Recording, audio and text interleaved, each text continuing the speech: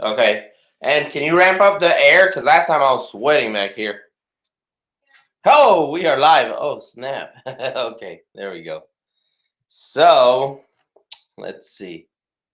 Okay, seems like we're all set and the camera's focusing. And let's see. Jeremy should be joining here. I sent some other invites. They should. Oh, wow. I took off the group chat. Let me put the chat. Oh, what's going on, Matt? What's going on, buddy? Hey, Jeremy. What's up? Check this Yeah, out. what's going on, guys? How's it going, Matt? What's going on, dude? How you been? Pretty good, just chilling. I hear you. Don't mind me, I'm trying to get my camera set up. So. Okay. Jeremy, check this out. What's up? Look what I can do with my camera. Watch this. Watch this. You see me? Watch this. Yeah. Bam. Bam. Look at this.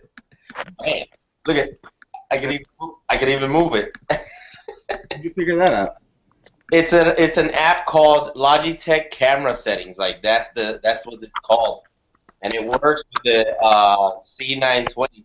So instead of being off far away, because I have it on my tripod here, I just put it in the what you call it, in the settings, and you can adjust the zoom instead of coming every time to the camera. I can just, Nice. But yeah, I downloaded that, and that's working better. See. Woo! That's a pop up the AC on here. Okay, there we go. I think that's good. Here. Oh, hold on. Let me take off the my bounding box here. There you go. Oh, I sent one more invite. I don't know if you were gonna invite Jeremy. Oh yeah. Let me copy the link. Well, send him the link. Yeah, just copy it and send it to him. Here, let me just move my laptop so I can see you guys there better. And let me open up this wider. There we go. That's better. Boom! Racy. Oh. Okay, here we go. Where did I leave off last time? I think I fell asleep on this build. Yeah, I got to this portion here with the Nice. the servo. That's about it. Now, Jared, we'll see if he hangs. See if he comes in or not. okay, yeah, sure. So, Jeremy, did you gonna order the wheels on online? Yeah, well, that's what I'm doing right now. Oh, really? I'm still debating between the two though. Oh yeah. I mean, I'm still between the Intercos and the IROCs. I threw out the J-Concepts ones. Oh, so no J concepts? Yeah, I don't think the J-Concepts ones will fit the bead. It's a risk I don't want to take. I've had that happen too many times now. Which ones are you gonna go with? Either the IROC Intercos or the Pitbull 1.9s. I don't know, Pitbull Rock Beast, one of the two. Yeah, either one of those two works well. I've had the IROCs before, but I traded them in like a dummy. They were real good. They are good tires. Those IROCs are real good. They look really good. So I got shorted bearings in my kit. what was that? Wait, no, I didn't. Did I? I might use the growlers are the exact same size as these all-terrain. I think I'm gonna use the growlers now that I'm not the growlers, the Mad Beast. I don't know. I might give these a try and then probably mount. I did strip two screws. Remember yesterday putting it on and off? Yeah. Yeah, I stripped two of them.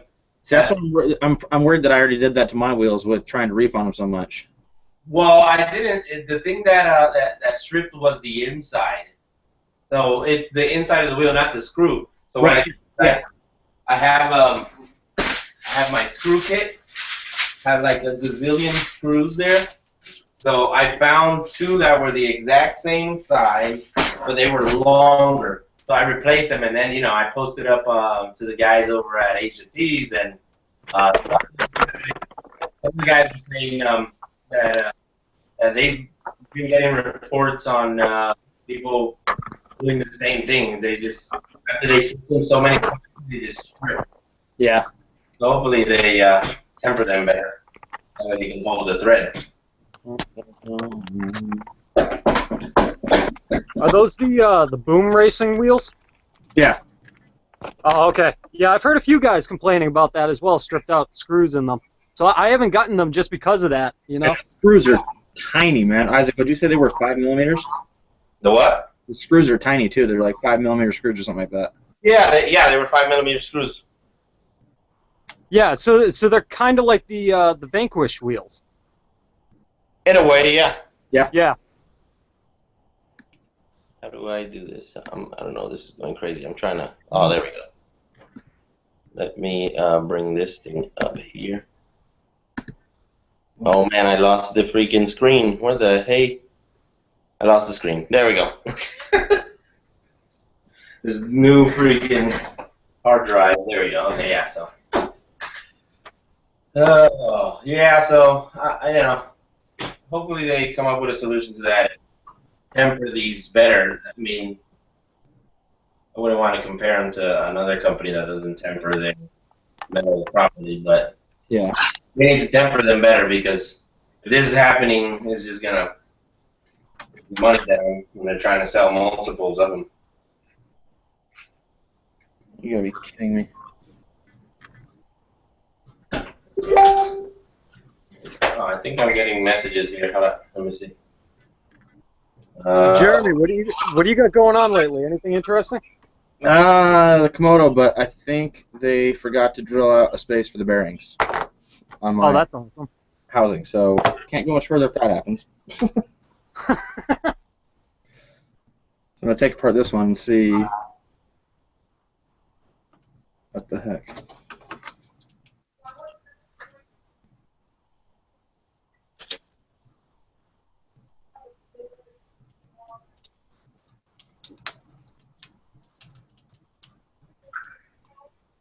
What are you working on, Matt? I'm working on the my original SCX-10. Oh, cool. After that first initial running video that I did, Yeah. I took it out one other time, and the servo ended up blowing up on that, and a few other minor little things. But so I'm just working on that a little bit tonight, and then flying a little inductrix that I can, put together, put a carbon fiber frame on it, and everything like that, faster motors. So something cool. in between. Nice. Yeah, thing whips. Isaac just got a small one that's The freaking. what? What the hell? What happened? Oh, I was saying you got a badass one that was a badass that little quad you got. Oh yeah, that thing is freaking. I just flew it here a couple minutes ago because my kid was bugging me. He's going robot, please. So I took it out and it was fun. Yeah, I flew it from the living room. I sit on my side of the living room, and then I go around through this dining room area, around to the kitchen, come back around through the other side of the living room, and just making my own little playground. And you have goggles hooked up to it, don't you? What was that? You have goggles hooked up to it? If I had what? Goggles. FPV crap. Oh yeah. I have those. Yeah, I have them. I have the head play goggles. Yeah, those are like HD 7, I think 1280 by 9 something. Yeah. I really want to get a race quad. 250. Yeah, that's my goal next year, at least. Getting into next year is to get into racing. Yeah, The drone. that's definitely one of mine. I want to try it by the end of the year. Hopefully get one built by the end of the year. There's one place I was talking to one of the guys at Max Amps, Josh. I was talking to him, and I guess there's this. If you're going to build your own, which is pretty much the only way to go, there's this site that pretty much guides you to every part you need. Hey. All right, what the hell's going on here? I built my. What's that? Cranberry juice. That's gonna be like fermented cranberry. Get over it. What? Drinking wine. No, this is cranberry juice. Yeah, no drinking for me after tomorrow night. Or after last night? Let's not start that subject. My wife's still salty. Let's just leave it at that right now. She's been happy all day. Let's not get her started. Okay, we won't. Like I shouldn't talk to Jameer after a bad game with the Hawks. Oh my God, I can see that going bad. Except for I do all the time, and I piss her off all the time with it. Yeah. Okay.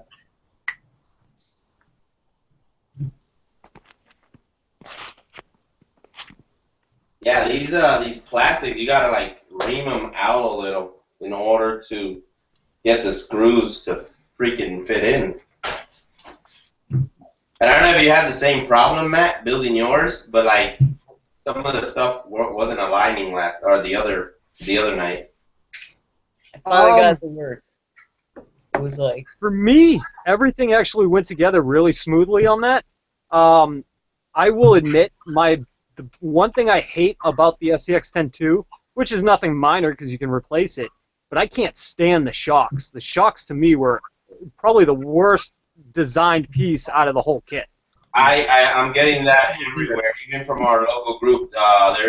Well, actually, last night a couple of guys replaced their shocks from their kit with the Boom Racing Type G shocks, and they like those 10 times better versus the stock ones. And we're actually doing a giveaway on our group page, and it's the actual SCX-10-2 kit shocks. So we're giving those away. Those, the guys, they really heard bad things, and one of the guys says that they leak a lot. So yeah. Yeah, I've already got one leaking, and all it's done is sit on my shelves. So it's like, really, that sucks. The Ascender ones are terrible too. Absolutely horrible. Yeah, I was actually playing with an Ascender at my hobby store today, and those weren't doing so well either. They just took it right out of the box, and the thing was leaking. Yeah. Yeah, I built the kit version. The kit version went together pretty good. Other than the shocks, it was a really good build. Yeah, I mean, once I'm gonna film my unboxing here later on this week, kind of like an unboxing, like, hey, I already put it together, but let's talk about the truck type of deal. Yeah. And then after that, I'll do a quick running video of it, just to show it completely stock running. And then after that, we'll get into doing a whole bunch of upgrading and stuff like that. So. Yeah, I upgraded along the way with my Ascender. Yeah.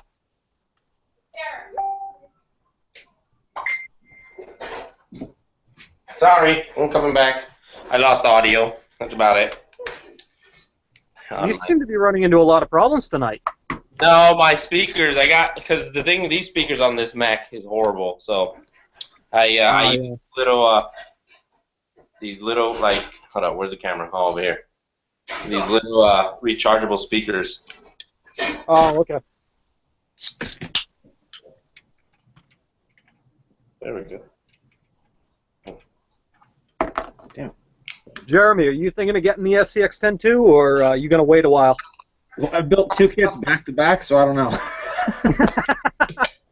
No, yeah. When I can afford it, I'm gonna go ahead and get it for sure. Nice. I'll let them charge it. I saw the RCR version at Hobbytown. It's just I just have to have one. I mean, why not? Exactly. Yeah, I definitely want to get a Vatera next, and I like the new body they came out with. That looks like the Trail Honcho. Yeah, they came out with that right after I bought mine. No kidding. Yep. I just saw that for the first time today at the hobby store. We took it out for display purpose, and I like the look of it. I think it's sick. Yeah, well, the Honcho is my favorite looking body for the SCX-10 period. Yeah. And with the Vatera has it. I mean, I'm not joking, Matt. The Vatera Ascender, that kit is freaking flawless, except for the parts of the instructions, which I'm gonna go over in the video. Right. Yeah, actually, speaking about instructions, well, a guy brought in his Vatera twin hammers that he picked up. It was a kit. Yeah. And he picked it up from us, started putting it together and ran into all these issues doing it. So he brought it back to us and actually had me put it back together when I came in through work over the past 3 weeks. Uh-huh. The guy, first of all, put red Loctite in his front diff, thinking that was the differential locker. What?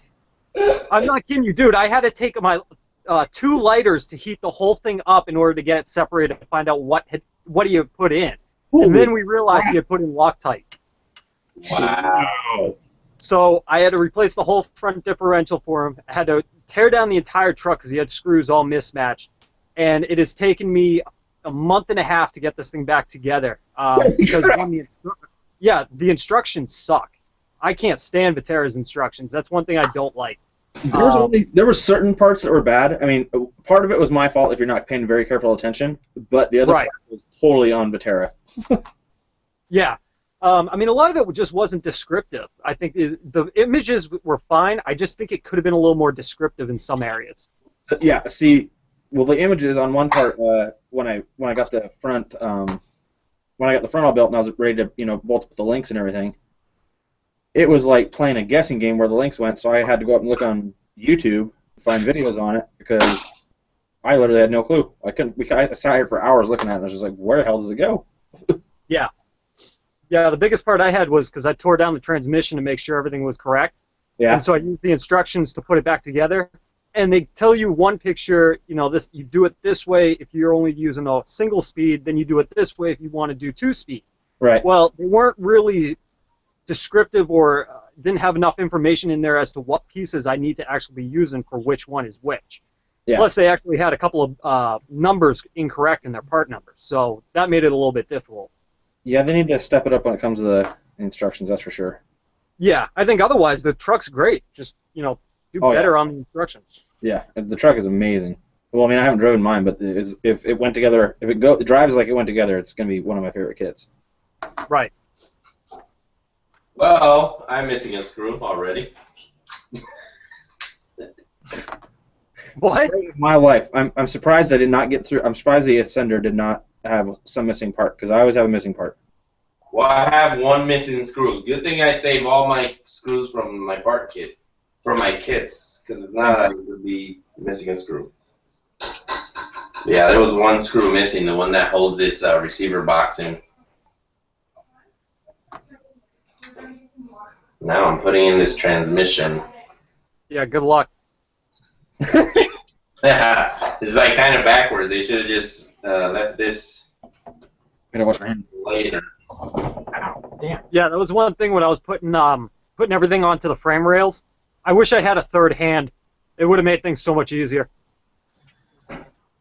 Yeah, this is gonna suck right now. This is gonna either flop or flip.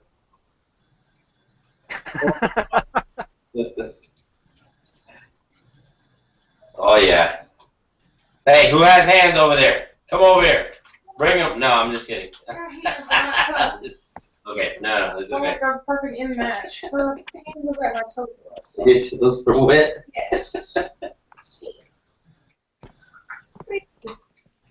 Whoa. Straight. Is my camera straight? Yeah, it is.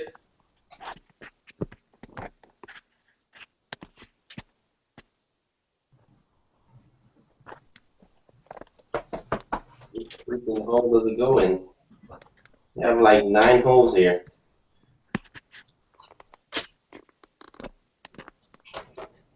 Oh my god.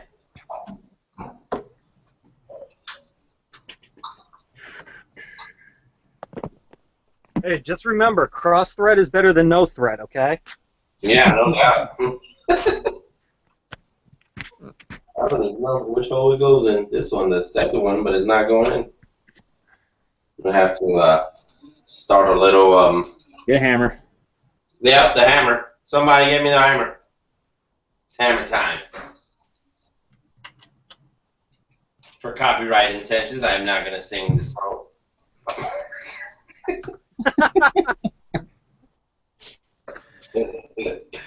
Oh man.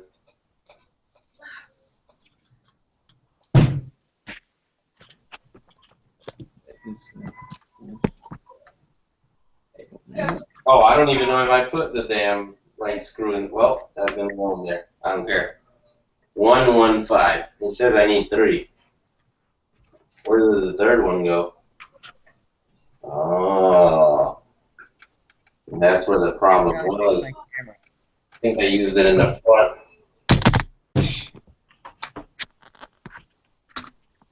Oh. What I do like is the kind of details that it has to make it look scale. Yeah, it is a really scale looking rig. It has like on the bumpers right here for the bumper mounts. It has like if it was like metal plating. Let me see if you guys can see this. I don't know. Yeah, you see, it's like kind of like metal plating with like bolts and whatnot on it. Yep. That makes it look pretty cool.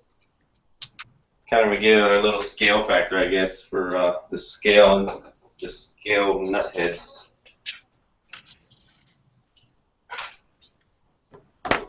Now, why did Axial make the link ends on the axles red?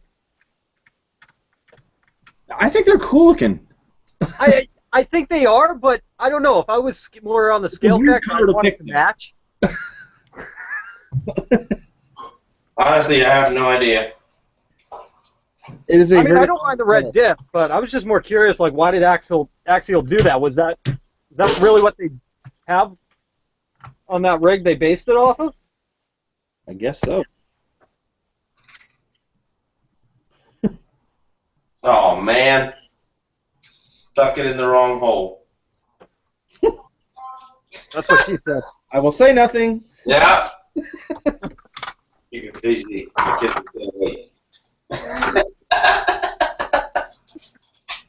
What, Marie? We're building. Yeah. Yeah, we are. Dang nabbit. I don't know what happened here. It looked promising. You stuck it in the wrong hole. That's what happened. That's what it was. It is like... I'm holding back as much as I can over here. Come on, let it out. I can't. It's on his channel. If it was mine, I would. All the more merrier reason to do it. Yeah, right?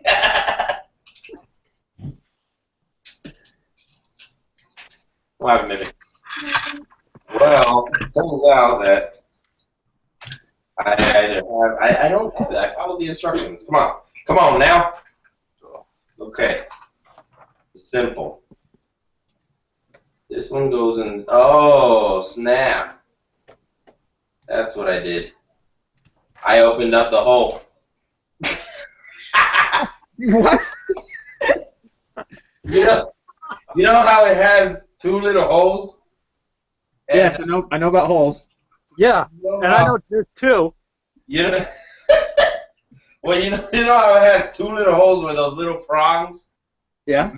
in? Well, yeah, I opened up that hole with a screw. By mistake. Because I thought it was on there, but I guess when I pushed it in to tighten it, I kind of moved it out of place. I can't, dude. I cannot get my mind out of the gutter right now when it comes to you referencing holes. I think I'm going to need to walk away. Dirty SCX-10. I've waited forever for you. I will find both of your You holes. wait like 2 months or something crazy? Yeah, I waited 2 freaking months, and then they gave me the refund finally, and I ordered through my hobby shop because... Seemed like 5 years. Yeah. But then, you know, the hype is gone, so that's why I'm not making a build video, because there's like 9,000 of them Yeah. already. It's kind of pointless. I just build it live. It seems like it goes faster, but really, if you look at it, it's like 6 hours of live streams. Yeah, 6 hours, and I've only done like a quarter of the truck. Well, the other night, I don't even know what the hell I was doing. I put screws where I don't even know if they go there, but they fit, so that's how tired I was, though. Plus Hey, as long as there's nothing left over, that's all that matters. Yep. And even if you do, you just found a way to make it lighter. There you go. Yeah. That's usually what we used to say at Honda when I used to work there. I like that philosophy. Well, not coming from a car dealership, but... That's where I got the... Now that he said Honda, is Joe going to show up? Oh, I forgot to message Joe. I didn't message him. Let me do that. I don't know. Me and Joe got to settle something real quick. Joe, if you're watching, You better get on here. Oh, that might be Joe. I got a message. I don't think he replies that quickly. He must have had it already open. Yeah, Joe didn't send me a message. So who else do we have on this live stream? Who's Galactic? That's Galactic RC. He's the one that tagged you on my Instagram. Kyron. Okay. I was wondering who that was. Yeah, that's me. I haven't put a face to you yet, so that's why. That one. So what are you working on? My buggy. Nice. Went to the track today. Ran a little bit. Oh. My right left shock just leaks like crazy. I went on vacation for a week. I came back like my front right A-arm was just like saturated in shock oil. Nice. It's always a good thing to come home to. We actually at the hobby store today, we actually had a guy come in with a I don't know, thing must have been at least 8-9 years old, a low C buggy, nitro. That's cool. Absolutely mint condition. Had never been run. I guess the guy's grandfather had built it and passed away like 2 years ago, so he finally got his hands on it. Came in, wanted to know how to make it run. Mm-hmm. I've never heard an 8-year-old nitro engine purr so beautifully before. That's pretty cool. Yeah. At my track, they had a race series this weekend, so I didn't get to do much practice on the turf, but Yeah, I haven't really hit a track up lately. I went to the drop zone once the other weekend, but they screwed the whole track up. So, because they're trying to add U4 into it, which is awesome. That's great. But it was originally designed for short course, so now nobody with short course can run up there, which sucks. that's cool. At my track, they run like everything on there. They like run everything there. Yeah.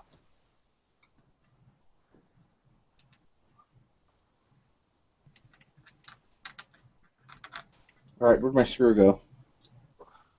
I charged it. Let's see how many things I can hit with my drone tonight.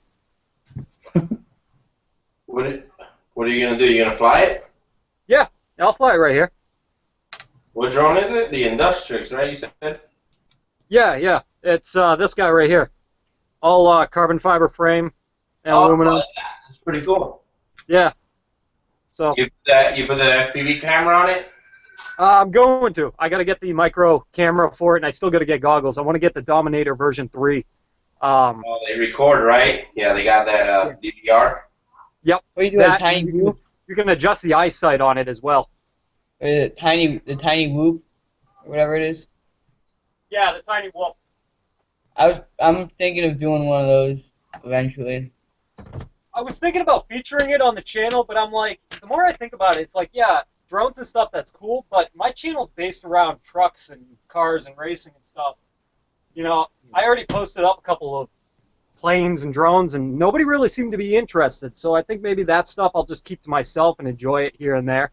Yeah, that's what I saw when I posted my FPV video where I flew around my land, and there wasn't that much interest. It's more or less for cars that are like like off-road crawlers, but mainly there's been a lot of interest on that 6x that I bought that was real cheap from China. Yeah.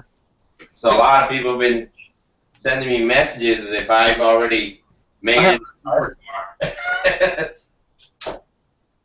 Yeah, I mean, I bet you if you had a channel dedicated just for the drones and the airplanes, you'd get a lot more hits, but I don't think there's a lot of car guys that are into both at all times, you know?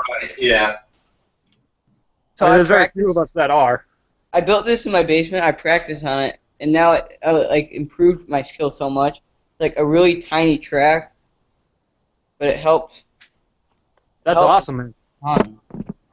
It's probably like not even 2 feet wide, but it helped me so much on the track. That's pretty cool. I built it, and today was the first day I went back to the track. I felt like I was running so much better than what I was before. I have never been on RC track in my life. It's a lot of fun, but it does get boring after a while sometimes if you're just going around it nonstop. Yeah. Yeah, I did it for about 2.5 years, and I just quit. Every now and then I'll go, but there's sportsmanship hasn't been like it used to back in the day when it started. So There's like no RC in my area. The only RC is like racing. It's so annoying. See, pretty much it's all crawling here. That's why I've just said I'm done with bashers, and I'm just doing crawling, drones, and drifting in boats. There you go. yeah, the scene over here, the scene in Texas is pretty much wide. You have a lot of crawler groups. You have a lot of drifter groups. You have a lot of FPV drone groups, and you also have FPV guys who have actually made it a business. For example, you know Troy, right, Jeremy? Yeah. He used to crawl with us. And now he has his own business. He stopped working at that restaurant, and he's a full-blown FPV dude. Troy is? Huh? Naquin from the what was this? What was his channel? ATX something. Yeah, I know what you're talking about. He changed it to FPV chef now, because remember, he's a chef. So now he's an FPV chef. But yeah, he has his own, business with FPV and drones and whatnot, and he does some good footages. Yeah, short screws. I've had this boat since Christmas. I plugged the battery in for the first time. The ESC smoked up. Haven't run it since because Crazy. It's atomic, and I contacted them, and they did absolutely nothing for me. What is it? I have an atomic barbed wire, and I contacted Atomic because my ESC blew up the second I plugged the battery in. And they didn't do anything for me. I called them, and they told me to send this email, and they gave me everything for the information. They never even answered my email. It's like a $40 ESC. This isn't too bad, but I mean...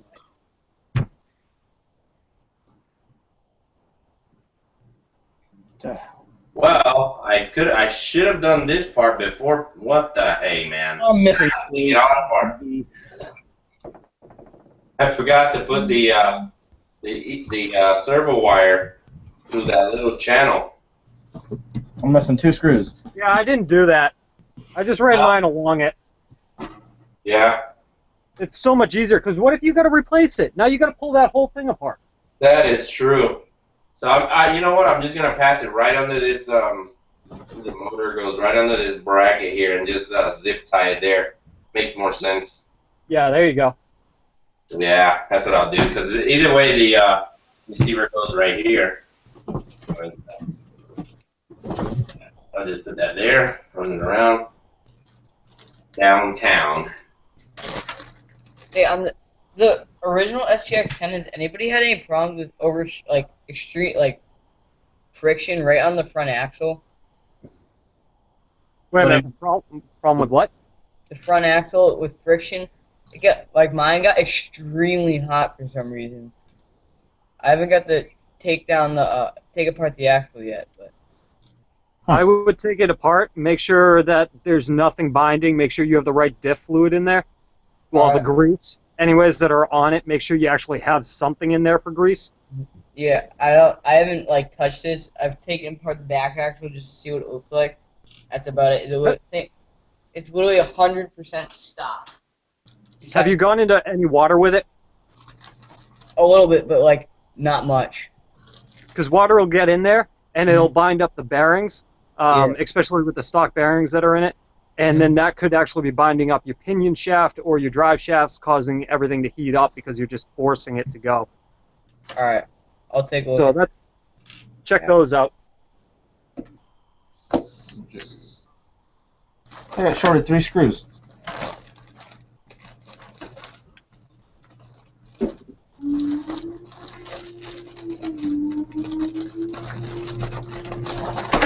My favorite thing, bleeding shocks. Hate shocks. Hate shocks. Shocks are the worst. Greasy, annoying, leaky. Yeah, well, wait until you do shocks on a Baja, okay? I don't want anybody to talk to me until you have to do shocks on a Baja. They're easy. Shocks on a Baja what? 5B? Yeah, 5B. Those are the first shocks I did. A bottle of these just for one. Those were the first shocks I ever built. That was the first kit I ever built. Really?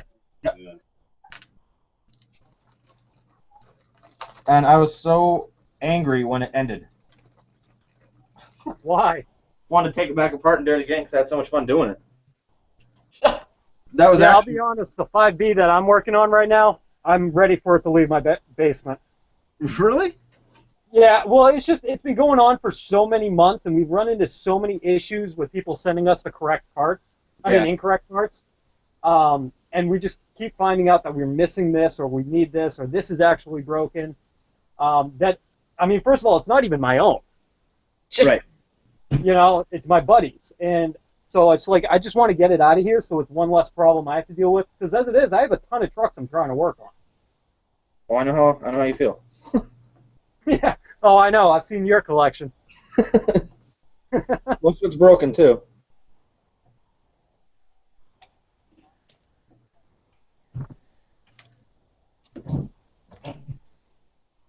I'll take apart that part axle right now. There you go. I'm liking the Max Amps t-shirt. I guess it's like a theme today. Yeah, you could say that. Just what I grabbed out of my dresser today. I wore mine today because I was meeting up with a few guys I've never met at my track, so.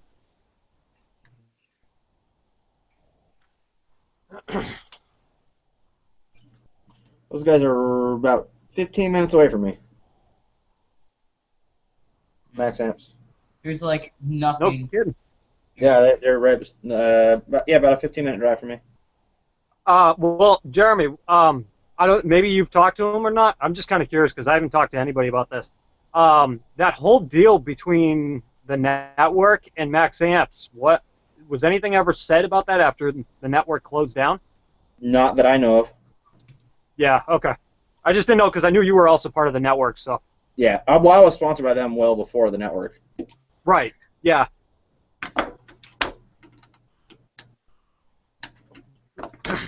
So The I don't know. I don't really have any information because it didn't really affect me at all. So. Yeah. Yeah, no, I was just curious. I mean, I still like their products and stuff, and I'll use them when I can. But, you know, if I need a battery and cheap, I'll just go with something else temporarily. Or just hit them up and see if they still want to sponsor you or whatever. Yeah, Go that's Gen true. Z. I could do that. Gen's Ace is very good. I haven't had a problem. I used to be sponsored by them. Gen's Ace? Yeah. Yeah. I like their stuff. I was Yeah, sponsored. you were sponsored by them back, what, in 2012, 13 area? Yeah. Yep. Yeah, because that's when I first started making YouTube videos, started watching, and you were actually one of the first shows I started watching when I made my channel. Oh, cool. Yeah, it was the Kyo show, right? Was it the Kyo show? Kyo show for what? No, was it the Kyo show, the first video you saw? Matt, What? was it the Kyo show video, the first video you saw? There's so many of us. I didn't know who you were talking to because I'm like, wait a minute, Yo show. From Jeremy's channel, you said you watched his video. It could have been on any vehicle. By now, I totally forget. I just remember watching his show way back then, and actually, he was the one. His video taught me how to properly break in a brushed motor. Look at that. You're an inspiration, Jeremy. But I mean, granted, I come up with my own technique. Fine, so don't start looking at it, just in case. Drinking whiskey while on New Year's Eve, breaking in a brush motor by myself. Yeah. I mean, granted, I don't do it that exact way, but it at least gave me an idea of how to do it. There's all kinds of ways to do it with the water breaking method. That's just the way I chose to do it. Yeah, I mean, when it comes to RC, there is never really a strict way of doing anything, honestly. I think I based mine off of either Squirrels or Jetlag's video. Remember Jetlag? No, I don't. I never watched his, but I did watch Squirrels. Yeah. Or DJ Mac. That's kind of how I got. Hey, shut up. The dog heard DJ Matic, that's why.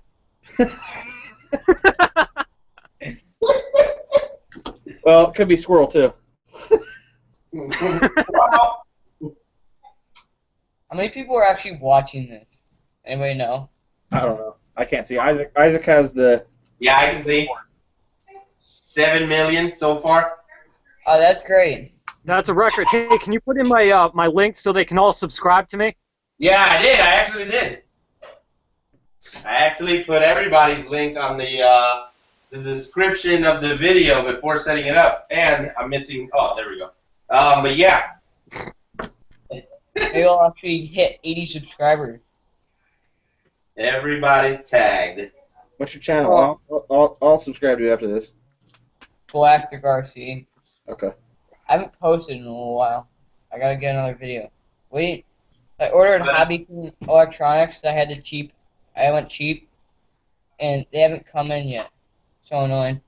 Like I tried ordering, it took me like it kept saying, please check I'm not a robot, even though there was no I'm not a robot thing. What the hell? It's Oh so- yeah, that's the thing for websites now. You gotta click I'm not a robot. The Capacha thing? Yeah. Yeah.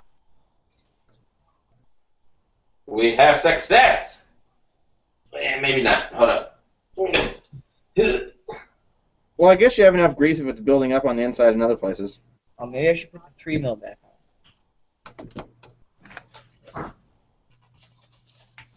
You get that axle out yet? Yeah, if that you want to call that out, I'm just taking it apart. Yeah.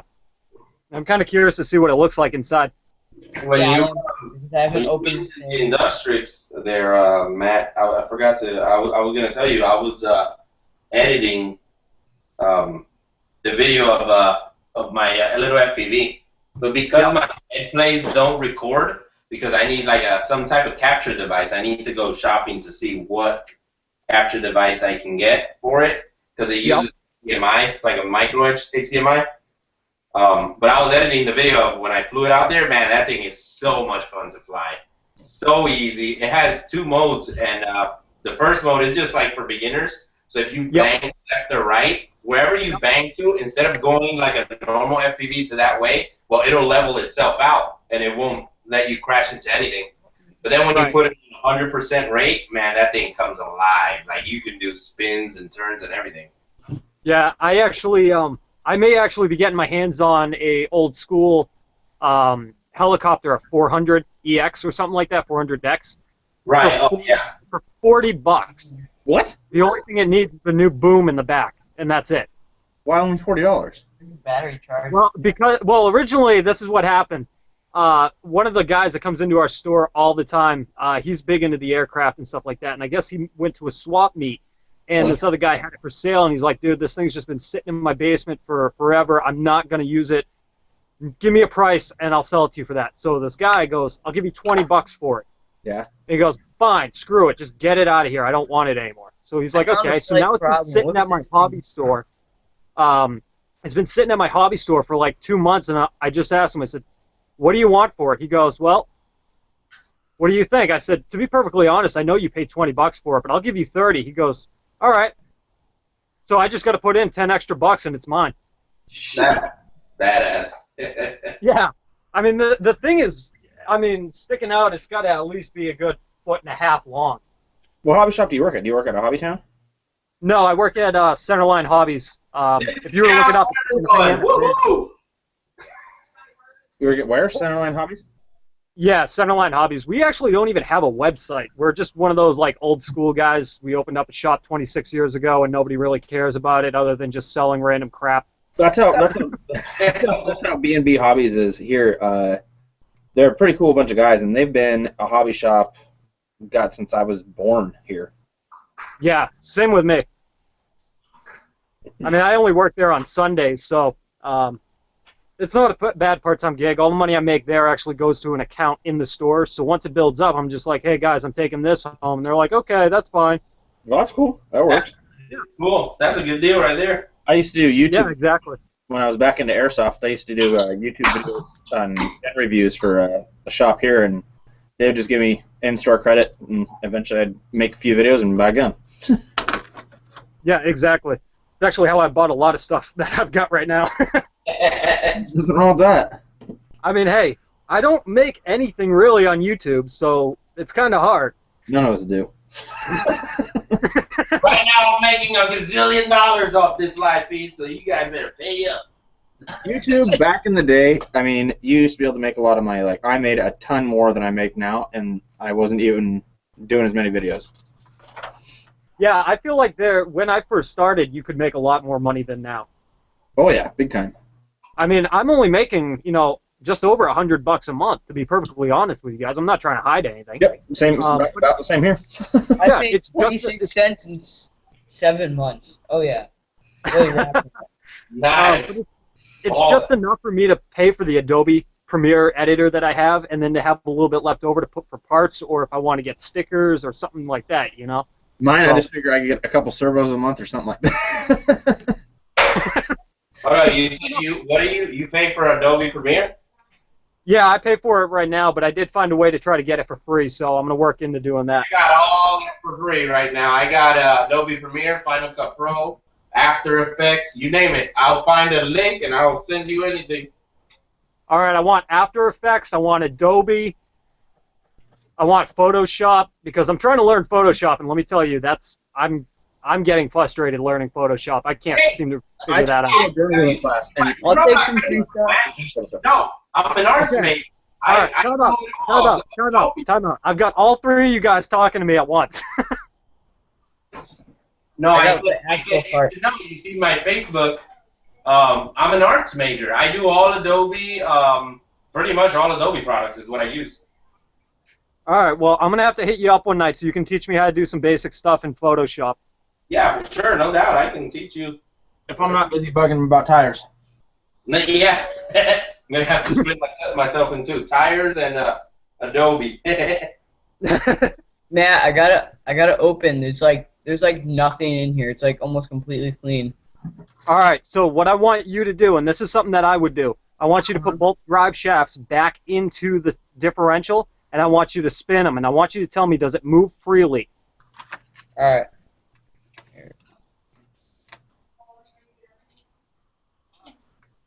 I can figure out how to put them back in. Oh, maybe I should put them in the right way. You can do it. You can do it! You can do it. Yeah, all my logos, I made those. All the graphics on my videos, I make them. The animations as well. Yeah, see, when it comes to Adobe Premiere and After Effects, I've actually learned that all on my own. I've actually gotten pretty good with that. That stuff I can figure out, no problem. It's the Photoshop that I can't seem to figure out whatsoever.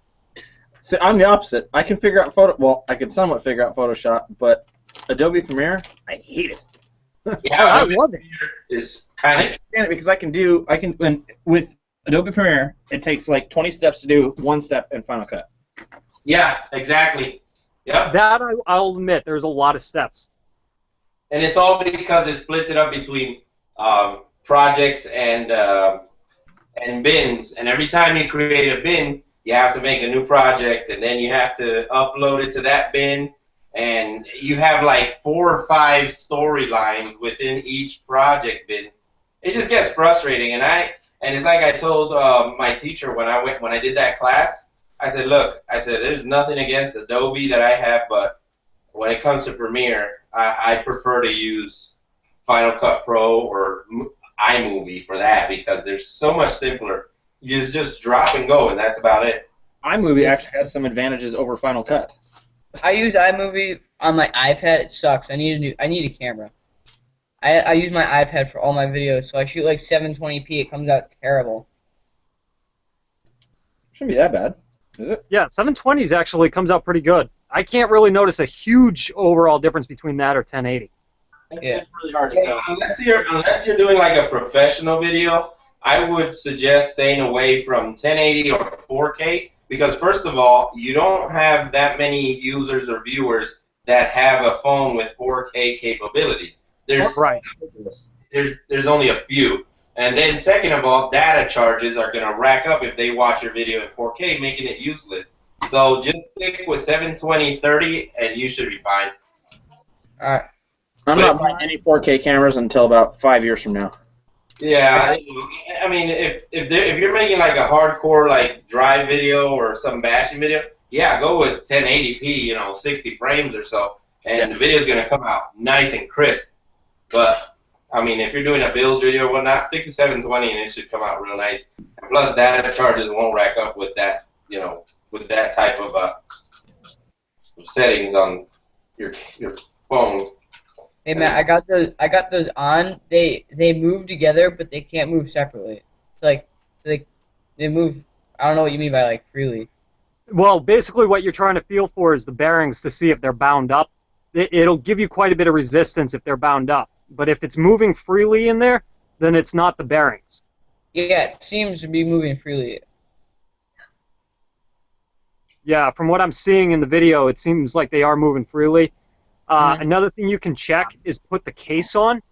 And this is more checking the plastic of the housing. You can put the case back on, put one screw at a time, and then turn, put one screw in, and then turn the axle again, and keep doing it until all the screws are in place, and see if it actually gets tight when you put in a certain screw. All right.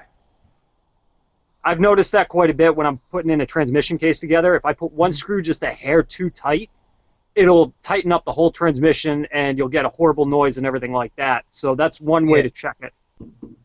Yeah. All right. I gotta go wash my hands. They're like solid grease. Yeah. Also, if you want to, before you start putting it back together, put some new grease inside of there. That might not be a bad idea. Yeah, I only got black grease, but I'll give it. I don't have much. Yeah, anything will work. I mean, sometimes I just use liquid silicone, and that works. Even just as a temporary fix. It's got plenty of grease in there. I mean, it's just kind of sitting there. So. All right. Yeah, so weird. Pretty good. Come on. Yes. You burned the rice a tiny bit. Let me pause the video here real quick, guys. I'm gonna do some. I don't know. For some reason, when I cook with the chorizo, I always freaking burn it a little bit. You burned it? A little bit. It's okay. I love burned rice. Just the bottom. The rest is good, right? We done here, so. Yes, we have success. Woo! What'd you do? Well, let me tell you something. First of all, with this kit, I was missing 4 screws. So, I had to... 3 in this one. Yeah, this one was missing, no joke, 4 screws. And it's the... let me see, where's that screw at? Here, number AX31373. It's the 6x8 screw that goes on this plate on the side. So there's like 5 people watching. I feel like it's amazing. It's an amazing feeling that 5 people are watching this video. Yeah, and probably 3 of them are the rest of us. Well, they go on and off. Sometimes there's like more than 5. They don't just go up and down. Because I have the view thing right here. I can see from here. One of them's me. One of them's me. I have my computer on watching it. There it goes. Boom. Look at that. Nice and clean. Nice. Nice and clean. I'm just going to leave it like this and make it a shelf queen. There you go. I wouldn't expect anything less. Yeah, right. I'm going to drive the crap out of this truck. I don't know if I showed you the color choice that I have, Matt, for it. But this is the for the body. Oh, nice. It's going to be gold. And then the black, of course, for the trim. Yep. But then on the axle and some of the details, I'm just gonna paint them like the gold. I have a gold paint pen that I have for smaller details. I'm gonna detail it out. That's pretty much what Joe from JPRC did Really? with his stuff. I haven't seen his. What's his look How like? about this guy? It's all black with the monster theme. So he's got like the green diff covers, green mirrors on it. He tinted the headlights so they're green. It actually looks pretty cool. I actually saw it in person the other day when we went running. And he did a great job with it, personally. That's pretty cool. Yeah, I'm just theming it because the wheels are gold, so it'll kind of match in a way. Yeah, there you go. I mean, I built mine so it's something like if you went up to the northeast, you would see a ton of like forest green Jeeps up here that are all lifted. So I figured I'd match it, something like that. Oh, that's pretty cool. Yeah, no, that's pretty cool. Hopefully I have enough screws here. Yeah. Missing a screw. That's gonna suck. Yeah, grease everywhere.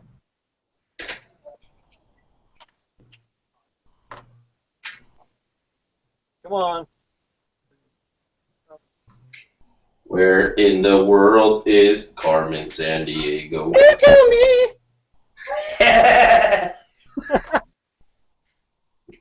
All right. Okay, there we go. This is let's put on the front differential,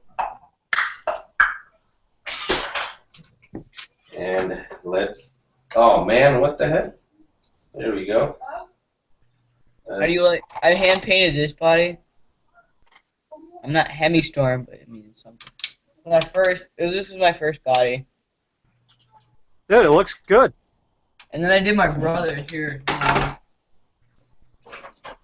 Hey, trust me, we're not all like Hemi-Storm, believe me. And I did this one. It's pretty close. My brother, not too bad. I would say Jamara's pretty close on him. Yeah, Jamera has some great So, stuff.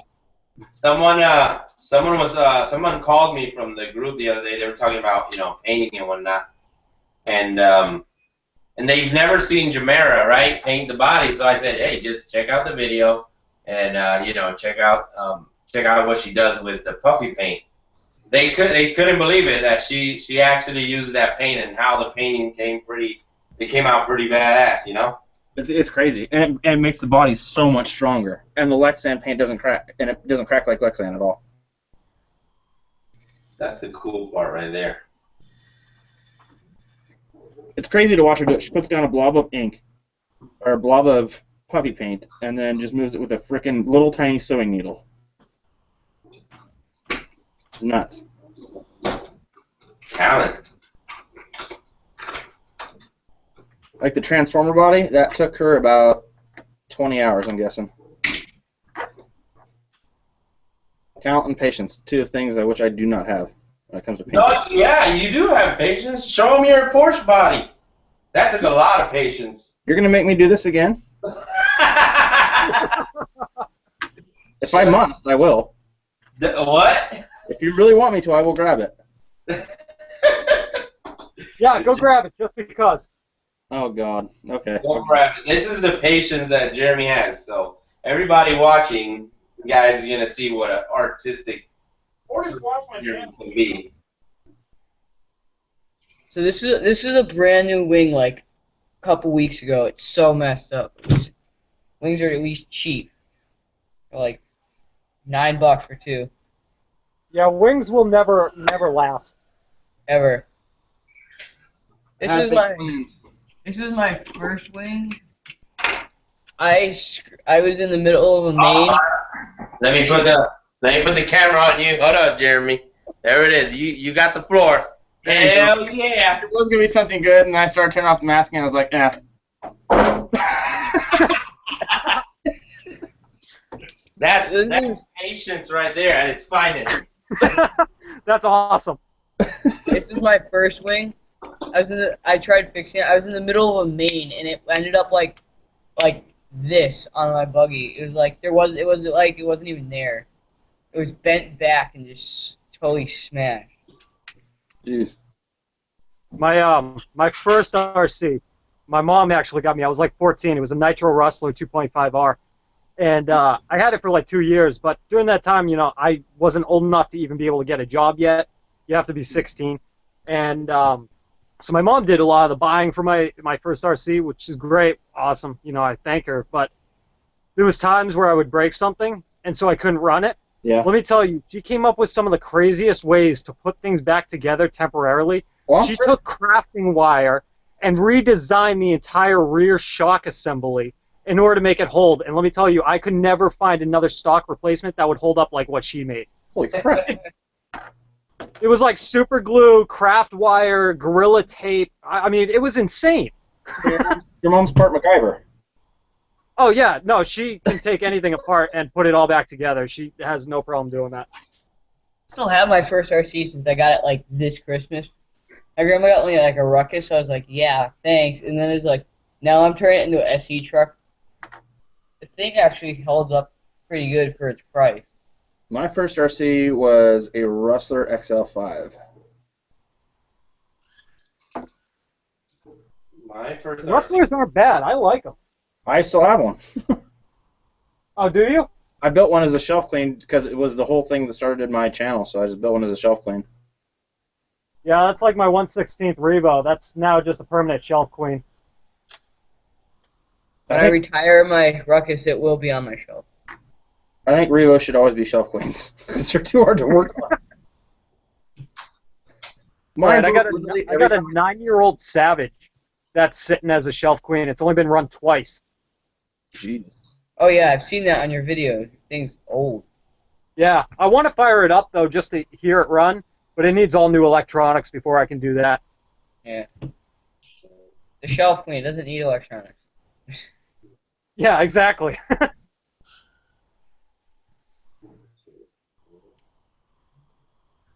Look at this thing. So this holds on one of the supports.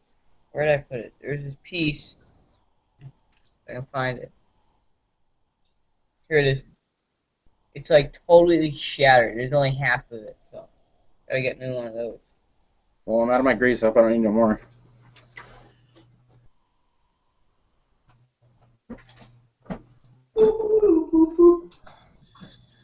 So, we got one axle, and There you go. It's getting there. And it's funny because the manual says to put these shorter, where are they at? This shorter drive shaft, the inner side of the drive shaft, but yeah, that's not what actually goes on there. How many links is that? Huh? How many links? What do you mean, links or length? Links. How many links do you have to hook up? Oh wait, are you doing what? Yeah, you're doing what I think you're doing. Is this 2 or 3? The front is 2 links at the bottom. You have that one pan hard, so you really just need 1 link on the left side. See, the center has a crap ton. Try it.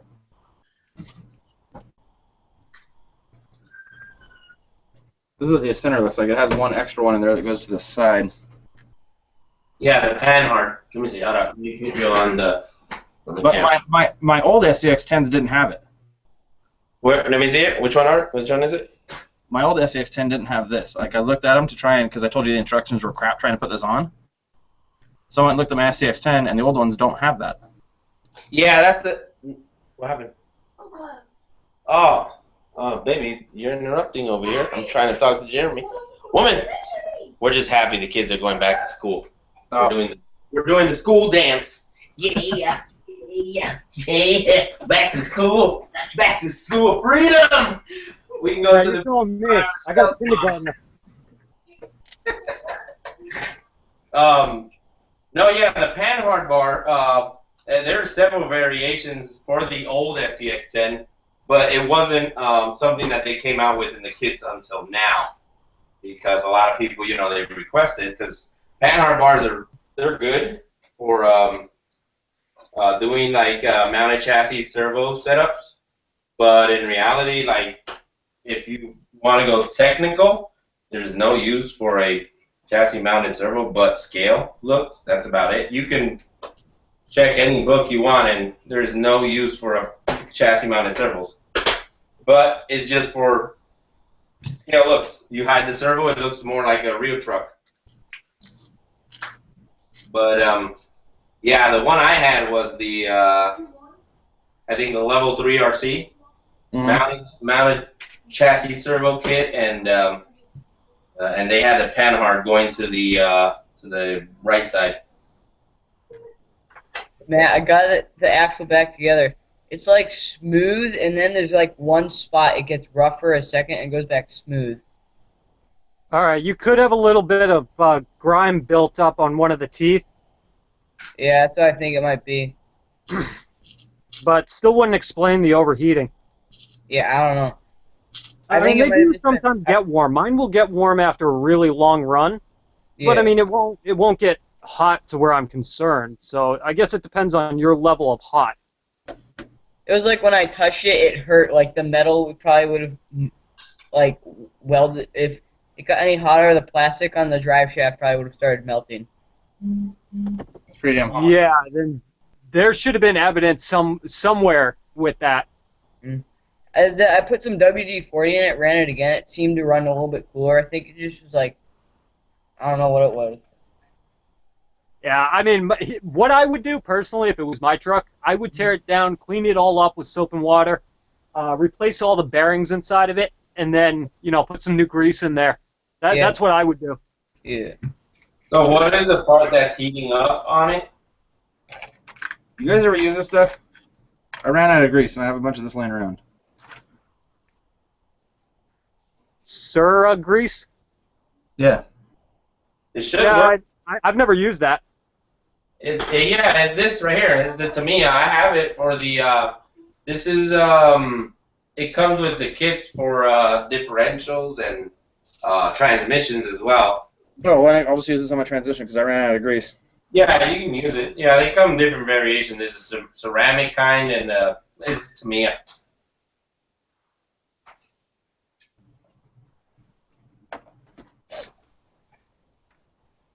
So what was it that was getting hot? I didn't quite understand what was getting hot on there. It was right here on the drive shaft. Like the metal part, the aluminum piece that comes stock right here. This was really hot. It was hotter up here where it attaches to the drive shaft. It was warmer down here where the pinion is. It wasn't as warm as up on the drive shaft. It's the same stuff that came with the Komodo kit, Isaac. That's weird. I've never heard an axle get warm like that. Yeah, not without some kind of straight-up evidence when you open it. Yeah. Yeah, there's got to be It some. was full of grease and everything?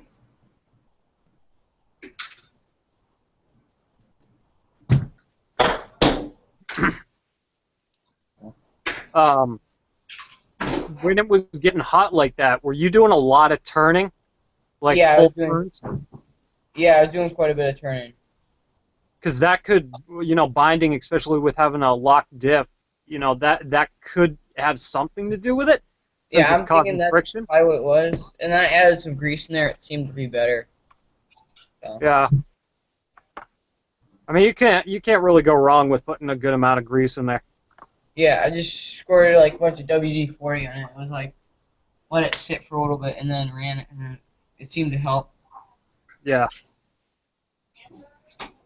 Do you have a problem with lengths on your drive shafts, Matt? What about my drive shafts? Do you have any problem with lengths? Because it doesn't seem like the front. Oh, are you putting on the front or the rear one? The front one. Yeah. It looks like it won't be long enough. Trust me, I tried to put a longer centerpiece in it, and that's actually too long. The shortest, I think it's the shortest one, or whatever one they tell you to put in, actually will work perfectly fine. That's the thing. I don't have a shorter one. This is it, and it doesn't. It doesn't seem to. Yeah, I don't know. I misplaced it, or did I drop it? But no, I'm putting the short one, and it seems so tight in the front for some reason. This thing's loaded with grease. Yeah, it seems really tight. Just grease everything. All right, we're on a grease everything night. That is a lot of grease. Grease it all. Oh, baby. I have so many tubes of this stuff. The other night was a tire night. This night is the grease night. You know, I feel like I'm the only person here, like, without anything to really do. I'm just flying my drone around and talking to you guys, because honestly, everything's done, or I'm waiting for parts. The last 2 nights, I've been trying to put on tires. Yeah, that's true. I haven't found a tire that will fit those wheels yet. The bead. I'm So just I'm gonna go with the waiting. RC. I think I'm gonna go with the RC 4-wheel drive Interco. What are they called? IROCs? Yeah, Interco IROCs. Yeah. Yeah. So I think they'll be a better fit than the Rock Beast for the terrain that I'm driving on most of the time. I really want the J Concepts ones, but I just don't want to order them, like, because I can't get them at a store here. Right. And I don't want to have to ship them back and then have a bunch of tires laying around. Yeah, what sucks at my hobby store, we don't carry really anything to do with scale trucks. The only scale stuff we have is from Viterra. Yeah, pretty much the only scale stuff they have at the hobby shops around here. Well, B&B Hobbies, since it's a smaller one, they do carry some pit bulls and stuff like that, but mostly it's just axial tires. And Yeah. Panther, whatever the hell Panther is. My hobby shop, one of my hobby shops in my area carries a lot of tires, so I'm pretty sure they have like a lot of pro lines and stuff. The other one they have some scale stuff, but it's like they have like one of everything there. Yeah, I find I'm buying more stuff online 99% of the time anyways than I go to my own store. I pretty much always buy online. Yeah. I buy online for some stuff. Other stuff I buy at my hobby shop. It's easier. If I'm in a bind and I gotta get something quick, I go to the hobby shop. I buy all my gears at the hobby shop, so I know what to get. Our hobby shop, what it does, it goes based off the groups within the local area. So, like for example, we started up the San Antonio Crawlers just about 2 years ago now, 2 or 3 years ago, and it's grown to like a 500-member group here in Texas. So, they started to accommodate around us, so they started, stocking more crawler stuff. So then we made the rally car group, and they started stocking more rally car group. So then they made the FPV group, and they started stocking tons of FPV stuff. So they just pretty much basically go around, the groups and what they traditionally do, which is racing, and they have their racing schedule and their events. They do some pretty cool events. It's a pretty cool hobby shop. That's cool. It's always good to support your local hobby shop, but if I can get something cheaper and I'm on a budget, that's what I'm going with. Yeah, exactly. Matt, down by you, is there a lot of like RC stuff? Like, cause there's like nothing in my area. There's like I don't know like anybody in my area in Massachusetts that RCs. The closest person I know is a guy on Instagram in Worcester. Yeah, what town are you in? I'm like right around like Springfield, Chicopee area. Oh, I was gonna say because there's a ton of stuff out in Springfield. Because on Cape here, there's nothing. Yeah, I'm pretty much the only one on Cape. I mean, yeah, there's tons of guys that come in and buy RCs, but it's all Traxxas stuff, and it's all guys that just go out to like a school or their driveway and they drive it around. Yeah. Otherwise, the closest thing to me would be the track up in Drop Zone, that in Plymouth. That would be it. Otherwise, you have RCEC, which is up in Vermont, and then there's some stuff down in Connecticut and Rhode Island. But otherwise, there's nothing really around here. Yeah, closest thing to me is Connecticut. It's like, and it's half hour away from my place for tracks. Like, there's one hobby shop in like West Springfield. They like moved to a really small place and then they expanded there. It's kind of really nice, just for like a nice little small hobby shop. But it's like you see people come in, but it's not like people that like seem like they. It's like it looks like people that just like they do it on the side for something to do. Yeah, exactly. I mean, my biggest problem is I'm always trying to find new areas to run my stuff instead of it always being the same boring location on video. And it's almost impossible because, as you know with the Cape, there's you're limited to go anywhere because you have ocean either on the north or ocean on the south, and it's almost as long as you are, Yeah. So. Yeah, I mean, a good place to run, go to places with, like, dunes on the Cape. Throw like paddle tires on like your Torment and just like. Believe me, trust me, I want to do that, and I'm hoping to. But the only time I can even get access to the beaches is in the wintertime because from Labor Day to Memorial Day or whatever one comes first, I'm having a mind blank, they pay in order to go on the beach. So if you want to get on a beach, you have to have a sticker. And Yeah. I'm not paying $100 and something to go on a beach that I live at, you know? Yeah. So I wait until the wintertime, but sometimes the weather's not cooperative by the time I can get out there, or it's too freaking cold with the wind chill coming off the ocean. Yeah. So it sucks. You have to pay to go to the beach? Yeah. You have to pay to go to any parks here, anything. What? Yeah. Yeah, every park here, like, you remember the live feed I had, Isaac, when I was on that little trail that my friends were over? Yeah. Yeah, you have to pass to hike on that trail. What? Yeah. Man, down here, that's what I like about down here. Well, even in California, when I lived in California, we go to this one park. It was a mountain bike park where they held, they trained, people how to do stunts on mountain bikes. And you see these little young kids, I'm talking about probably 8, 9, 10 years old. They were, jumping gaps of 25 feet on a mountain bike, So we used to go to that, and it was a lot of places to crawl, and it was free. When I came to Texas, and I started trying to find out all the places where we can crawl and whatnot. They were mostly all public parks, and the cool thing about public parks is you really don't need to pay anything for public parks here. And anywhere you go, there's always a creek that you can go down to. You don't have to pay. Even to go fishing, if it's a public park, you don't have to pay to fish or have a license. Is that nice down here? That's what I like. Yeah, you have to get a fishing license up here in order to do anything like that. Yeah, in Massachusetts, you have to have a fishing license if you're 16 or older. Yeah. Like, I'm lucky. Massachusetts, I haven't actually got to go, but I'm lucky. Like, at my mom's house, I can walk across the street. There's a big Y, and like behind that, it's an empty lot, and it's literally just like sand dunes. I mean, there's tracks because people bring like their quads back there. They're technically not supposed to, but they do. It's like, so it's like perfect for like a bashing video. Just haven't got to get over there. Yeah. You know where Sandwich is, right? On Cape? Yeah. Yeah. There's I actually just found a location the other day where it's an old dirt bike place where these guys built up these jumps and whatnot. So I'm hoping to take the low CWRC out there soon. I just got to get a new air filter, but when I do, I'm going to be hitting jumps that are good 10, 12 feet up. That thing's going to launch it. Yeah, there's some good sized jumps over there. Hey, Matt, let me ask you a question. No.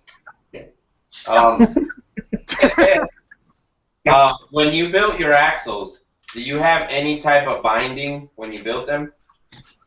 No. I know. Mine came RTR though.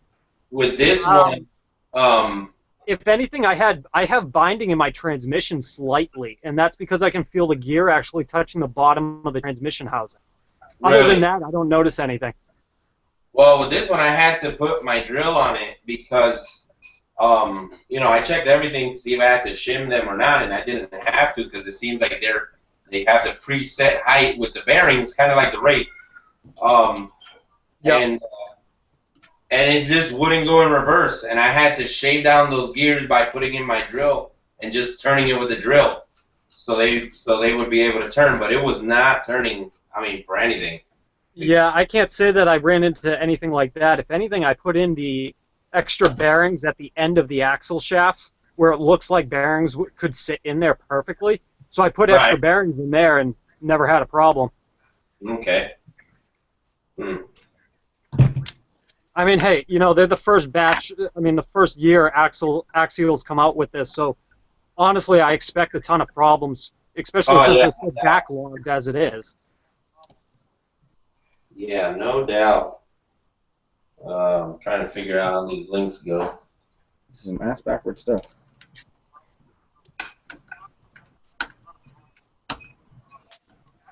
Not loving the Komodo so far. No? No. It's all right. I wanted to get that. I was curious about that truck. We'll see how it goes. So far it's just kind of meh. But I just built the freaking Ascender, like, which is amazing. So Yeah. I gotta keep telling myself that, you know. The only kits I've ever built was the 3 Racing Sakura D4 and an Axial Yeti kit, and then this SCX-10 2 kit. I've built one kit. It's the B5. That's about it. Mm. Yeah, the Yeti kit was fun, actually. That was a lot of fun to do. But after already owning a Yeti, the ready-to-run version, I, at the same time, could have cared less about it, but it was still a fun kit to put together. Yeah. My brother, he wanted to turn his Ruckus into a short course truck like I am. So what I did was we turned it in, and then I put a Trinity D4 10.5 in there. The thing is insanely overpowered. Yeah, with a 10.4, I would assume so. Yeah. Yeah, the thing. I'm gonna put a 10.5 in mine, but it's not gonna be as high quality, so I'm not expecting as much out of it. I was thinking about doing something totally and stupid and ridiculous and putting a nitro motor in an SCX-10 and just seeing what the hell it does. Oh, it's been done. Yeah, that thing would rip. It's been done. It's a Jeep Cherokee. Some guy built it, and he built a custom radiator and everything. I mean, the thing, it looks nice. And it has a optional 2-wheel and 4-wheel drive. All right, I'm not going that extreme. I just want to throw in like a 15.15 size nitro motor and just make it rip. Oh, yeah, no doubt. All right, I gotta head out, so I'll be. This was All right, fun. man. How's it going? Thanks for joining. No Catch you later, problem. buddy. See ya. Okay, take it easy. So now it's just us. Great. It is. The 3 horsemen. I just watched earlier. Now You See Me Part 2. Yeah, how is that? Oh, it's. I mean, have you seen the first one? No, I wanted to see the first one, but Okay, yeah, watch the first one. The second one will blow your mind, man. did they I'm always in for movies that do really good animation, stuff like that. Did they do really good with that? Yeah, they do. They do really well with that. With this one, oh man, it's crazy. Yeah. Yep, it makes me want to stop doing RC and become a magician. Now you see me? Magic man. Now you don't. Oh my God, where did he go? He's so great. First trick. Boom, I'm back. Okay, so I'm done with the axles. Check this out. I'm not going to put the shocks because I got to still build those, but I'm going to make it a lower. Don't even waste your time. Throw something decent on there. Yeah, that's why I didn't open them. I haven't done them. I think what I'm going to do is, you know what? I'm going to go get my Boom Racing Type G shocks. That's what I'm going to do. There you go. I was going to say, if you do put the stock shocks back on, I was talking to Joe from JPRC, and what he did was take some really, really fine sandpaper and smoothed out the pistons in there a little bit. Right. And that seemed to be a huge difference, so you could try doing that also. Well, yeah, that's what I usually do. When I build shocks and they come off the parts tree, what I do is I sand over that edge so that way there's no burrs. And then I'll sand the top and the bottom to make kind of like a concave shape. That way the oil flows, good in there. Right. But I don't know. A lot of people, they've been having issues with stock shocks on the SCX-10s, and I mean, I've been running them for years now, and I haven't had one leak on me at all. I gotta say, I am really impressed because I put the King shocks 100 millimeters on my original SCX-10. I am in love. They are so smooth. I've heard nothing but good things about those. The Kings are real good. I used to have them, and they were really, really smooth. A lot of people say they leak, but it all depends how you set up your shocks and what oil you use, because the thicker oil is always going to blow out the seals, Yeah, exactly. But, yeah, I mean, it's all about setting them up. I'm just going to leave this for that other build. I have probably put them on this build. This little YJ I got going here. It's a short wheelbase. Oh, that's cool. Did you make that, or? I did the interior for it. Let me show you. Hopefully I can get it here somewhere. Oh yeah, it's right in here. So I built it all out of styrene, Yep. and then I have the scale seats here for it. They just sit right here. And then the dashboard is also scale with the, let me show you the dashboard. More in here. Yeah, I have the other seats here. But it just sits in, I measured, well, the way I built it, I just put styrene at the bottom, like mounts to hold it up. And it just sits in there. Dude, that looks awesome. Like that. And then I have these seats, I have to screw them in because I drilled out the holes underneath, and then I still have to get the mirrors, and I'm going to 3D print probably some light buckets here for it because I don't have light buckets. Yep. So probably 3D print that and chop off this rear bumper and print something out. Yep. Tires. That one going on. What's that? That was my dog, probably. Let me go grab those shocks. I'm just going to bring the whole damn truck this way. There you go. Let me grab it. It's in my workshop. Yeah, I am. I am.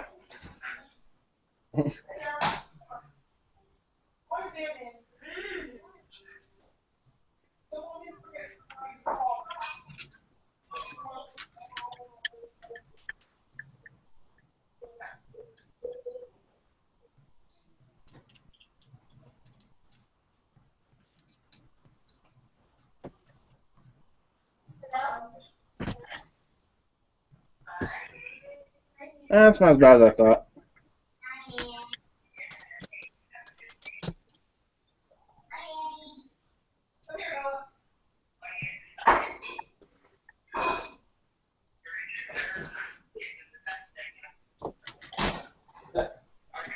Hey, Mama.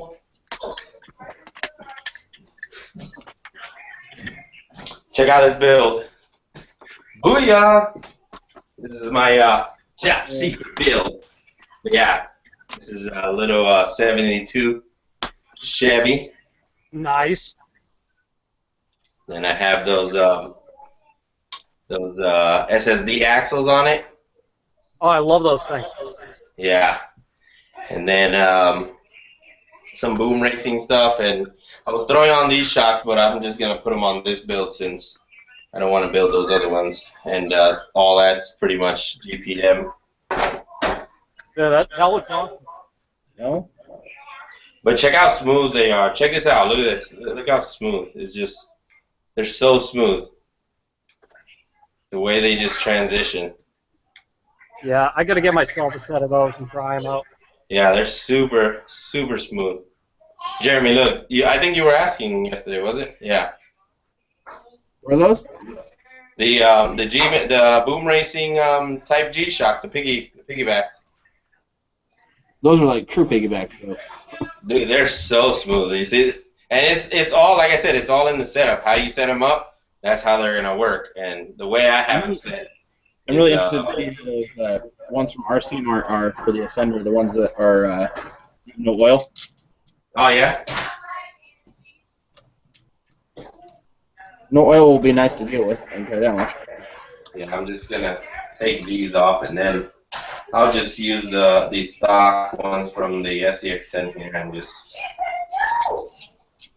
do it that way.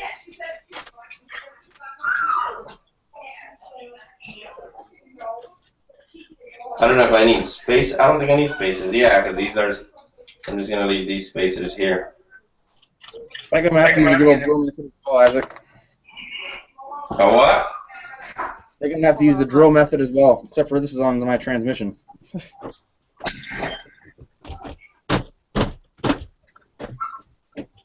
the hell? See if you can hear that in there. Oh yeah, I can hear it. That's not as bad as yours was, though, was it? No, mine didn't even spin at all. Okay, so I should be fine though on that one. Yeah, with runtime, it should come loose.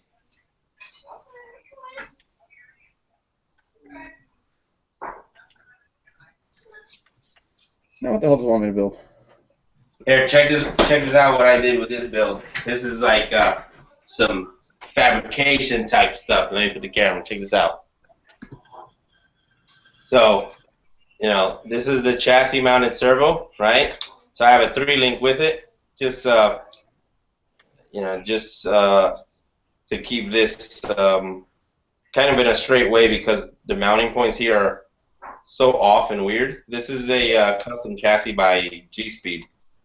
And what I did here was use a servo plate from Bender's Custom for the SCX-10. And all it is just a servo plate sideways. And the mounts, I left them how they were. These are some STRC mounts. They're aluminum, so they stay where they were. And then all I did was use the kind of like the axial spacers, metal spacers right here. Yeah. And I put them there, and then I just mounted the servo sideways versus up and down, kind of like if it was on the axle, but sideways. That's exactly how my sender is. Yeah, that's what it is. It's chassis mounted, and the reason I put it on this build like that was because I didn't buy the servo mount for these axles. So it turns out you have to buy the servo mounts if you buy the SSD axles. You have to buy the servo mount, and I didn't buy it because they both came with this truss here for the links. And yeah, I should have bought it, but that's why I put it on there. And what's that truck for? Is that just one you're building yourself, or is it? Yeah, this is like a secret build that I've been doing, and I just been custom fabbing stuff like this plate here. This is just steel. It's a steel plate. I don't know what length. I think it's like 1/4 of an inch or so or less. But it's just I've been doing custom stuff and upgrades and whatnot, and just been putting it together. It looks sick. It's a pretty heavy truck. But yeah, I still have to mount. I still have to 3D print the mounts for the body because I'm going to use magnets. I have magnets under there. I don't drill that. I didn't drill that body because I don't want to. So I just I'm just going to set it up with magnets. Oh, that's cool. That's what I do But with yeah, my that's well. That's the little build I got going. I was my initial plans was for a Dacker, and I did make a cage. And check it out. This is it right here. This is the initial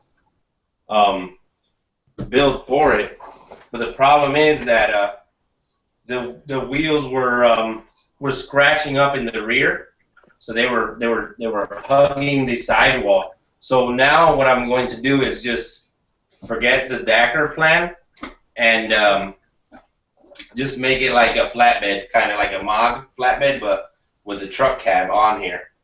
So I have all the interior for the cab. All I need to do is just pretty much chop this cage and then weld a plate. And yeah, that's pretty much it. But yeah, I couldn't get it. I mean, it fits and everything. Like the screws, I welded it to where it'll fit. But the tires in the rear, I needed shorter axles, and I didn't want to cut these axles. I know a friend of mine did cut them, and he did a real good job shortening the axles, but not me. I'm not gonna cut up axles this nice, so I'm gonna put her to work. So yeah. All right, hey, come, grab that screwdriver, start building. That's a pivot. Yeah. Oh, hold on. I have you guys on this one. Give me a second. I think this thing died out. Did it? What happened? There you go. Okay, now I can hear you guys. What the heck? There you go. Now I can hear you. I think it was muted the whole time. I was like, why can't I hear you guys? Uh-oh. There goes. Huh? Nice job. I don't know. Is Joe coming? I didn't message him. I forgot. You haven't messaged him? No, I forgot to message him. Oh, Joe, come out of your hiding spot. I'm gonna have to give him time to do it. Yeah, I know. Probably doing some jujitsu stuff, training hard. For the KO show. Yeah, he's gotta train. He doesn't even know about it. He doesn't? Oh, you're gonna have to link this to him so he can figure it out. He's like, why do they keep mentioning me in their live feeds? What's going on? Like, oh, the KO show. Oh, This Komodo is like a cluster of just random. Doesn't tell you what bags to open, nothing. And then he used to have parts left over from every bag. So I have no idea if I'm doing anything right. it's a lot of Phillips head, right? Yeah, and I got like 30 screws sitting here that I haven't even been used. And then I'm about to open a whole bunch more screws. So I don't know. Maybe they just like to give you 1,000 screws, and then forget to give you 3 that you need. Probably, yeah. How it works. It's just quality control. Like, yeah, this one's going to Jeremy. He'll need an extra 30 screws. But we're going to short him the 3 he really needs. Yeah.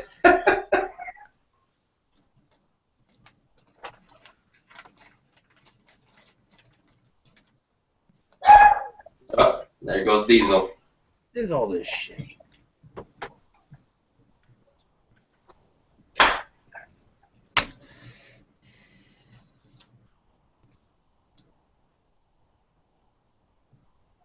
I don't know how I'm supposed to keep all these screws straight. They're everywhere. What was it? These screws, there's like, you'd have to see I have about 10 screws in this little strip of my KRC pit mat, about 10, 15 here, 3 or 4 there, pulling out the bag here. You give me way too many screws.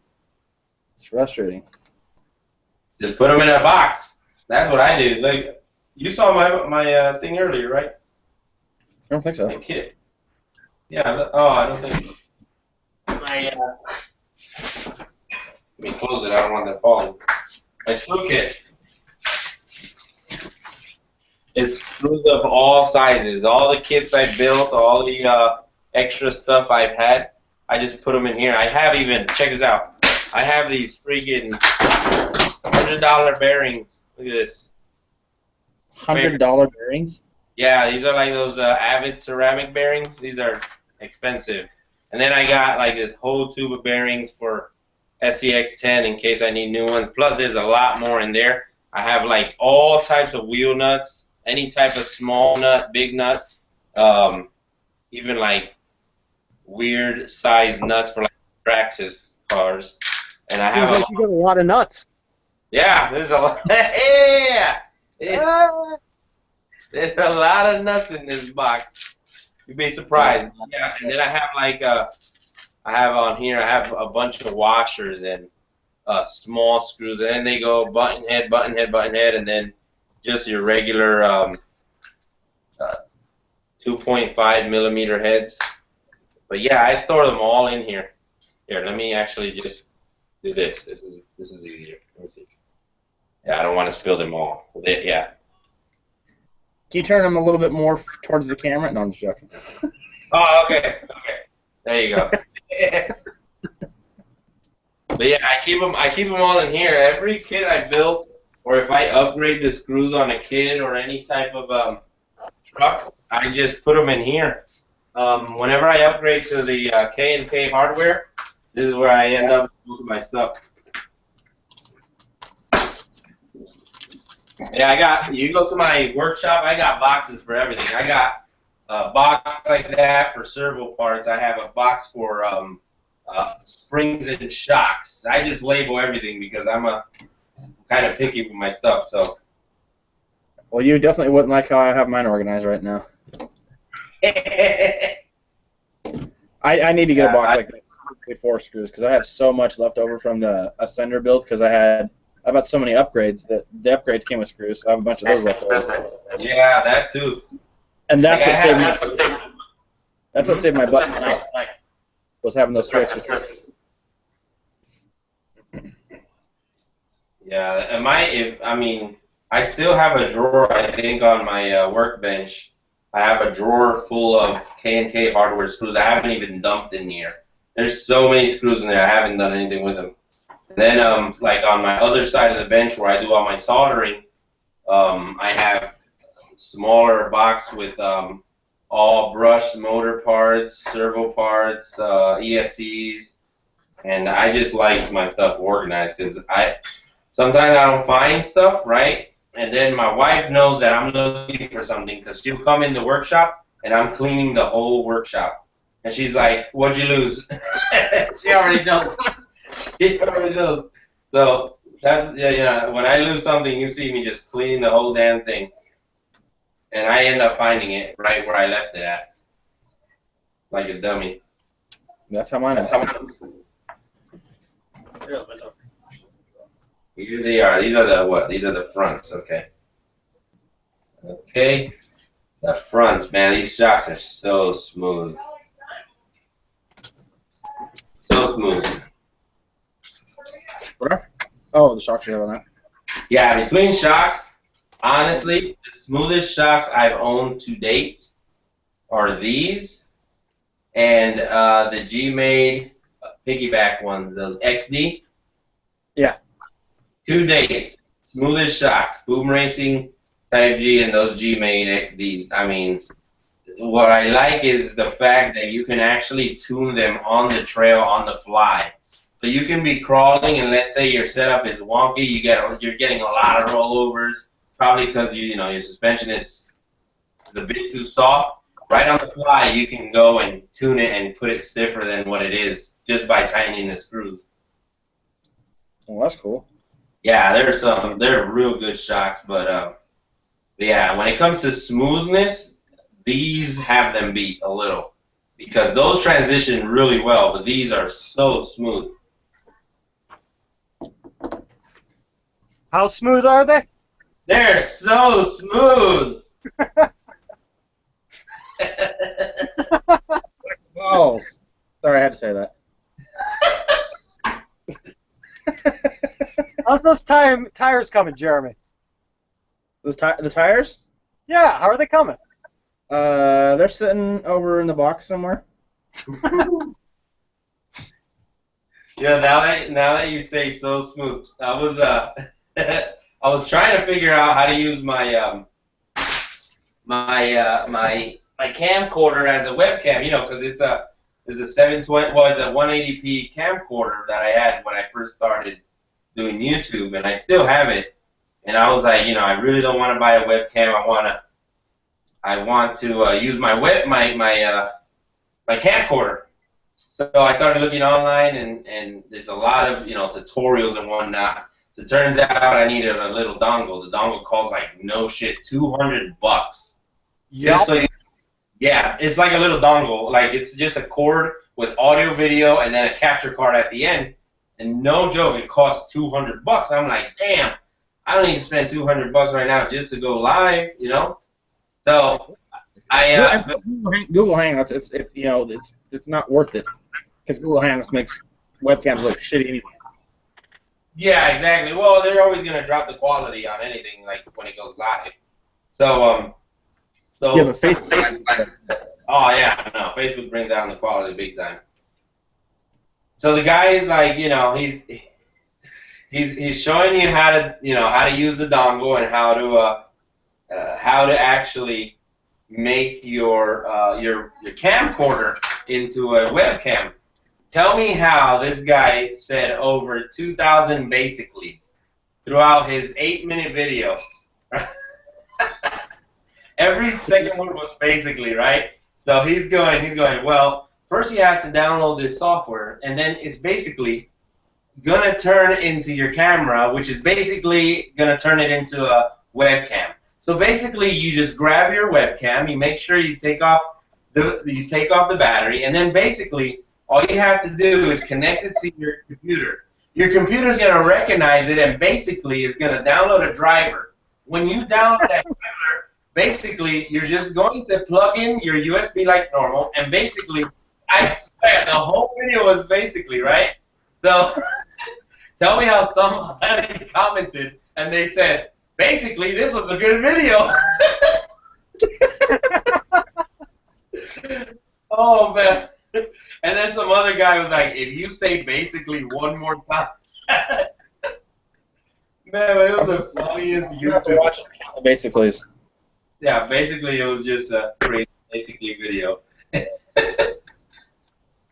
I might do that in one of my videos. I'm going to be like, basically what you want to do is you want to hold on to the shock. And then basically you're just going to basically start filling up your shock. After that, basically what you want to do is you want to just set your rebound.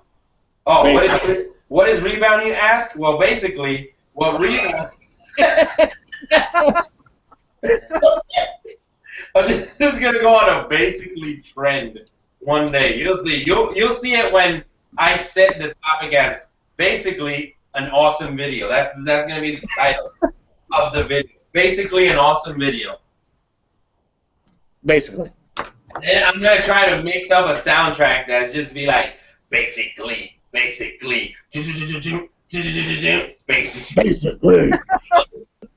off the chart that would annoy everyone that's viewing it. Just Do a heavy metal version of it.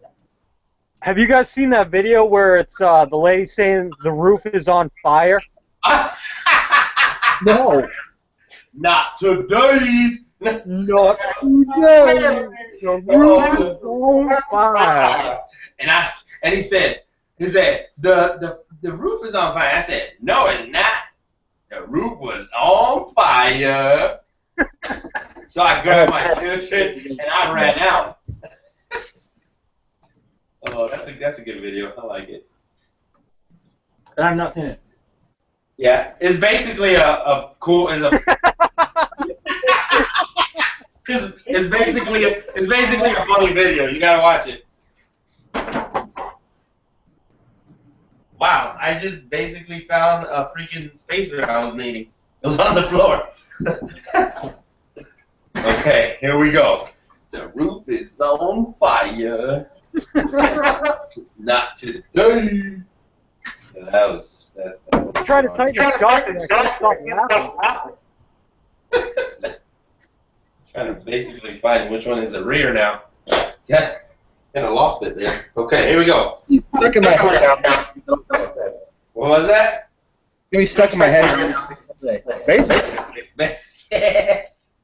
Basically is, yep, that's the right word. Today's word is basically. It's going to be like, Not today. not today. She said, the roof is on fire. I said, nah. She said, yeah. I said, the roof is on fire. So I grabbed my children and I ran out and I said, not today. Yeah, so, yeah, you see? That's the problem with the Type G shocks. So basically, we have to run some spacers. That's what it's calling for. So, looks like we might have to use spacers after all. Ooh. Where do the basic... Oh, there we go. Look at that. This Loctite gel is the shit. Tell you, man, the best investment, man. I am never buying anything else. Nope. All that liquid stuff is just basically terrible. It's basically water. Yeah, basically, literally. That's two words that should be put together in a video. Literally. Literally, it's water. Basically, it's literally. That would be the two annoying words. Like, literally, I was on fire. No, I thought you were saying it on fake, or fake. No, I was literally on fire. Here we go. Here we go. Well, this is going to be the mega build. Ooh, that does not look well. Yeah. Finally. What's up? I'm talking to myself, don't worry. I'm trying to tighten down springs on my Losi.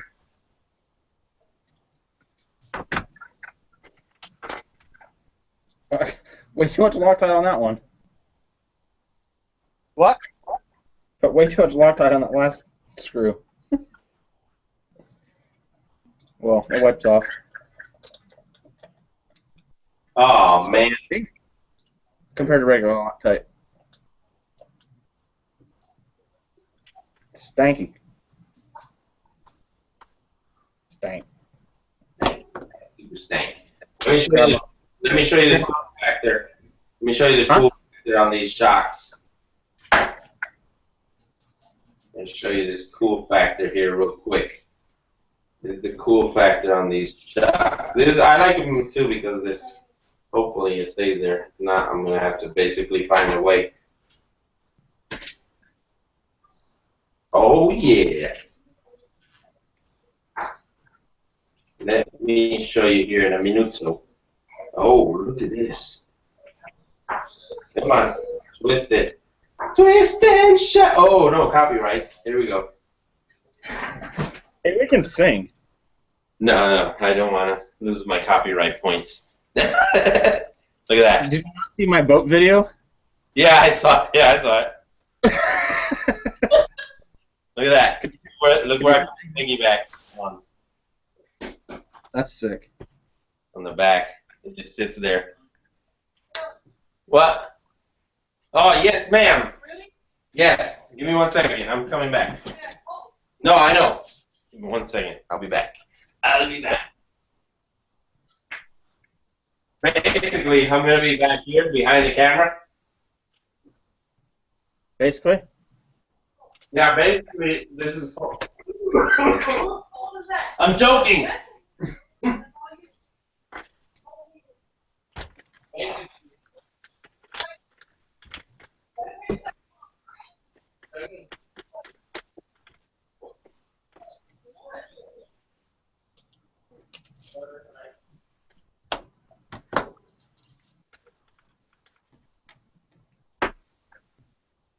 Woo!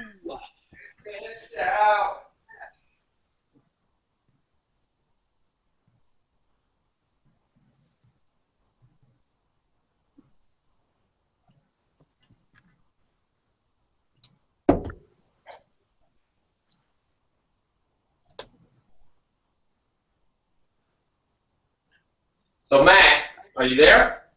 Unfortunately. Oh, man. Basically, you should have responded with basically. No, my roof was on fire. Oh, put on that music extinguisher. Was it literally on fire, though? It was basically on fire, it looks like. What is going on? I have no idea. Here, how about we do this? Matt, I'm going to put the camera on you. Nobody knows. Okay. And, I I'm know. not stripping. No. We do that behind closed doors, okay?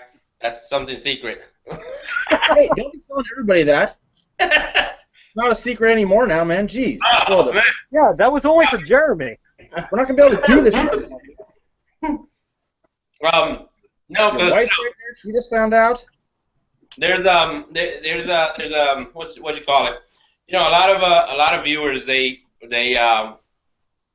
kind of tend to browse a lot through YouTube, and they really don't know, you know, YouTubers within the RC community. They only obviously see the major one, which is you know, the doctor, and you know, smaller channels like these or you know, not so small channels, but I mention them throughout, and you know, they're like, oh, I don't know who he is, or I've never seen his videos. So why don't you take this time and like introduce yourself, your channel, kind of like a little announcement, and then kind of like tell us what brought you into the RC world, and you know what. You know, I wasn't prepared for this. I need a script here. Hey, you're on the spotlight right now, Matt.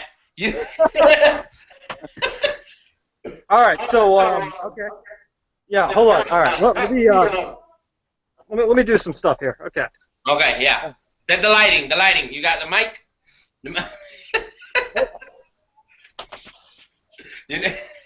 Yeah, we're good. We're live now. We're live now from the RC Overload studio.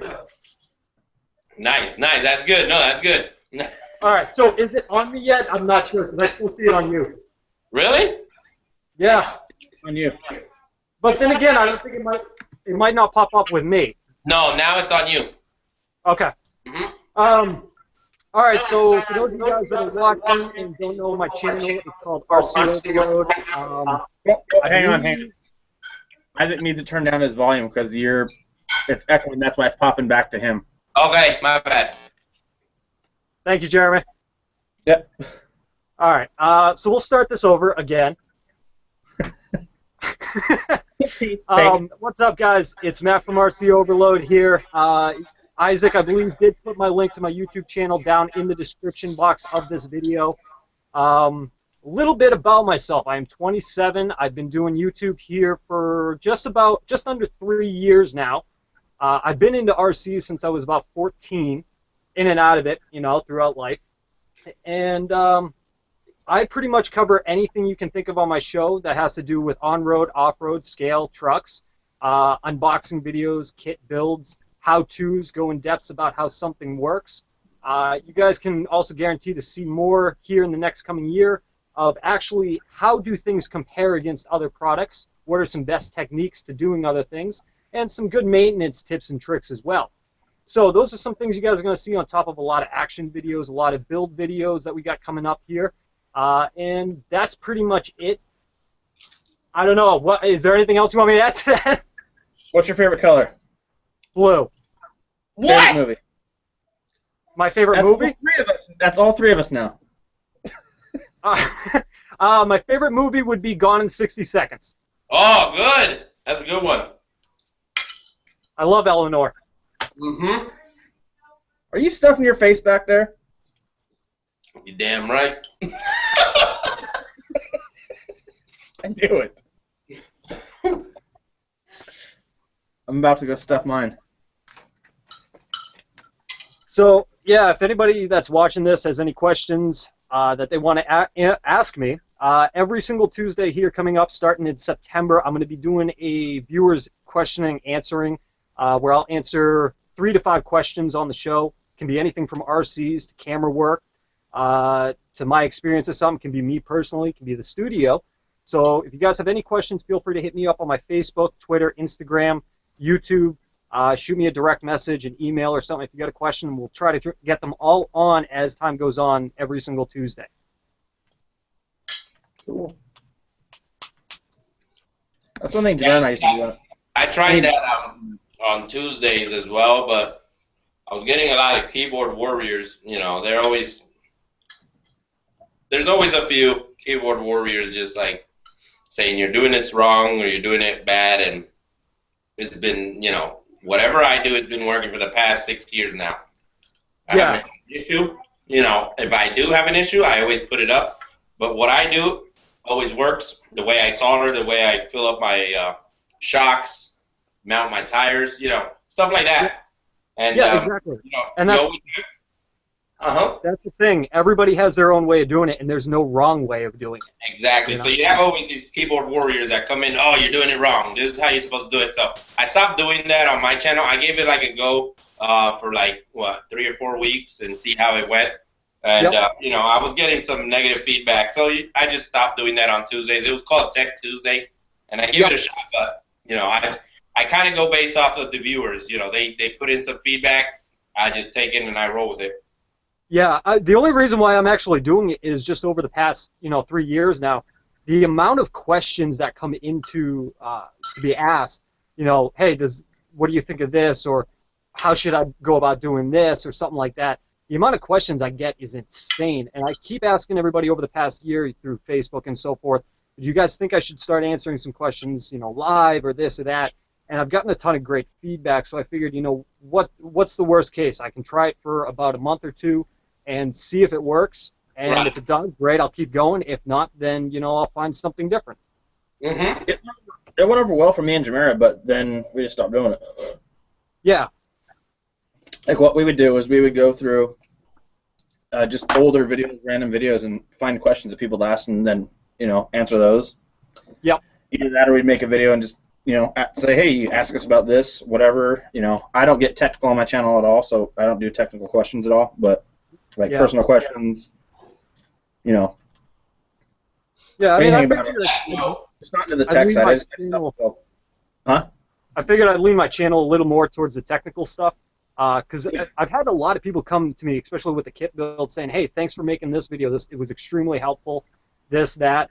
And I actually get a lot more responses on my kit builds than I do actually my running videos, which is kind of weird because most people get more responses from running videos than actual kit videos. See, that's how it is for me. If I'll do a unboxing or whatever. Actually, unboxings, I don't know why the hell they go over so well, but they do. But the running videos for me get the most. But we got you know, I have Jamera that helps me film and stuff and all that, so it's 2 eyes, so. Yep. It's easier. Yeah, I mean, I do everything myself, so it does make it a little difficult at times. Yeah, it makes it way more difficult. That's one thing I'm very grateful about is having Jamera behind that camera. And on that note, Jeremy, and you were talking about the Q&As. What? Before we actually officially met, right? Yeah. Yo, I get excited when I just lay in bed and I hear you say RC in Motion asks, and I was like, Marie, he said my name. He said my name. Like, woohoo! He said your name on YouTube. I said, shut up, you don't know what it is. I was like, yeah. So every time you post on the RCMilitia page, hey, you know, we're gonna start a Q&A, start sending. I was like, hell yeah, I'm gonna ask like 9 questions. So I posted one on the Facebook, another on the YouTube, and I just. That's probably why we did it. Huh? That's probably why we picked one. We probably saw a bunch of comments. We're like, this guy really wants to be heard. They're gonna say my name. So I was like, let me ask right now, and I started asking questions. And man, I got excited like a little kid. He said my name. I kid you not. You know, it's funny. Even I get excited when another YouTuber's like, "Hey, Matt over at RC Overload" or something like that. I get excited. You know? Yeah, it's always like that. It's all about the support. You know, I've met, believe it or not, I've met Instagrammers, YouTubers. I want to interrupt real quick. You know, Speaking several of things, they kind of act like you. Isaac, hush. What happened? Oh, I was gonna say, speaking of things that people always comment on me not to do, is this right here. Oh. Why? And I don't give a shit. It works and nothing ever gets hurt. It works, right? Oh, the pliers on a shock shaft. I was like, what are you holding? No, pliers. It's on the links. On the links. Oh, But well, I do it's it the on. same thing. I do it on the shock shafts as well, though. Yeah, exactly. I don't care. It's my shocks. It's my shafts. Let me do what I want. Exactly. Yeah, I got such hell for doing that on the SCX-10 build because I suggested it, and people were like, no, you'll do this and do that, and really? I'm not even listening. Pliers for that. Huh? They make pliers for that now. They do? Yeah. They I'll have stick with my... Yeah, I think the RC Network, actually, the actual guy, not the network, but the YouTuber, Rich. Yeah, Rich, he did a review on a set of pliers that were for that. Yeah, he did. Yep. What, do they have, like a rubber coating or something on them? No. What makes them better than vice grips, then? The fact that they have the title in them for shock shafts. Okay, so I'll stick with my vice grips. Exactly. Yes? I don't know. Yeah, I just wrap my pliers in electrical tape, and they've always worked for me. Yep, that's what I do. Yeah, electrical tape. That's what I've been doing. I never thought about the electrical tape thing. That's a good idea. It works sometimes, but you do have to replace it every time you go to switch the shaft because after prying on it for a while, the electrical tape tends to tear. But otherwise, it works fine. See, this paper towel method has worked tried and true with me. All the time.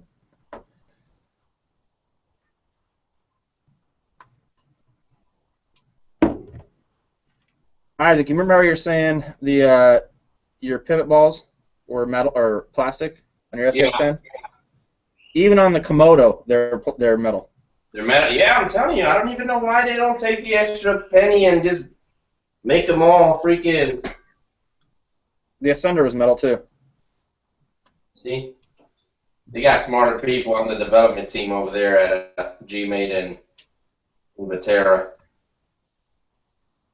Axial used to be different. I mean, their quality control was a lot better than what it was until they freaking. Because it used to be just a family-owned business, but now it's not.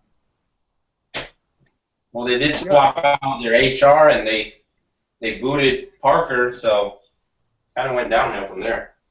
Why the hell did they boot Parker? Because he wasn't supposedly the image they were trying to sell. It's all marketing. When did they people boot him? Huh? When did they boot him? Oh, a while back already. It's been a while. Oh, okay. So now they picked up sponsorship with RC four-wheel drive, and it's going to be a blast. Now they got their first, no, not their first, but it's going It was to be. about 6 months ago, wasn't it? Well, yeah, it is the first. It's the Asian scale invasion. It's going to be the G6 in China. No kidding. Yeah. The Asian scale invasion. Yep. Asian scale sensation, something like that. Oh no, the Asian. I can only imagine what the bodies are going to look like over there. No idea. I can only imagine big-titted anime people. That and tailpipes that stick up 12 feet in the air. Oh, I like watching those videos. That. And not to forget spoilers that are 10 feet higher than that. Yeah. I do enjoy watching the tailpipes 70 feet high, so yeah, I'm one of those guys. They're crazy, though, the way they make them. I mean, hey, I give them credit for what they do. You know, I mean, I would never do it myself, but hey, all the power to them. Yeah, no doubt. How in the world are you supposed to put in this shock? You just put it in. Stop complaining. Yeah, there is like, this is the, I don't know, in the front, you know where that panhard bar is, there's like little to no space to put that shock in. Yeah, I know. It just fits. Yeah, you have to just put in the Yeah, shock. Isaac, you really have to be good at putting large things in small spaces. Oh, I'm a pro. I'm a professional. I think that's what we all claim. This one here is not working for me. There we go. Oh my god, there's so many bags of crap. What, the G-Made? Yes, dude, it's like I'm opening stuff before anything's even finished. It's different, but it's not Isn't bad. G-Made made by a Korea company? I I do think there's believe. a company. No, I think they are Korean. Yeah. Let's Google it.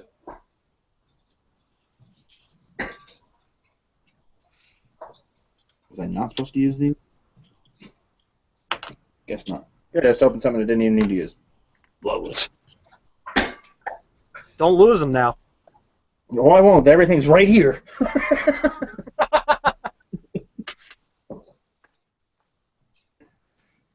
Well, that worked out. You know what it is? Is just the oversized tool that I have. Ha! Oh yes. Yes, that's what it is. Are you sure it's oversized? Oh, it's mega size. No, it's this the Firebrand RC thing, the one tool. The tool that doesn't work. The tool that doesn't work.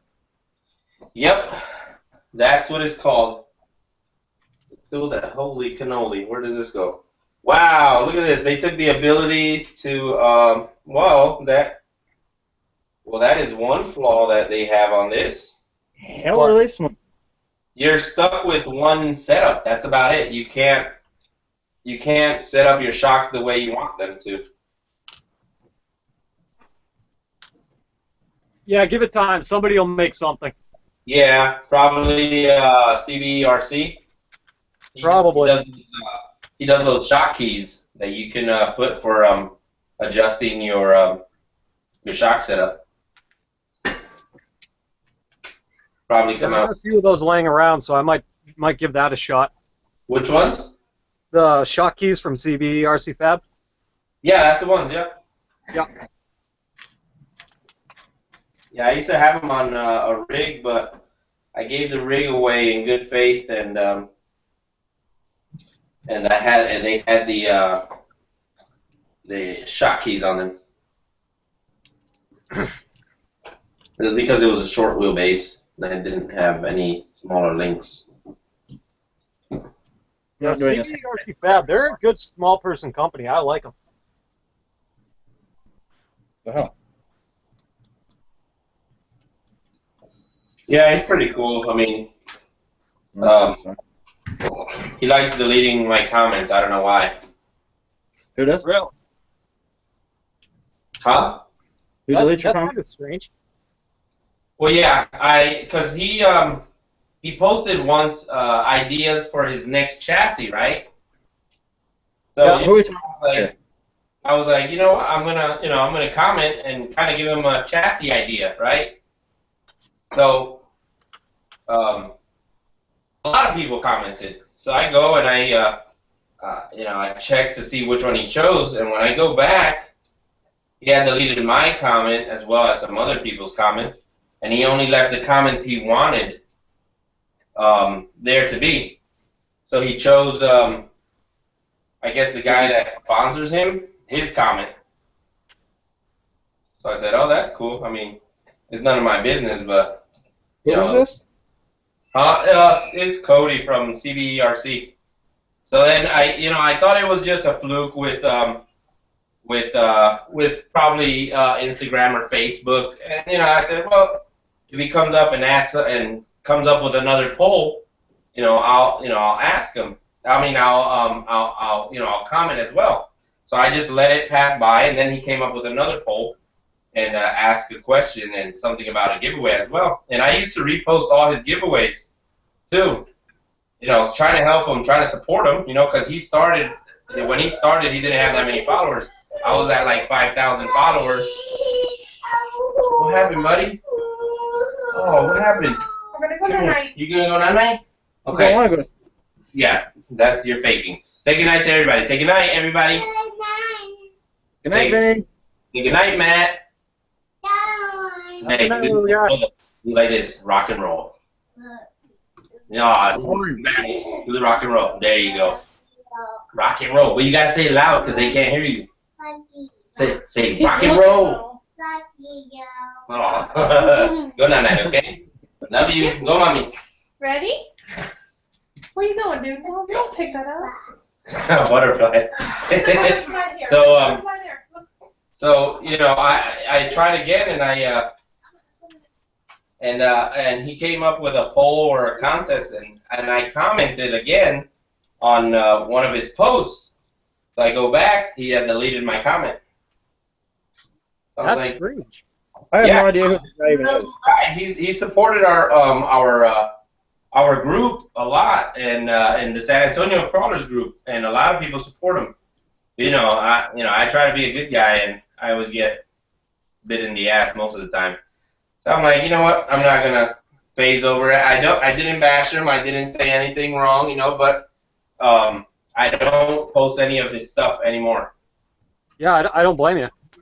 His or the guy that sponsors him, I don't post none of their stuff. I mean, there's a rule that us San Antonio Crawlers live by, and it's something we learned from John Mullins from Madskill RC, and it's the one thing you should know as a YouTuber, as somebody who has what do you call it? Has or shows some support, and it's if you want support, you have to show support. That's the way we go by. That's our kind of our little motto in our group. Yeah.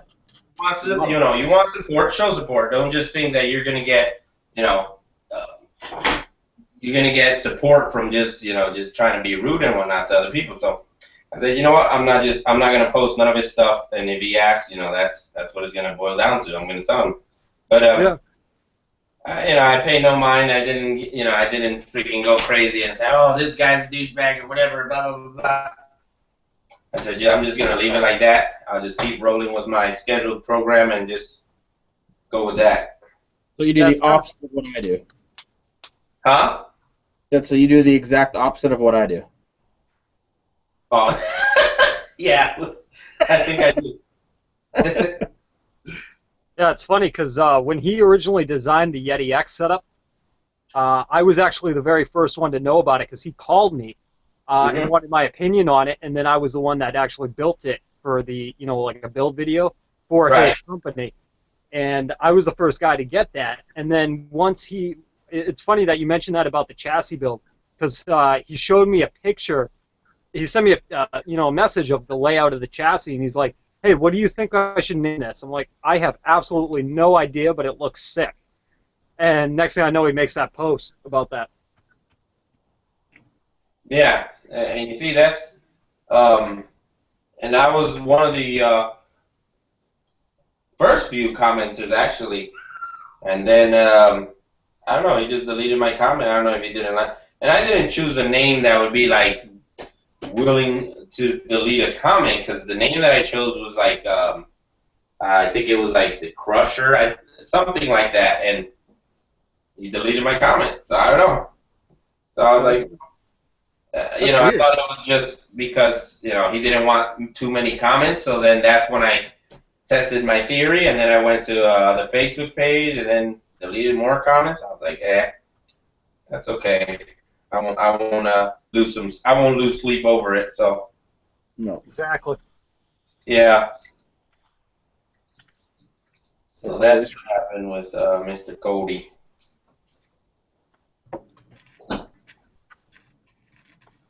Do I have another bag of screws to open? Shit. I have a muscle on my cheek just moving all weird right here. You get twitches? Yeah. Yeah, that happens to me all the time. Usually it's because of lack of calcium. Calcium. I drink a lot of milk when I eat oatmeal. I eat a lot of oatmeal. Wait a minute, so when your hand twitches, that's why? Lack of calcium? Like, just like with your muscles and stuff like that? A lot of the times it's lack of kind of like a shake. Yeah, or like, it's either that or dehydration a lot of the times. Oh, because that happens to me almost daily. It happens to me all the time. Oh, yeah. It sucks. And with the amount of coffee and cream that I drank, you would think that I'd be totally fine. I mean, iced coffee has water from the ice, so I shouldn't be dehydrated. It's got milk from the cream. That's the logic my father uses, because he drinks coffee all day long. Well, it's made with water. It's like, it dehydrates you. Yeah, no, I know. I usually drink vitamin water and, stuff like that, so. Yeah, I just drink water and Gatorade. That's all I drink, and beer. Yeah, I can't drink straight water. I don't know why. Like, I'll drink straight water, and in half a bottle, I'll have an upset stomach. But if I drink, like, vitamin water or something else like that, I'm totally fine. That's weird. I don't know. I can't even drink milk without an upset stomach. I'm just different. No, I'm different too that way. When it comes to my stomach, it sucks. Yeah. I drink. If I eat pineapple, it feels like there's a little midget inside me squeezing my insides. Hey, Yeah. The technical term is LP. Let's get it straight. I got shorted 4 screws. What the hell? That's 7 now. Oh, yeah. Look at this bad boy. Oh, you got a rolling chassis now. Da-da-da. Look at that. Look how smooth these guys are. I'm almost there. Hold on. I lost you. There we go. Okay, hold on. Oh, let me just keep making noise so I can stay on the... Look at that. Dude, I love those boom racing shocks. Yeah, they're so smooth. And then the rear, I usually keep the rear stiff for rollovers and whatnot. Yeah. But yeah, those fronts are just, look at that. So That smooth. is awesome. Yep. We got it rolling. I'm stoked for you that you were able to finally get the SCX-10 too, because I know how disappointed you were when you heard that, like, me and a few other people were getting them. Dude, and it wasn't only us. Well, this is the thing. My hobby shop picked up a few, so I was like, damn, I need to jump on this quick. So I made that post, and a lot of people started tagging RPP, and I'm like, look, it's not RPP's fault. It's whoever the distributor was. Well, come to find out, it was Hobbyco. Hobbyco is their distributor, so they order from Hobbyco, but Hobbyco sent them all to the East Coast and nothing to the West Coast. Yeah, I'm trying to tell people, look, it's not their fault. They have nothing to do with it. Don't bash them. I'm not bashing them. I can understand the situation. So a guy named Jim from RPP, he commented and he said, look, if your hobby shop has them, we'll refund you the money, and then you can go buy it there, and we get it. We have a clean slate. And they for my weight, they even put what was that, gearhead sand rails and an extra sticker sheet for free. So I lost on that, but still my hobby shop had them. So I told them I said, well, I'll call tomorrow. So I called them, and the guy recognized the comment, and he goes, oh yeah, I know. And I told him, look, it's nothing bad. You guys have supported the channel and whatnot, and it's been great. So I have no complaints there. And he's like, oh, we appreciate that. We see your posts and we like it. So I said, just do that. And then they gave me the refund because initially what they were gonna do was they were gonna just give me store credit. So it was gonna be pointless because I had to go spend $349 at somewhere else while having a $349 credit at their store. So I was like, I really would like the refund instead. So that's when they hit me, and I got the refund. But it wasn't only us. It was actually a lot of people, because on every new post that they do on their Facebook page, half of the comments say, when are the SEX10 kits coming in? Yeah. And you know what sucks about that is the amount of greedy people that are out there not realizing it's not RPP's fault. They have no idea, but they want to blame somebody, so they're going to blame them because they're the supplier. Exactly. Hey, what are you going to do? When we make YouTube videos, we're inviting everybody in the world to come and join our hobby. So what are you going to do? You're going to get those kind of people. Yeah. Yep, and I try to explain to everyone. I said it's not their fault, really. It's whoever the distributor is. So, I mean, I think we should just blame Jeremy for the whole thing because he doesn't have one yet. Yeah, he doesn't. Jeremy is to blame here. I'm waiting until they're in stock. Get up! You gotta get on the waiting list. I still gotta get this Komodo built that I'm short 4 screws of that I don't think I have any to replace with. Super Literally glue. 4 flat head screws. Super glue. 4 pan head screws. And You got duct tape, right? 1. Yeah, I'll just duct tape them in there. I don't have nothing to duct tape in.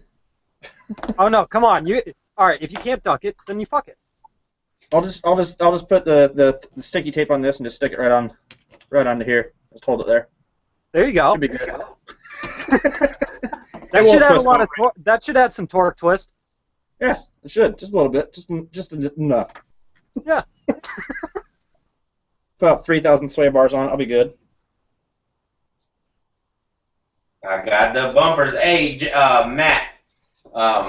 Yes. So I know you have the SX10. You already ran it, and I know a couple of my friends have it and ran it. Now I know their feedback because I've been there witnessing it with the SCX10 bumpers. When you crawl, your bumpers? How do you like them? Well, I personally have not driven one. I mean, I did drive one for like a couple minutes. It was Joe from JPRC's that I drove. I haven't driven my own yet, but I have witnessed, and I did see a little bit. The bumpers do get in the way of everything. Yeah. They hang up on every twig that pops up out of the ground. They hang up on every rock. So that's definitely one thing I'm going to look into. Is definitely a shorter bumper. Yep. Well, they're just too long and stick out too far? Yeah. Way too long. Well, I mean, if you look at the body technically, if we want to be technical, it's more of an 8th scale body. It's not. Yep. It's not a true 1/10. So that's how the Blazer is. The Blazer is a huge body. Exactly, they're huge. So Yeah, because I did a comparison picture between my SCX10 Jeep Wrangler and the Cherokee, and the Cherokee almost dwarfs the original SCX10. Yep. The RTR is pretty big.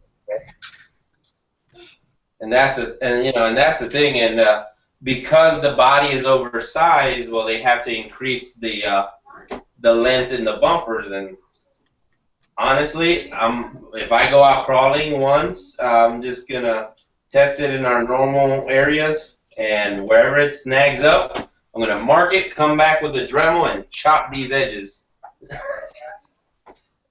Just make them my own. Crap. Looks like I'm gonna have to come to a stop here because I'm missing screws. That sucks. I gotta eat dinner too. On my Yeah, belly. I got my rolling chassis already. Well, if I had these screws, I probably could have had mine tonight. What are they, like Phillips head? No, they're a flathead, so pan head, you know, 3 by 10 millimeter. I'm gonna go look at my toolbox real quick and see if I have anything, but I doubt it. I wish you all the best of luck. Damn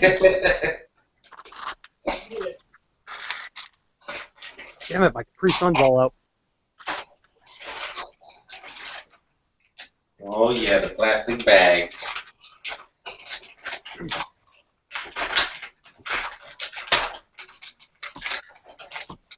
Yeah, my face keeps twitching.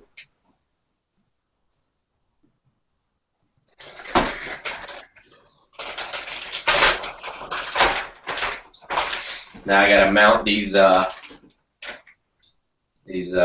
Nerf bars. Oh yeah, those are fun. Not. Yeah, I can see. You got to slide them into the grooves. Oh yeah. Oh, and then they screw from the top, right? Yep. From the bottom. From the bottom. Oh, into these. Oh, that's cool that you can adjust them too. You know what? I'm just gonna take my. Yeah, that's what I did. I just threw them on for now until I got the body all done, and then the body was mounted, and then I just readjusted them. Yeah, that's what I'm gonna do. Just throw them on there. That's pretty cool. I do like that. That setup with the grooves. Yeah. And that was probably a good idea. Let's see. How did they go? That long piece to the rear. Got it. So Isaac, when are you making it out to Axial Fest? Hopefully, fingers crossed, next year. That'd be cool. Jeremy is planning to go out as well. So what? Oh, Axial Fest. I am?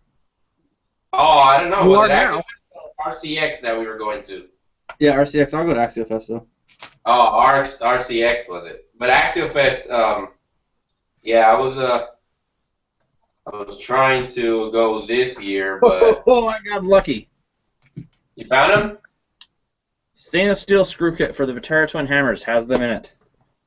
Nice. That's awesome. When I got the Vitera Twin Hammers, some kid just gave me the stainless steel screw kit, so I kept it around and it saved my butt a bunch of times. See? You always have to save your screws. It is a must. No wonder they're not going in right. I got them backwards. Upside down. They're actually upside down. They're like facing downwards. This is the wrong one. Let's see. My face is twitching. Doesn't want to stop.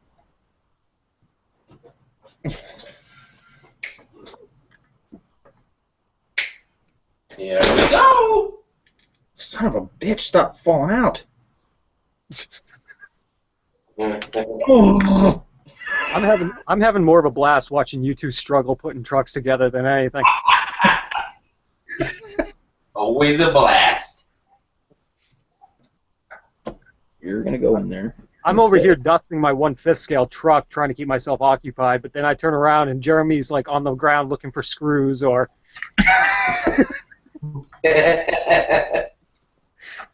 The way they have this engineered is just very strange. The strange part is they use freaking Phillip heads. Yeah, well now I'm using a hex screw, thank God. Yeah, that's what I would do. If I have that kit, I just change it all to hex. Well, it's not. I don't have all of it. Like, I don't have a... Damn it, that one's too long. Yeah, Philip is an evil man for inventing his screw. Curse you, Philip. The guy that invented the flathead was even meaner. Oh, I hate flatheads. It's like, watch me beat Philip at his game. I'm going to make a single line down a metal piece. Good And luck. nobody's going to be able to get a screwdriver in and keep it in there for more than 5 turns. And I'm missing 2 screws.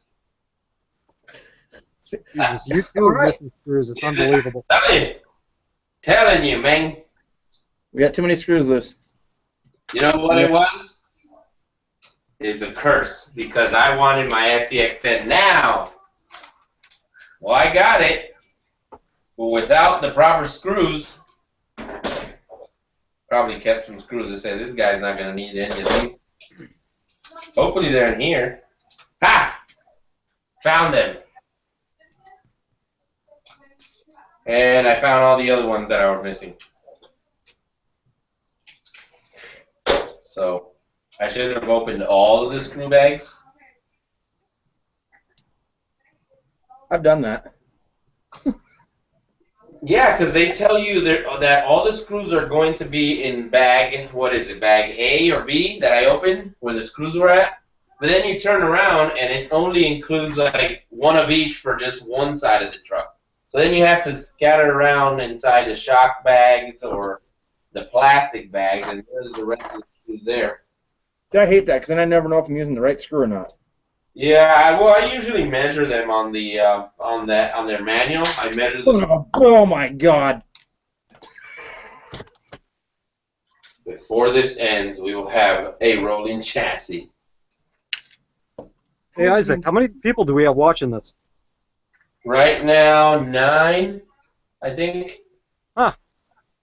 Yeah, it's just it goes up and down. They come and go. Yeah. I was just kind of curious. I forgot people were kind of watching there for a little bit. Huh? I said I forgot that people were watching there for a little bit. Yeah. Sometimes we go viewer blind. Just go on our own roll here. Yeah. I always forget about it. Oh yeah, time to put on these awesome hex.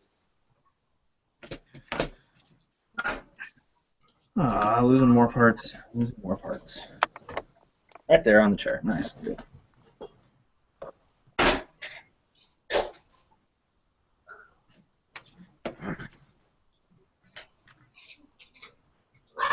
Well, there goes my dog. Barking at a shadow. Is that Diesel? Yeah. He's been on a roll today. He's been biting everyone and everything. Hang on a second.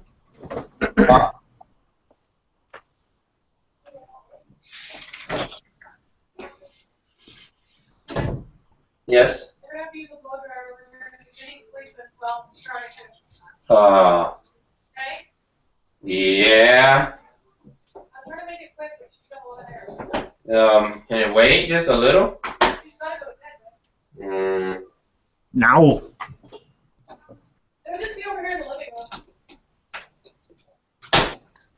room. Um, Just being all kinds of stupid right now.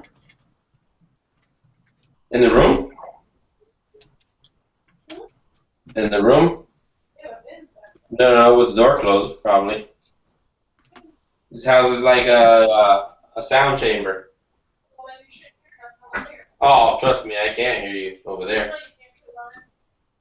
I don't think now. Yeah, you can die in this house and nobody would notice. It's like a soundproof box. Yeah, baby, he's up. I know. No, this is like no joke. It's all carpet, right? So it creates a sound barrier. Like I could be yelling from my room and you can't even hear me at all in the living room. Oh, let's hope nothing happens. Because then I can't press my I've fallen and I can't get up button.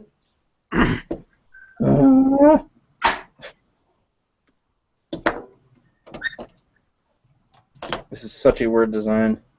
There we go. Here we go. Oh, it's coming.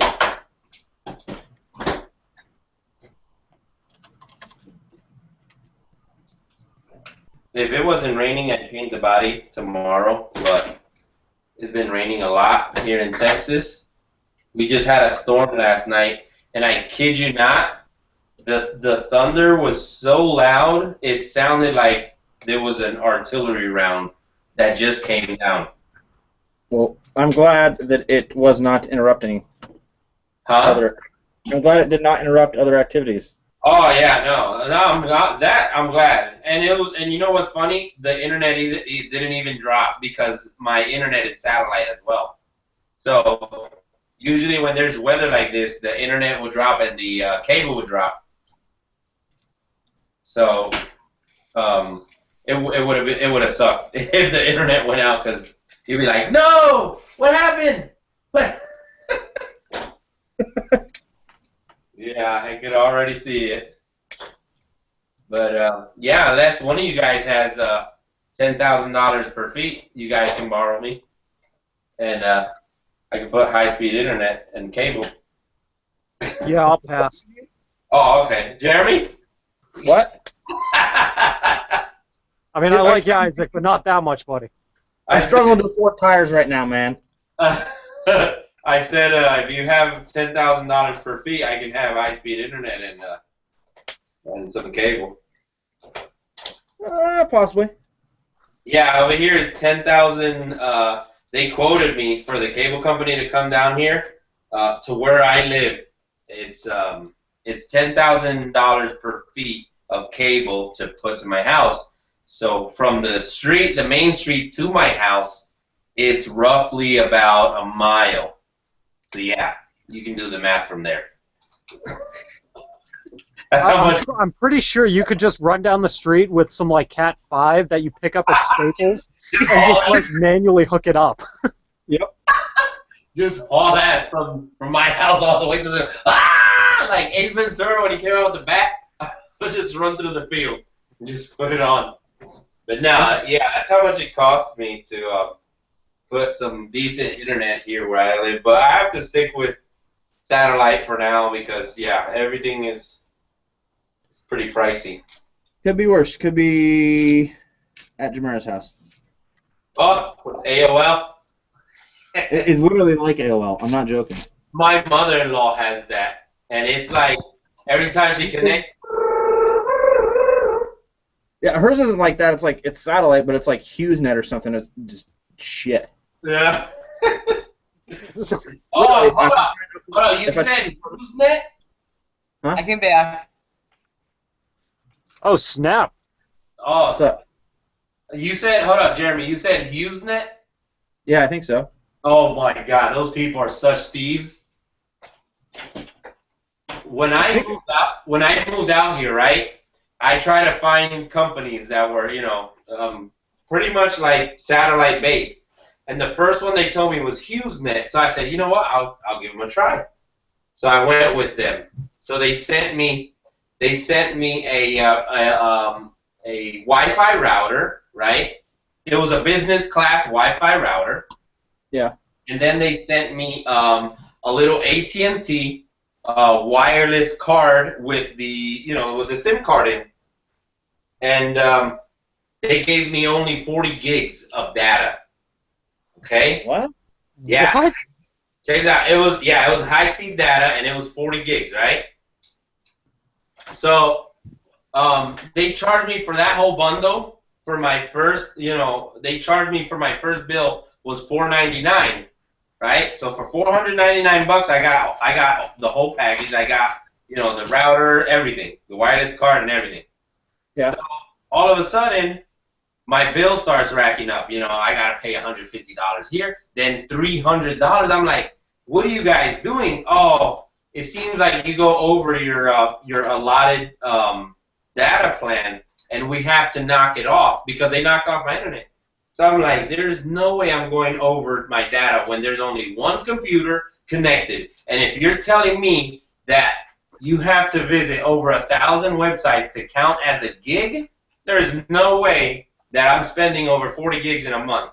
because all I do is online school. You know, I told them, I said, I just do online school. That's it, and it's not gonna take away over 40 gigs. So it turns out somehow they were adding on gigs to my account.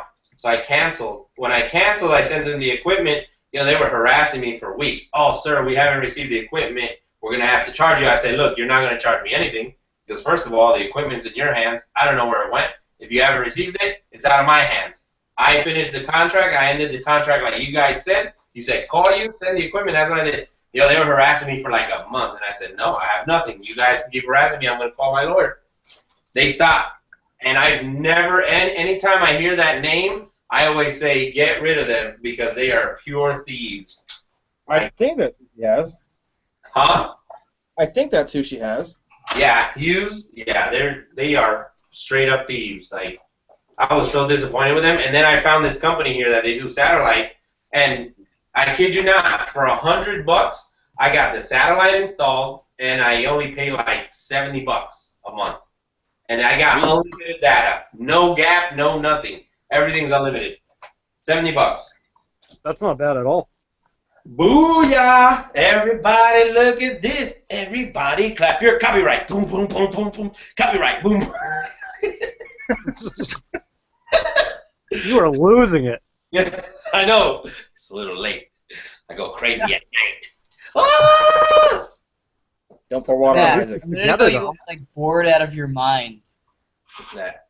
But you hear, listen. You hear that binding in the back? Yeah.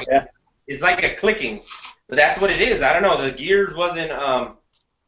It was. They were just stuck together. So I guess the metal had to wear out.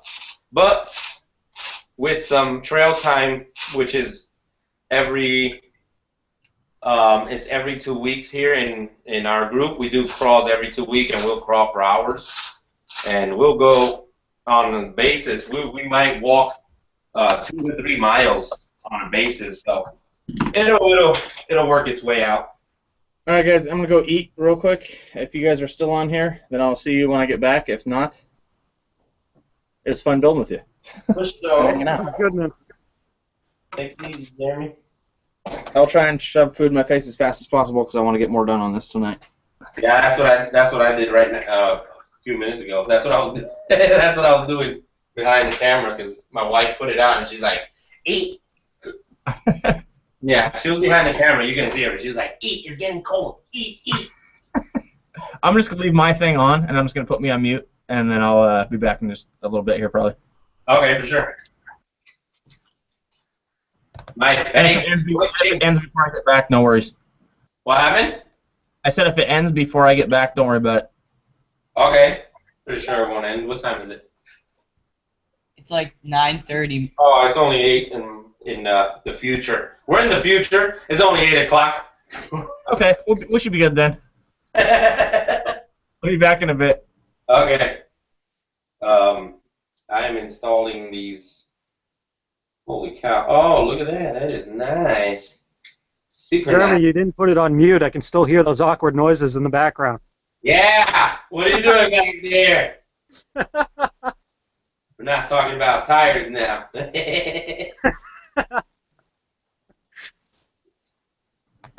I heard that I was walking away. Tires.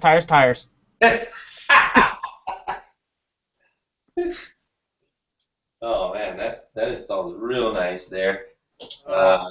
Let's see. There's a couple of steps here that I skipped. I didn't even bother doing, like, because I did them beforehand, because it was already on the way to that step. So let's see. I need 4 of these sons of guns. What? Somewhere I installed the wrong screw. I did that in a few spots. Yeah, somewhere I installed the wrong screw because I got one long one here. Well, hey, when you got a 3x10 millimeter and a 3x12 millimeter, it's kind of hard sometimes to pinpoint where they are in a group. Yeah. Matt, you seem kind of bored. How are you working that Baja? I can't really do much more to the Baja. I actually raised up the suspension in it because it was too low for my liking. It just bottomed out everywhere. So I just raised it up, but I got to wait for a new air filter before I can do anything more to it. Yeah. But actually, that was on my low seat. The Baja, I actually have to wait for Brett to get over here so I can get a receiver in it and I can make adjustments on the throttle and then we can get it running. Yeah. So how do you like the Mini Cooper so far? Oh, it's a blast. The thing is just crazy fast. I want it to be faster, but when I took it out to the pit the other day, it inhaled so much dirt it actually started clogging itself up and wouldn't even keep it running. So I have to get a whole new air filter in it. Do you use outerwears? No, I was just using the stock setup. Yeah, use outerwears. It'll eliminate that. That's what when I built my that one or the what is that one? TQN air filter. That one. When I built my Baja, that's all I use. I use outerwear both on the clutch assembly, on the actual motor as well, and then on the air filter. And man, that thing would run over any type of surface, and it would keep running. Yeah, that's what I'm definitely going to do over the winters. I'm going to do a few things to it. Probably nothing you guys will see on YouTube because it's just outerwear stuff. It's going to be basic stuff. But it'll all be behind the scenes and then upgrade it. But for now, I'll just throw in another stock air filter in it and just get it running at least just to enjoy it for the rest of the year. Where do you buy your fifth scale stuff? Maintenance-wise, like spark plug, air filter, tires, that basic stuff, I'll get through the hobby store because we can get that. Right. But everything else, I'll just order online. Yeah, DDM is the best place for fifth scales. Yeah, definitely. I'm already looking at exhaust pipes for it. Oh yeah, their prices, you can't really beat them. They're real good prices. That's where I bought my my 29cc motor. Yep. That's my my 5B. Dude, I bought it with the muffler and everything for $184. That's not bad at all. No, and it was a 4-bolt, and man, that thing was ripping. Like it didn't even feel like a 29C. It felt more like a 30 or a 32. That thing would rip hard. And you know what? I kind of regret it, but I built it up, painted it. I did like a black and gold type of theme, and I went ahead and traded it like a dummy. And all I did was I broke in the engine and I ran it a couple times, and I went ahead and traded it. Matt. Yeah, the thing is crazy fast, to be honest. I actually want to redo the gearing so it has a higher top speed. Right, yeah. It hits top speed way too quick, for my liking anyways. But, on pavement, that thing will just power slide, on the slightest touch of throttle. It's insane. Really? Damn. That is pretty fast. Hey, man, No, on the it's definitely a cool SCX10, truck. which way does the drive shaft go through? Below or above the support? I can't figure it out. It should be below it. Mm-hmm. That's what I thought. Why did they have to put these damn 18mm screws? I'm over here like an Indian starting fire. My wrists hurt. So that way you're an Indian starting fire. That's why they do it. Yeah. These are freaking long. I'm like two-handing these screws. Look at this. Wow. Dude, by the time I was done building my SCX10, I actually had sores on my hand from using the wrench so much. Jeez. That's why I've been doing these live here and there. Because, man, you gotta recover from these. And the plastic, it's a good thing. The plastic now is thicker and better. I don't know. They use like a different composite now, and they feel tougher. Oh yeah, no, definitely. The plastic seems a lot better on this kit, in my opinion. Look at that! Look at that flex! Oh yeah! Look, it's actually under some suspension here because it's leaning on this side, and look at the smoothness on this side. But you still have a lot of rebound on this tire. So let me see here. Let me just put these tires I have here. Watch. Real nice. Real nice. Yeah, that's not bad at all. No, I like these shocks. Okay. Got it. Now, what's the next step? Probably the body, I guess, or no? Yeah, I think other than just putting the electronics in it, now you're onto the body. Oh, yeah, the body. Hopefully it stops raining here, and I can paint it. I don't like painting when it's cold because it's just gonna chip. Yeah. But what was the other skid plate for? It's so you can use the original SCX-10 transmission on it. The ready-to-runs come with the original SCX-10 transmission, actually. Oh yeah, because I have this Boom Racing one, so I should have just installed that one. Let me see. The pattern is kind of similar, but I can just get away with it by screwing or by drilling 2 holes here. Yeah. Offset it because it's kind of the same hole pattern here. Yeah. You see? I'll just mark it and probably just drill the holes, and then use this Boom Racing chassis brace. There you go. Look at that. So I have the ESC here, which is the AE5. Which one do you have on yours? You have the Castle, right? You have Castle or no? No, I'm running a Tekin 35-turn motor and a Holmes Hobby ESC, similar to the AE2 ESC. Okay. Yeah, these little setups. This one, the AE5, is a real nice, cheap budget setup that I always run. You get the whole set for like, what, $30 or something like that? It's like 40, no, like $50. It's 40 for the ESC, and then depending on what motor you go, it'll be 10 or 15 bucks. But I have this that new trail breaker they released from Axial. It's a 35 turn. Okay, yep. Yeah, I bought that one. It's like 25 bucks, but it seems kind of like pretty beefy. Yeah, I've just always had decent quality with the Tekin motors, so I just keep going with those for now, you know? Yeah, my other one, the Jeep, has the Tekin motor, and that one, man, it's still going on strong. What are you running for a servo? This is the Savox, that waterproof one. Is like an 03 something. Oh, okay. Yeah, that's what I was running in my original SCX-10 when I finally burnt that out. It's been like 2 years. Yeah, the 0231, but this one only runs on 6 volts. I might have to add a BEC because that receiver that I have, I don't think it goes up to 6 volts. Right. Yeah, I'm running a Spectrum servo that goes up to 308 ounces of torque. Oh yeah, I have one that's 412. It's like a $20 servo. Nice. It's what do you call those? Solar servos? Okay. Yeah, it's $20, but they go up to 412 ounces of torque on 7.4 volts. That's not bad. Nah, it's not for $20, man. It's still going on right now. I got bored. I'm running my car.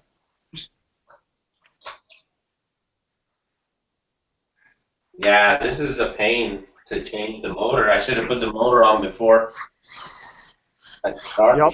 Yep. Look at that. Yeah, there's no way you can fit a driver through here and. Hey, Isaac. Yeah. Can you put the video just real quick on Galactic? He's got a car running around the track. I want to see it. Yeah. Okay. There we go. Nice.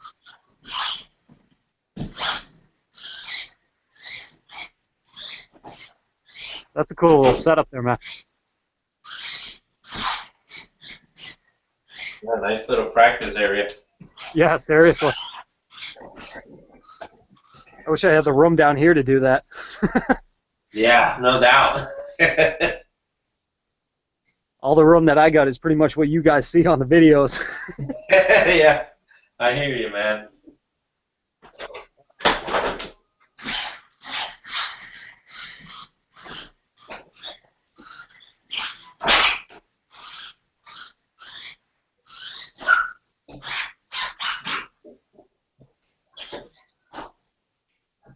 Oh, nice job. You got it stuck.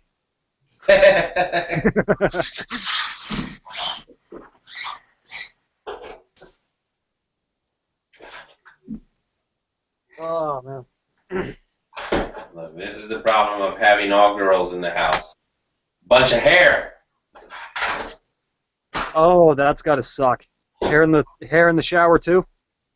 Oh yeah, a lot of I had it. that leaky shock. I took it apart. I took the shaft out, put it back in. It's not even leaking anymore. I don't even know what it was. It's so weird.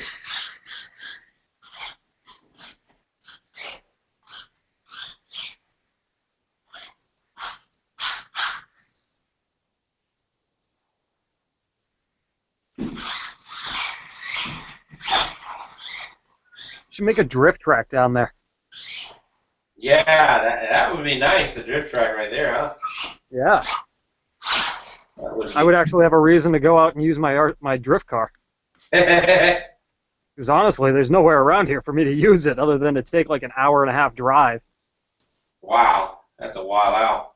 Yeah. That's what I usually to go crawling where I live. I mean, when you talk about out in the middle of nowhere, that's where I live. Whenever So you're in the boonies. Yeah, the store's out in the middle of nowhere. Yep, it's probably next to my house. Yeah, because, dude, I live, like, no joke, in the middle of nowhere. To go to a Walmart, I got to drive 54 minutes, right? Wow. Just to a Walmart. To a GameStop, the same drive, right? To go crawling with the San Antonio crawlers, I got to drive to San Antonio. That takes me about an hour and 30 minutes. Jeez, man. And that's what I do. I've been doing it for the past 4 years since I moved here. I'll drive it. Before, I used to drive 3 hours to go crawling with some guys up north of Austin. Every Sunday, 3 hours. Every Sunday, 3 hours. And that was back and forth. It's kind of a dedication thing for me. It's like the joy of it. I build these trucks and I take them out. I think I only have one shelf green that's never hit the trails, and I keep it there. But the rest of my trucks, man, I'll go anywhere to freaking go crawling. That's awesome. Yeah, we do now we go bi-weekly, so we'll do a bi-weekly event, and now we have a hobby shop that one of the members opened up. He opened up his own hobby shop, and he built us an indoor crawler course. I posted on my Instagram page. I mean, the thing is amazing. Like, he built it on the side of inside the shop. The minute you walk in, you just put down your crawler and you start crawling the whole course. Yeah. No, that's cool. Yeah, so. That was weird. My thing butted out. Yeah, that's my drive every other Sunday, just to go crawling. Yeah, I wish I could do that. Every Sunday I'm at the hobby store, so. Oh yeah, I hear you. And then Saturdays are my only day off, and usually I take that day to do all my filming and stuff for YouTube. And then during the week I'm working on the computer or editing videos. Yeah, you see, I wish I could take more time to edit, but I'm doing school. I graduate now in November. I'm doing web design and interactive media, so most of my time goes into coding websites. It's just that's what I've been, doing. Here, let me show you one of my sites that I did. I can share it here. Let me show you. Yeah, definitely. If I can open up here. Yeah, I spent the last week rearranging stuff on my website, but I use Blogger. Still, I do some HTML coding just so things will work throughout it. I mean, It took me a week to do some basic stuff, though. Yeah, usually when I code, I usually take over 6 hours, depending on how many pages. This website that I'm going to show you is just a practice website. They gave us a bunch of text. They gave us a bunch of images, and we had to put something together. It wasn't like, oh, I'm going to give you a template and you follow it. This is like, I'm at the stage now. I only have a few months to graduate, and I'm at the stage now where we have to produce professional websites, Yep. So now all they're doing is giving us content, and then we just have to build out the layout. But the tricky part is that you have to make the website responsive to mobile devices, tablets, and whatnot. Ooh, yeah. Yeah, so it gets kind of tricky, but all of my websites are responsive. I stick to a single code where. Let me try to minimize this. I don't even know how to minimize it on here. Let me see. Share screen. There we go. Okay. Entire screen. Google Hangout. Entire screen. There we go. Share. Okay. Holy moly. Whoa! Like a It's matrix. like Okay. horrible. Can you guys see now? Yeah. Okay, so this is a 5-page layout, 5-page design we had to do, and here, pretty much they gave us all this text, all these images, and we had to pretty much do it. So all this stuff is all code. This is not pre-made. This is me coding all 5 pages. Wow. So yeah, all this content they gave it to us, and then you see I had to put hold on, let me hide this, and then you guys can still see it, right? Oh yeah. Okay, yeah, so then, they gave us all these images. Every button that you see you hover over is clickable, and it'll go to that external website. And That's cool. I created these other pages here, programs. We had to do this, and then pretty much all this, this layout, I just came up with it on my own because, we had to come up with it. And then I have this little form here, and then when you click submit, it comes out to another page. And then it'll say, thank you, blah, blah, blah, blah. But this was all they gave us all this text, and that's what we had. That's what we had to do. Dude, that looks pretty good. Yeah, so that's what I've been. Whenever I do stuff like that, it usually takes that one right there. I had to build 5 pages, so it took about 6. Let me see. Yeah, just about 6 hours to do. But my method is. Once I have a layout set, I stick to that layout and I just copy and paste my code, and then within the CSS folder, I'll just change my my IDs or my classes to, like, let's say on the first page on my home page I had an aside, or I had a sidebar. Well, I'll put that one sidebar 1. My second page, I'll just switch it and say sidebar 2. It'll keep the same. It'll keep the same settings. It's just the attribute is completely different. So whenever I code is now, since I'm used to it, I'll stick with a layout. I'll make a layout. I'll make a fluid layout or any type of 2-column grid. I'll stick to that, and then I'll just copy and paste it and just keep going like that and just change my content. And the teacher loves it. They use some of my stuff for examples. I had to sign waivers in the school. No kidding. Because they want to use most of my work, yeah. So it's kind of cool. I've been on the dean's list now like 2 or 3 times, and they send me a certificate every time I make the dean's list. So that's pretty cool.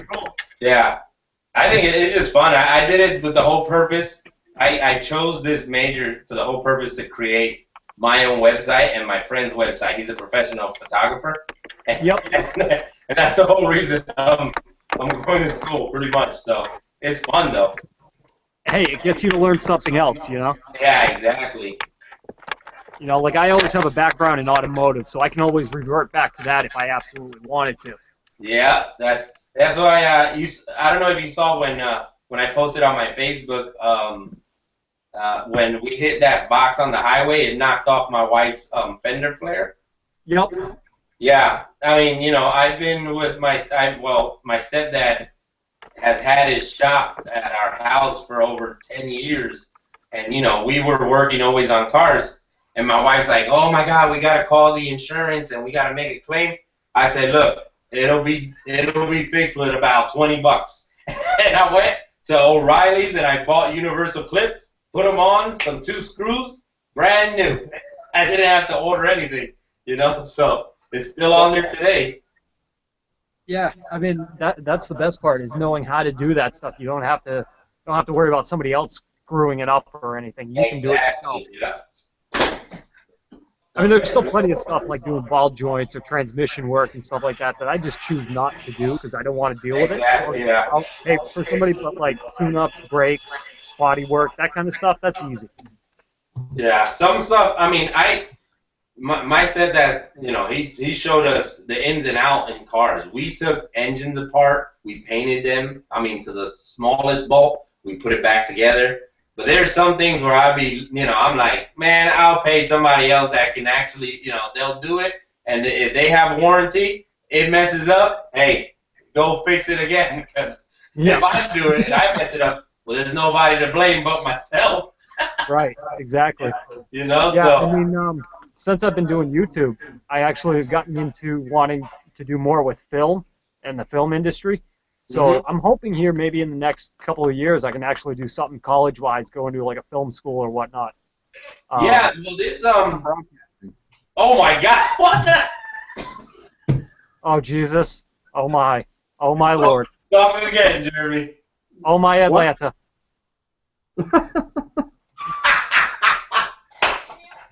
Oh, love it. man.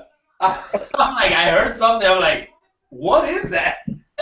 I didn't even realize he came back until it all of a sudden switched. I want to get the whole suit. But I'm a Star Wars geek. I want to get the Master Chief from Halo's suit. That would be awesome. that would be sick. All right, I gotta go find my electronics wherever the hell I put those. All right, see you tomorrow, Jeremy.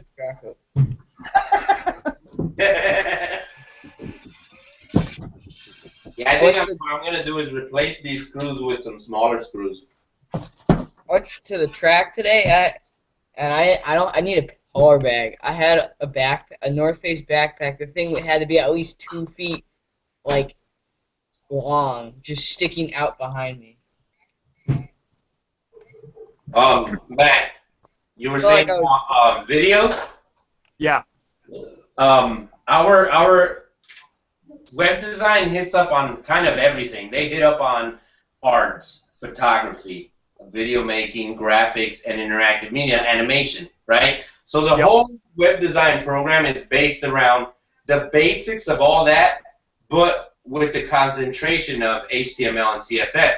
Meaning you can use all those tools to put a website together. So they teach you the basics. They teach you the basics on when I took my video class, it was called Desktop Video, and we learned with Adobe Premiere Pro. So, you know, I did the teacher loved it. Everybody was loving it because, you know, I usually use that creativity on YouTube. So I'm like, look, I'm going to do what I always do, just come up with some random stuff and that's what I'm going to post as my final project.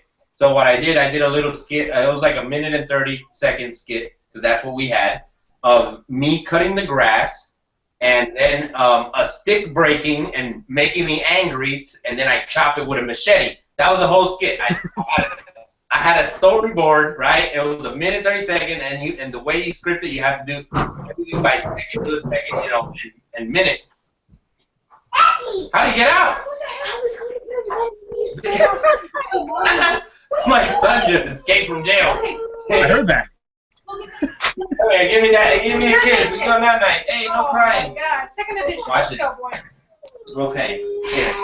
So we go bye-bye. Say goodnight to everybody again. Okay, this time he does. Go night. Go, mommy. Come on, Papa. Let's go night. Okay. So, Your feet.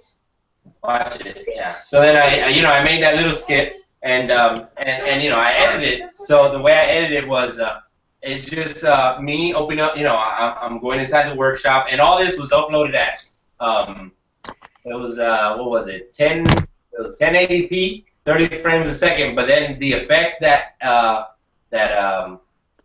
Premiere has, it makes it look like from the movies. It makes it look like it's an actual Hollywood, you know, skit, and that's what I like about Premiere Pro. It has extra effects, and you can tune them and everything. And it was me going in the workshop. You can see my shoe. I had different shots. I'm walking in, sound is real crisp, and then, you know, I just hold on the brake, turn on my lawnmower, open up my garage, and I start mowing my lawn. Then I do like a fast forward, like, you know, figure 8, and then all of a sudden, within the video, you can hear the branch break, right? So when the branch breaks, I look back, and then I crop the video. You know, like those anime movies that it'll just crop on their eyes, and it'll do like some crazy music. So that's what I did.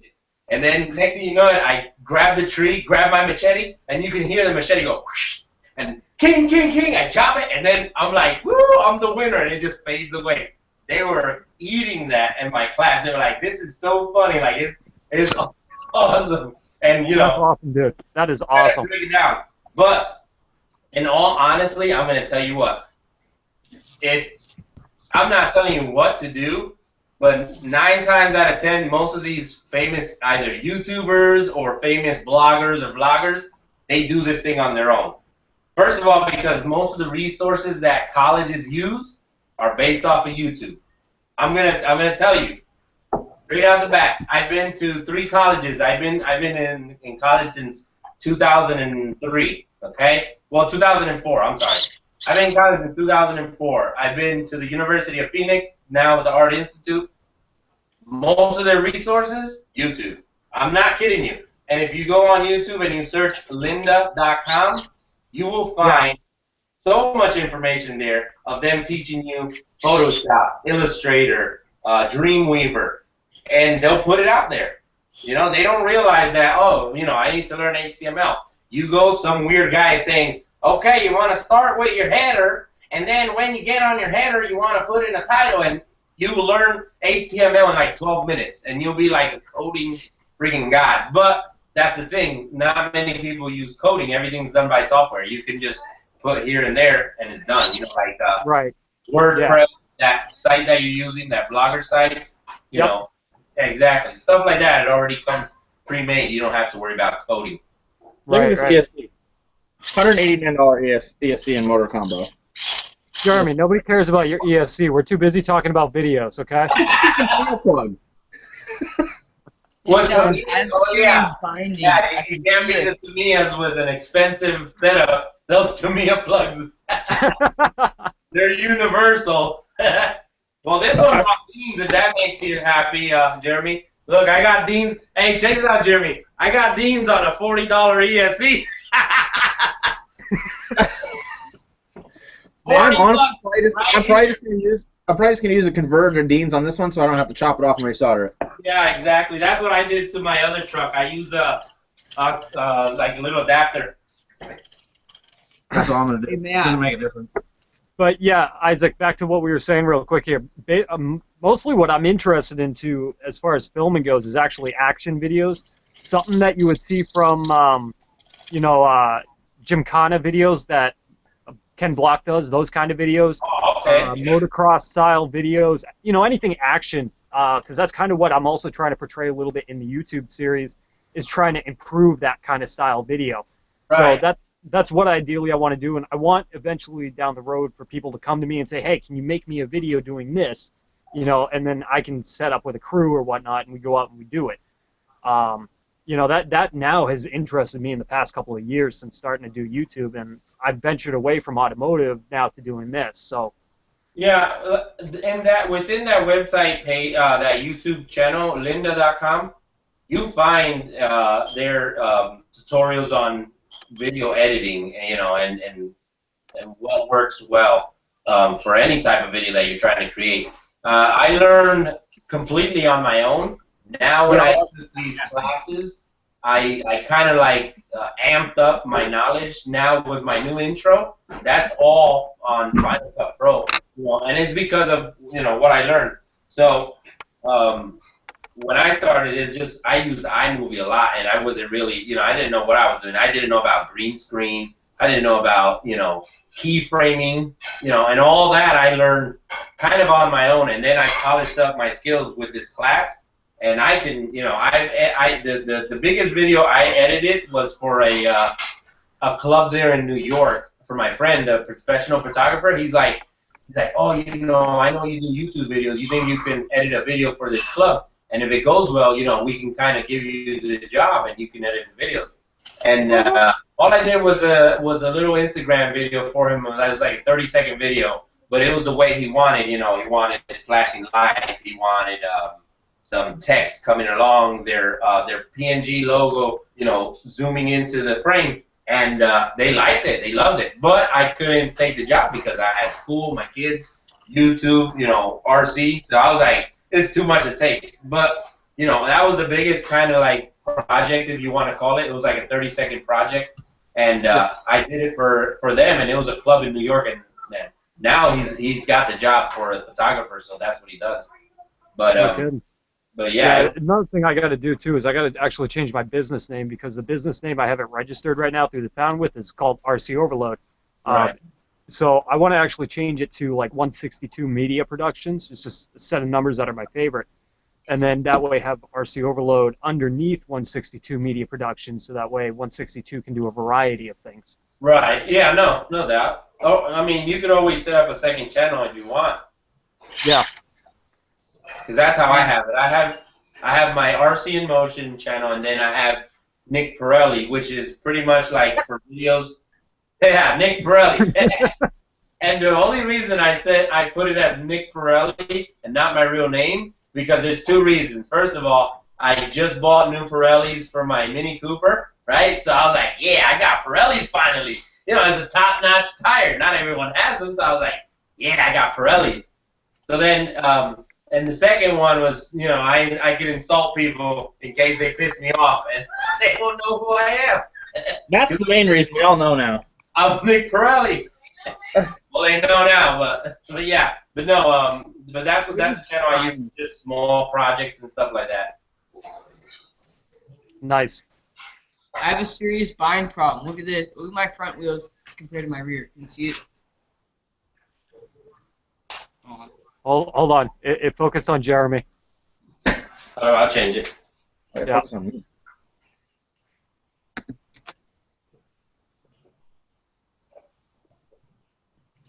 Oh God, there's too much grease in my hand.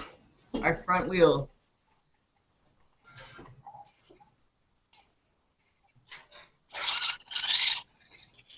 That doesn't sound good.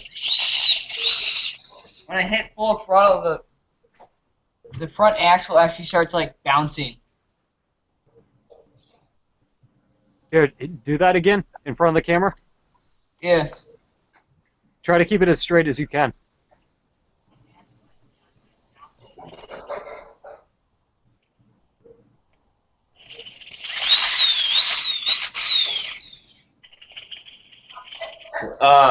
What's your drive shaft angle? Let me see the drive shaft. Yeah, I was just about to say that. Looks like something in the drive shaft. No, put it sideways. Yeah.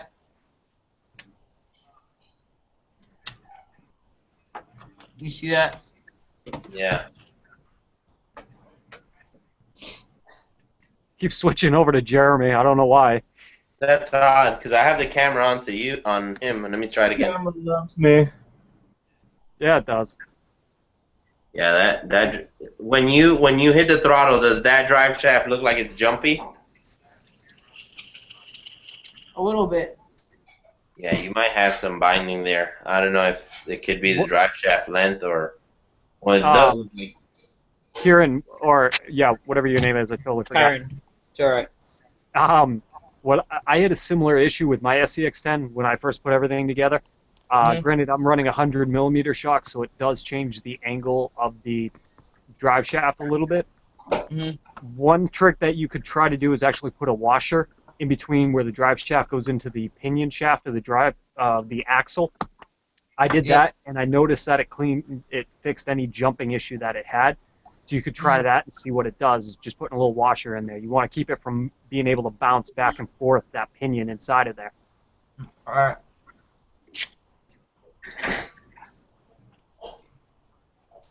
I have a washer. Yeah, that's just have you opened your transmission either? No, I haven't really opened my transmission up. I've looked at the spur and pinion, but that's about it. If it's binding like that, it's definitely you might need to shim, because with those, I know with the old SCX10, at times you had to shim your pinion, your output shaft, that pinion on the output. So it might be that, or it might be that angle that you have. So also, if those are still stock shafts that are going inside the housing of that axle, they could have a slight tweak to them. Yeah. I've seen that happen.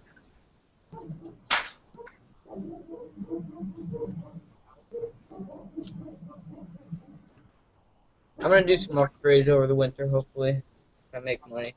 Hopefully it'll snow a little bit more than last year so I can make money. Yeah. what are these little boxes for? Are these like scale stuff? They're like scale accessories. It's supposed to be like a gas can. Oh, okay, that's what it is. Yeah, they're just sitting in my box of supplies right now. Really?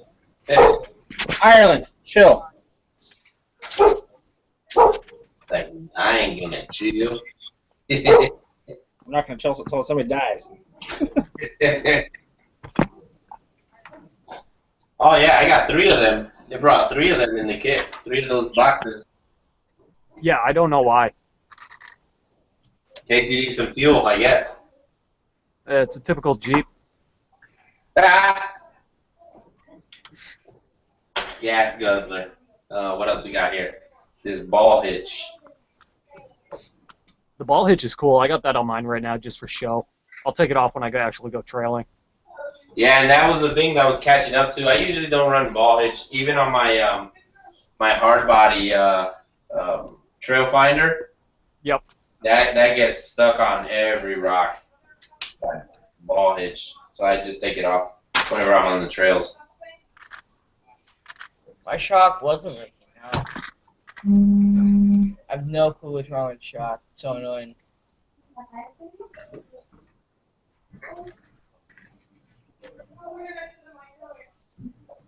What's that? Everybody says this combo goes out so quick. I'm hoping it doesn't. The what? $10 combo. Oh yeah. I think I'm gonna glue in these. Hey baby. Hey. My nails. Oh my God! You got nails for school? Oh. Into them. Okay. Such a... And everybody your nails?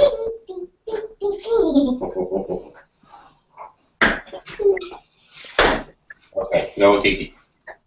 Love you. You going to school? Here, I'll go over there.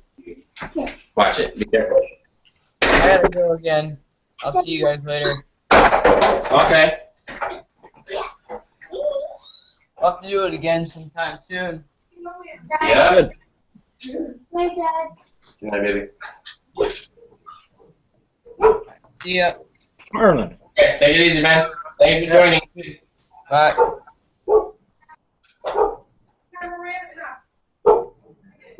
And it's back again to just us. Just the 3 of us. Copyright, copyright, copyright, copyright. Just the 3. Stupidest damn freaking thing I've ever seen in my life. Oh boy, Jeremy. What is The wash- it? Oh, transmission? Yeah, dude, check this out.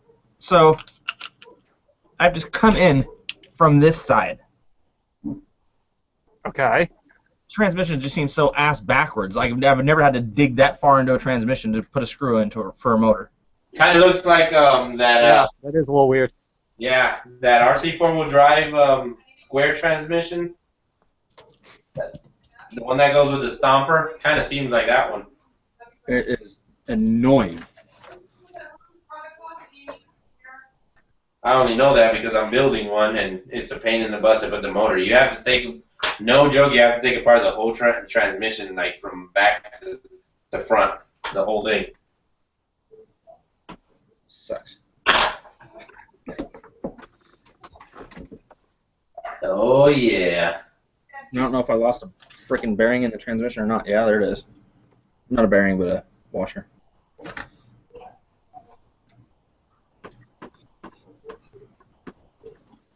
Filing down these lenses so I can pop them in. Did you get it yet, Jeremy? No, I'm getting there. Yo, that looks nice. The scale, look at that. I don't even know if that goes there, but that looks nice. I think I'm going to skip the Loctite on the motor. There you go. I think I'm gonna put lights on this one. This bad boy is getting lights. I need to solder some lights up tomorrow. Yeah, I got some sick headlights I'm putting in mine. I'm gonna make a video of that. Yeah, I use 20 volt LEDs. Yeah, this new company from Canada called One Too Many RCs. Oh yeah, he has some really bright lights. I have the light bar for this one. Yeah, I got his headlights, so I'm stoked. Oh yeah, yeah. I bought the headlights that I have. You can direct plug them into a 4S LiPo and they won't blow out. That's how bright they are. Well, they're 20 volts, so. But I bought them on Amazon. I bought 50 for $10. Wow. Yeah, but I had to wait like 3 weeks for them. But yeah, I got them, and man, I've never looked back on freaking LEDs. I just buy like I buy 10 of each. So I'll buy 10 yellow ones, 10 red ones, 10 white ones, and then just mix them up afterwards. And then I make my own headlights and taillights. And then usually if I want to turn them on and off, I'll just solder them to an old servo board. And then I'll just use channel 3 to turn them on and off with the servo board. You know something I just realized? I'm playing with my SCX-10 II right now. Yeah. Turning the wheel all the way left to right actually causes the front steering linkage to hit against the front diff when it's all the way locked. Really? Yeah, here, take a look. Yeah, and I'll keep trying to make noise. Oh, wow, yeah. Yeah. That's so much for that 45-degree angle. Yeah, no joke. I didn't even notice that before. I got it in the hole. Yeah! Success! About time. Surprised you didn't end up going with the duct tape. Let me see this. Not MacGyver time yet. Almost. Oh, yeah. All the way to the left and all the way to the right. But you know what? You could always fix that with your inputs. Yeah, or you could just get that a different style shaft like the Wraith where it pops out a little bit. Yeah, that too. Yep. I think I've already seen one of those come out for it. I know STRC came out with the shock hoops. Yeah. Yeah. On the carpet. How do I get over there? Just throw it. I got the method wheels here for some other project. I don't know what I'll use them on. Yeah, I gotta give STRC a call, try to get some stuff in for mine. Oh, yeah?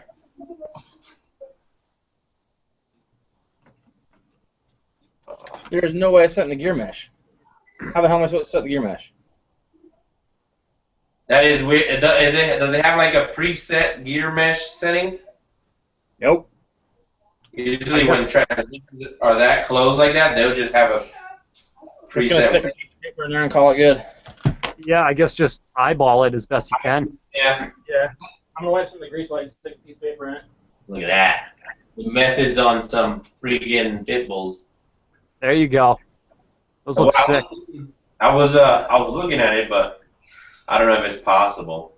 I might try to, but I was thinking about like drilling the smaller holes and then cutting it in half and having them come together with small screws, like scale screws. Mm-hmm. But yeah, that'll take some precision drilling. I'd have to get them perfect right there on each end, and then make sure that screw does not mess with the hex or these the knuckles and whatnot. Yeah, but I don't know. Probably might give them away to our group. So I might add that to the prizes of this picture a giveaway that we have, photo contest we have. It ends on Monday, so probably might add these. Nice. I'll just put them in like this nice little package. Oh yeah, look at that. They look nice. Oh yeah, there you go. Ooh. With some methods. There we go. We have a roller. Now what I need is an L tool. Did you put in these battery brackets? I did afterwards, but they are a pain to put in. Yeah. But I mean, in all honesty, you could probably get away without them. Yeah, I'm not gonna even use it. The Velcro holds it in perfectly fine, in my opinion. Let me see. I have a battery here. Something. Some sort. Oh, this is the dash I was showing you for the Jeep. Oh, that's sick. Yeah, it has all the dials printed out and everything What was it? on it. Did you and do that with your 3D printer? No, I didn't do this with my 3D printer. My 3D printer bed is just too. I can't print wide stuff. I can only print kind of tall, and it's only like I think it's like a 50 or a 75 by 75 print bed, so it's not that real. It's not that big. That's still gonna be cool to use, though. Yeah, that plastic filament.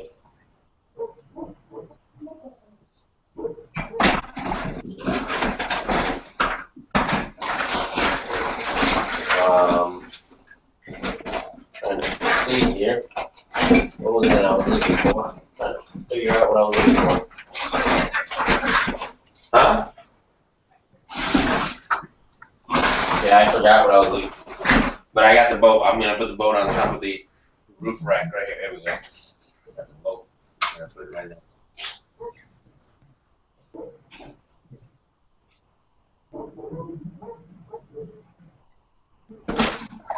I need a tool.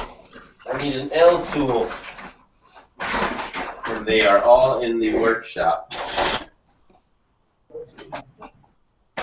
But yeah, look at, you see what I was telling you? Look at, most of my boxes I have everywhere. I keep everything organized. Like in this box, let me show you.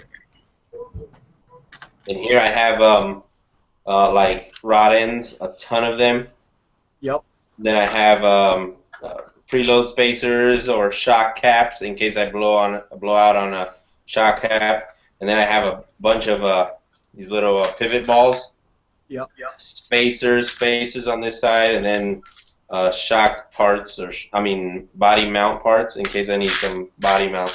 And then I have a bunch of these like little. These are just. This one was from Boom Racing when I got my upgrades for my SEX10. Well, they come in like this nice fancy box. Whenever you order the what you call that? Whenever you order like a performance upgrade that it includes a ton of parts. Well, they give you a nice little bin. See, this one was the center gearbox and clutch box combo, and they give you this nice bin. So I took a bunch of these bins. I ordered a bunch of stuff, and then I just fill them up. Like one of them, I have all drive shaft stuff. The other one's all shock parts, grub screws, and I just split everything up. So then I take my pit bag with me, and I just fill up my pit bag, and that's how I go around whenever I need something. I'm getting ready to throw this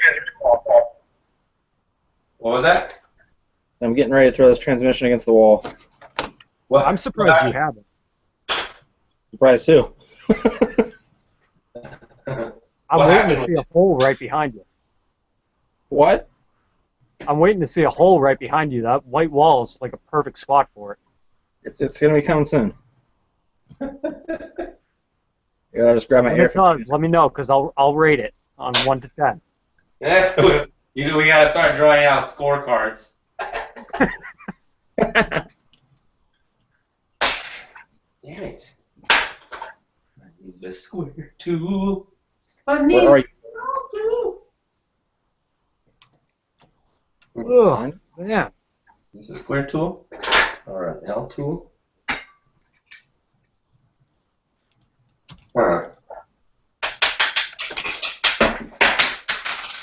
Things are falling now. Now that I'm looking for my L tool, things keep falling. You know, I don't want it to be Monday tomorrow. Well, you could It'll work. always change your calendar on your phone. It'll be Sunday again. Yeah, but I don't think my boss is going to follow along with that. Just change his to Sunday too. I should actually say more like her. Oh, well, change hers to Sunday, too. I'm sure her husband wouldn't appreciate me being in their house. Oh, you don't have to. Just say, hey, you want to grab a drink real quick? Because I'm close to you, and, just... Oh, yeah, because her husband would like that even more. Yeah, no, Yeah, it's exactly. it's like an employee boss drink, like just a coffee, Yeah, it's bad enough that I'm after school with her half the time, just me and her. Oh, yeah.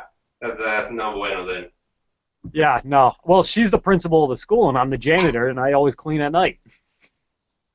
Oh, just come up with a janitor question. Be like, I had a question about these lockers. I don't know if you can stop by and check them out. Boom, and you switch it right there. Yeah, that still requires me meeting up with her tomorrow. It's a tough one. Hopefully she's not watching the feed right now. Yeah, I hope not either. She'll be like, you remember you guys talking last night about changing my phone? Well, it's not going to happen, Matt. Okay?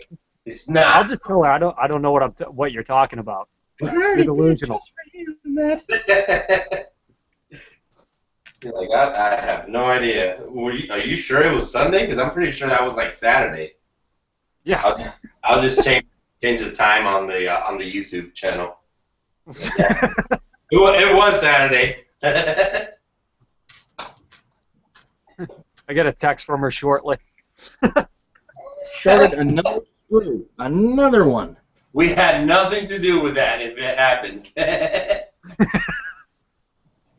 We were just throwing out ideas, and Matt went with it. Don't blame us. It wasn't us. I'll just say if it wasn't for Isaac's feed, then I wouldn't have never said it.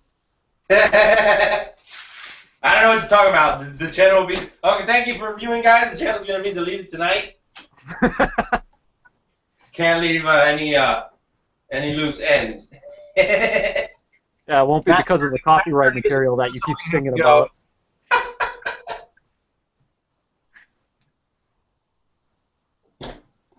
What? Why the fuck did I buy this? What is that? It's only 2S.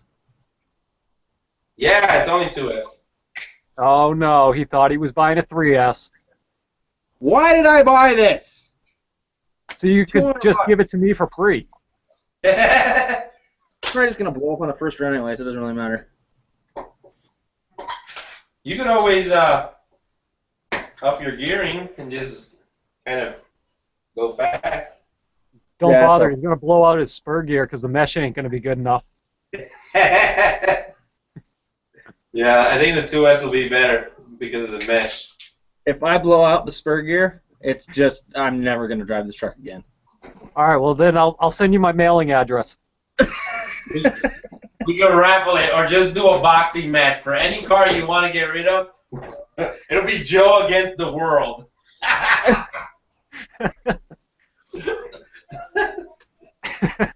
Joe versus Matt from RC Overload.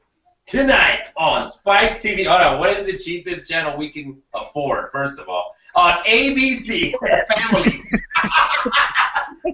Nickelodeon. We get the latest time ever, 3 in the morning. They're like, tonight on Joe Fights the World, we have Matt from RCO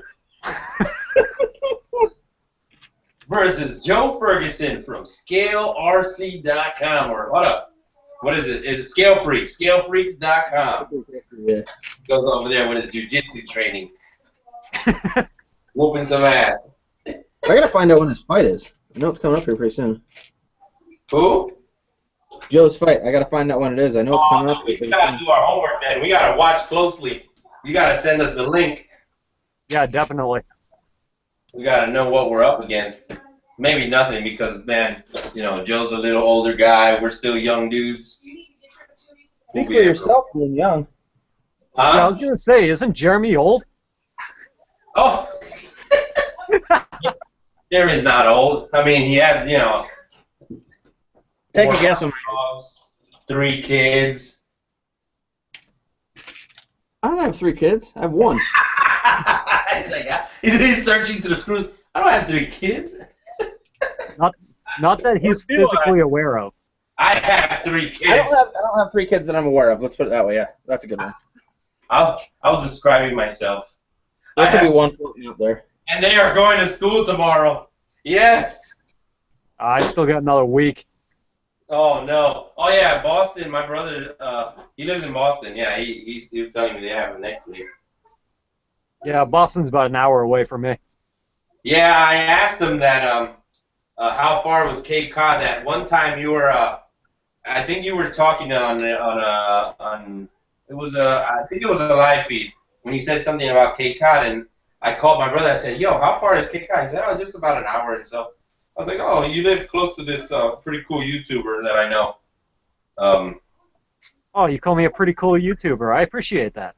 Yeah, sure, you are cool. The guys I usually chat with or I have on my friends list are pretty cool YouTubers. So if you're not on my friends list, not a cool YouTuber. No, I'm just kidding. But no, seriously, yeah, I consider you guys pretty cool. Jeremy is the one that inspired me. That's what I'm gonna keep it as. Yeah, I'll go with that. Jeremy's definitely an inspirable guy. Yeah, he. What is your favorite video from RCMilitia, Matt? Oh my God, he's got so many of them. Oh, I got my favorite one, Mm.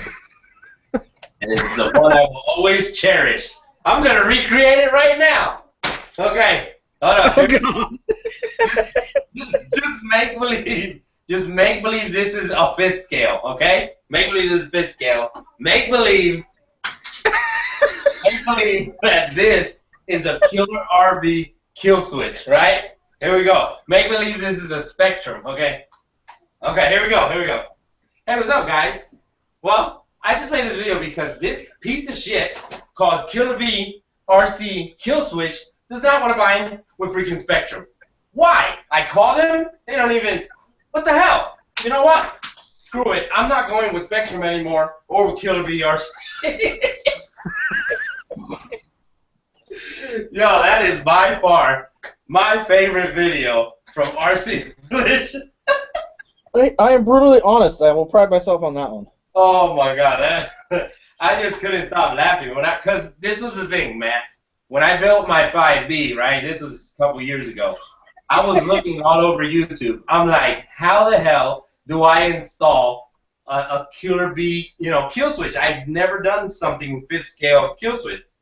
The first video that pops up, RCMilitia. I was like, hell yeah, I've seen this dude. He's pretty cool. He knows what he's doing. The minute I open it, don't buy this crap. It don't bind with Spectrum. I'm like, whoa, okay, 10-4. I won't go with Spectrum. So I went with some Fly Sky radio. Oh man, that day. Here I am years later, and I'm using Spectrum. Yeah, exactly. Oh man. I don't have the 5B anymore now, so. It was so funny. Like sometimes I'll watch like YouTube videos and while I'm in bed or whatnot, and sometimes it'll be like RC videos, and I'll just crack up. My wife's next to me saying, "Shut up! Why are you laughing? It's not that funny." I say, "Yeah, it's funny." I hardly ever watch RC videos. Huh? I hardly ever watch RC videos. Yeah, sometimes I'll watch them depending on them. I know whenever you upload, I'm always watching when Matt uploads. I have them. I think you two are the only two that I have on my notifications. So whenever you guys upload a video, I'm watching it. I'm watching you guys. I'm eagle-eyed. Oh my God. That's Stop creepy. Shut up, Marie. I want to be a secret agent. We're going to bed, so Okay. we're all going to bed. Okay. Love you, girls. Good night, Daddy. Good night, baby. Hey, Daddy, tomorrow can you help me with this? Yeah. You're going to school. Thank God. Praise the Lord. Yeah, I gotta be really, really bored to watch RC videos, to be honest. Same here. I have I have so much going on in my life that I just don't have time to sit there and watch 1,000,001 videos, you know? But it's funny, we make the videos, It's kind of ironic. I don't even I watch really my get own. mad when people don't watch them. I don't even watch my own after it being edited. I do that sometimes. My wife's like, "You're such a narcissist. Why are you watching yourself? You already saw yourself make it. Why are you watching?" I say, "I need to know if it came out well, you know, if I left the space in blank or I left too much audio. And she's like, no, you're just straight narcissist. Stop watching yourself. Do you watch it after you upload to YouTube too? Yeah, I did. I have to. Yeah, sometimes I'll watch it a couple times. I have to make sure, you know, I'm like, okay, I got 2 views. Okay, let me watch it. My view might work. No, but it doesn't. But you know, like, okay, nope, don't work there. So, yeah, I watch it sometimes. There was a glitch once. This was a couple years ago where if you watch your own video on a different browser and then you hit refresh, you can rack up a lot of views. And I racked up on one of my videos like 1,000 views. Don't be saying this on YouTube. Don't be saying this. No, this was years ago. They patched everything. No, they patched everything. Now it's fine. But it was a glitch. And I figured it out. I didn't post it anywhere, but I was like, yo, I'm getting views after views. So I hit refresh on the other browser and reload it up again, and it said new view. And I racked up like 500 views. I was like, hell yeah, there's 500 people watching my... Nope, that was just me. that was just me. But, yeah, they patched all that. But it was something I found on my own. I was like, hold up. It said another view. Let me try this again. I close the browser, reopen, right? What I did one time. And yeah, what happened? I said I'm going to text you what I did one time. I definitely cannot say this. Oh, okay. You can use code words. You know, there's code words for everything. Like, I don't know how I do this. Pig Latin? You know Pig Latin? I do, but people figure that one out. You can't find your phone? Let me check. Let me call you. Hold up. What? No, my wife can't find her phone, so I gotta call her. I need a beeper for that thing. Be quiet, though. It's loud. You left it in your truck. No. It's on vibrate somewhere. It's on vibrate. Yeah, it's right there on the hockey table. Way to go. Well, okay, I was doing the laundry. Okay, let's see, Jeremy. Don't read it. No, I'm not gonna read it. Oh, come on, you guys are gonna leave me out of the loop? Okay, it says. Oh my God.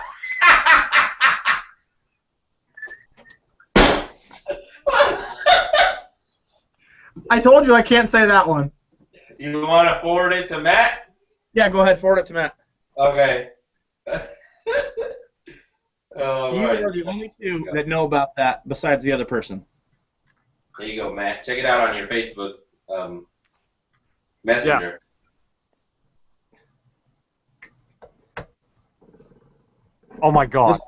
That was back in like 2010.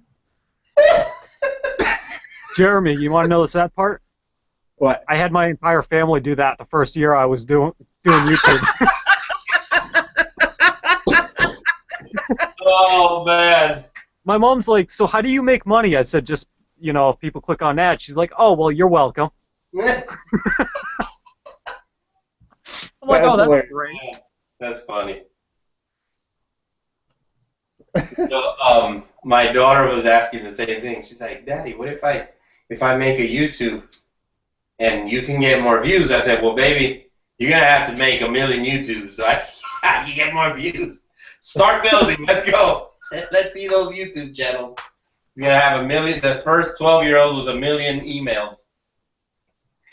I mean, worse than farms. You know something that dawned on me too? Me and Reed were actually talking about this a few months ago. Is, you know, how are these guys getting a ton of views on their RC videos when they're like no better than the rest of us? Oh. Well, it dawned on me with something with DJ Medic. If you watch his real early videos, he actually has his videos on constant replay in like a ton of hobby stores. What? Yeah. There's like 3 hobby stores up in Canada that are on constant replay in the store. So if you have them on a playlist, they'll just keep racking views every single day. Yep. Well, that's a bunch of bullshit. Yeah. So you know what? I tested that there. I logged out of my account, went onto my computer, put it on a playlist for an entire day's worth, and I come back and I had a good like extra 50, 60 views right there. Seriously? Yeah, seriously. Yep. And the thing is, I don't know if you've seen on his comments as well, but it seems like he goes through click farms because okay, you're gonna tell me some freaking commenter is gonna post something different either than RC and it's business related, and then he immediately deletes that comment. Because sometimes it'll say, thank you for doing business, and then they'll post the site. When you click the site, is a click farm site. So then there's been multiple times where he's deleted those comments, you know, well, I guess to protect his brand and his name because he's just made a brand for himself, you know. He's incorporated. Yeah, and plus, if you have those playlists on repeat playing the entire video, it's just going to build your audience retention value, making your channel want to be watched more by everybody else. Oh, yeah, no doubt. No doubt. Damn. How the heck are you supposed to put these little clips? Look at that. I mean, they're going to be loose most of the time. These little tabs. What? What tab? The little rubber tabs that they have for the body clips. Oh, yeah, those suck. Yeah, they opened up the body clip way too wide. I think I'm just gonna replace them with bigger body clips. Sounds like you guys should have bought the Ascender. Huh? Sounds like you guys should have bought the Ascender. The keyword there is should have, but did not. Yeah. We did not. I repeat, we did not. Copyright. It's like Traxxas guys. They won't buy anything but Traxxas and then tell you that they're the best damn vehicle in the world. Hey, Traxxas is the best damn vehicle in the world. Okay, Traxxas boy. I've had my E-Revo. It was a no, I love Traxxas. Don't get me wrong. Oh, I got the drone. That drone is, dude, it's nice. That Aton. Oh yeah. Dude, it's freaking, it's so smooth. Updating it is a breeze because you update it through the app, and not many companies have apps that you can update, you know, your software, which I wish they would, because you can do it on the fly. For example, Castle Creations, Tekin. You know, they got to get on board here. You know, all these other companies like Traxxas have apps. You know. Yep. It's the 21st century. There should be apps for everything pretty much now. You start a dev team. That's it. That's all you need. You need a dev team. What you can, if two dudes made an app that made them millions, and then they claimed that they had way too much money, so they had to close the app. I bet you any RC company can, you know, grab two dudes and make a freaking app for, you know, an ESC. You can plug it in. You can develop a dongle or a cord that you plug in from your phone to the freaking ESC, and you should be good. Yeah, or you could even do it off of Bluetooth. Oh, exactly. That too, Bluetooth. That's even better, you know. And just update your ESC on the fly. You know how much issues like people have when you use the field card. The field card doesn't have all the settings like the software on the computer does. So why not make like these? Look at like this truck right here. This combo. Let me show you here. The Trackstar. You see this Trackstar? Yep. It has a 45 amp ESC with it. But the cool thing is that the ESC, it has a digital programmer that you can take out in the field, and with the power of the battery, you plug it in. You can update. Or you can tweak any type of settings with the digital reader. 10 times better as a field card, you know. The Castle that field card where it's just one button and then a bunch of lights. It doesn't give you much control over all the settings overall that you would have on the software. Yeah, exactly. You know. Yeah, so, Racing actually has that. Who? Yeah, Racing. They have that on theirs. The Hack Moto stuff. The Hack Moto, yeah. They have the app. They have the full card and everything, and it's not like the Castle Creations or anything. It's pretty badass. Yeah, you see, so most of these companies should come out. I mean, they did update the ESC game instead of having two components. Now I think it was Orion that did it. Orion. They made the motor with the ESC integrated in it. So now instead of using an ESC and a motor, now you have it all in one package. You just buy the motor, and in the motor it already has the ESC. You just plug it in, and you're ready to go. You know? People were bitching about that big time, though. They were saying that it was going to cause like heating issues and. Well, heating issues if you have bad gearing. If you don't know how to set your gearing and you just set it up bad, yeah, you're gonna overheat everything. But also depends on what truck you use it. On a truck like this, I mean, it might get, I don't see why you'd need a motor for a truck like that for a truck like this. But on I think it applied the best as a crawler. Huh? I think it would apply the best on a crawler just due to not overheating because they don't get as hot. Right. Yeah, because crawlers don't use much feed unless you have a Yeti or a Wraith or some type of U4 rig. Yeah.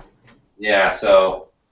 I think, too, a lot of the reason why people aren't getting them is, if you think about it, a lot of guys customize what motor they put with their ESC. Nobody ever really stays stock. So if you have an ESC stuck with that motor, how can you change that out? If you want to change it out, you still got to get a separate ESC now anyways. Yep. Now, if you're absolutely sure that you want that set up for a long time, I mean, it's not a bad thing, I don't think. Well, yeah, but Orion is more towards racing. They do off-road racing like buggies, 110 scale 4x4 buggies or two-wheel drive buggies. Small 110 scale. So I don't think it'll overheat that much just running a couple heats maybe, but yeah, it always depends on your gearing. Like I learned the hard way burning ESCs when I first started racing. Man, I always ran a super high gearing for a two-wheel drive race. I was burning everything until I learned the hard way. I started buying ESCs left and right and motors and whatnot, and so I finally got it. But till today, that 8-year-old girl was always beating me. Yeah, I was always second place. She was always first place. Little 8-year-old girl.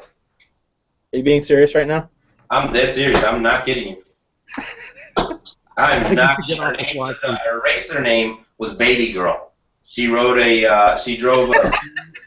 Yeah, I shit you not. This was in California, 2011, and she raced with a two-wheel drive buggy, and I was racing in that class as well, two-wheel drive, and man, I tried to get that line that she had, and I could not keep up. But I was always second, out of probably 10 racers, and she'd always get first, and I was always getting beat up by a 8-year-old girl.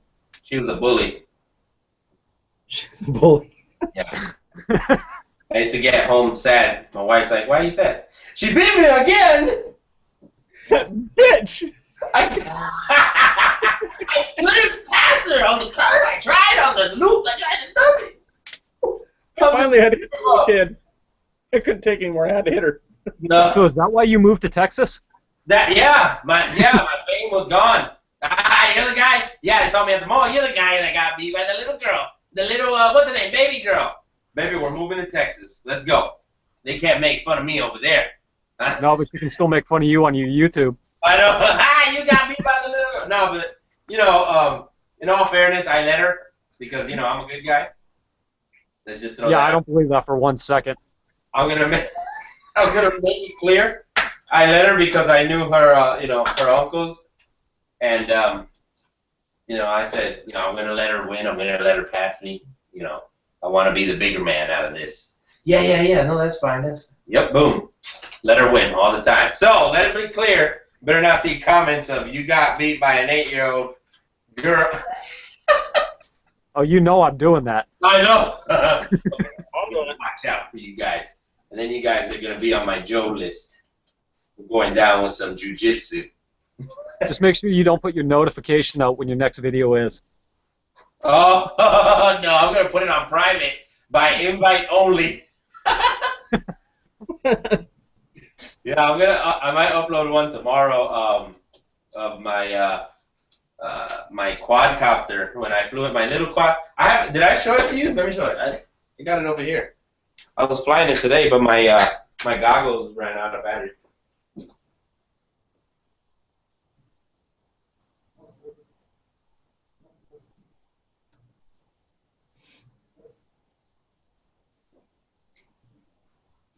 Yeah, this little thing is pretty sweet. Let me show you here. Look at this little thing. It's like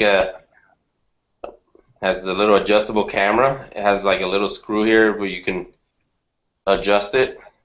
That's cool. You put it up or low. I usually run it real low like that. You know they make motors that are faster than the ones that are in that. Oh yeah, no doubt. I mean, I like it. It has some decent speed, believe it or not. Yeah, no, I believe it. But it has that long range video receiver, so it has like a 25 milliwatt for a micro. It's pretty good. 25 milliwatt long range receiver, and it comes with those little tiny batteries. But they last about 7 minutes or more, depending on your flight mode. So I usually run it like on 70% agility mode, and it lasts forever. Like it'll last over 7 minutes of flight. What size batteries does it come with? It's just a little 3-volt. I think it's 500 milliamp. Oh, that's not bad. Yeah, it's like a one cell 3.7. It's a little 25C. Yeah, I'm running a 205 milliamp 3-volt on my Inductrix, and I get about 5-6 minutes on that. Okay, yeah. This one, this one it all depends because you know that video receiver it pulls a lot of juice from the battery. But whenever I run it without the video receiver, like shooting off to the goggles, it'll last longer. Right. But yeah, this thing is just a bind and fly. So I have my DX6i, and that's what I use to fly it. Nice.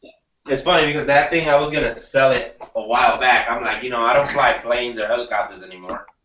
I said I'm gonna sell it, but I held on to it, and I was like, I know one day I'm gonna use it. So now I just buy drones and I just use it with that bind and fly. That's all you need. Yeah, I just picked up the DX6, the black version of it, not the I. Okay. And that's what I'm going to be using. I love that controller. It's so smooth. Yeah, they are. They're pretty smooth. I like them. Since I bought them, day one, they're just freaking nice. It's just. I'm gonna get one that's way cheaper. That was recommended by like professional race people. Let me see. What, the 8-year-old girl? No. Oh, no. She's not. Hang on. No.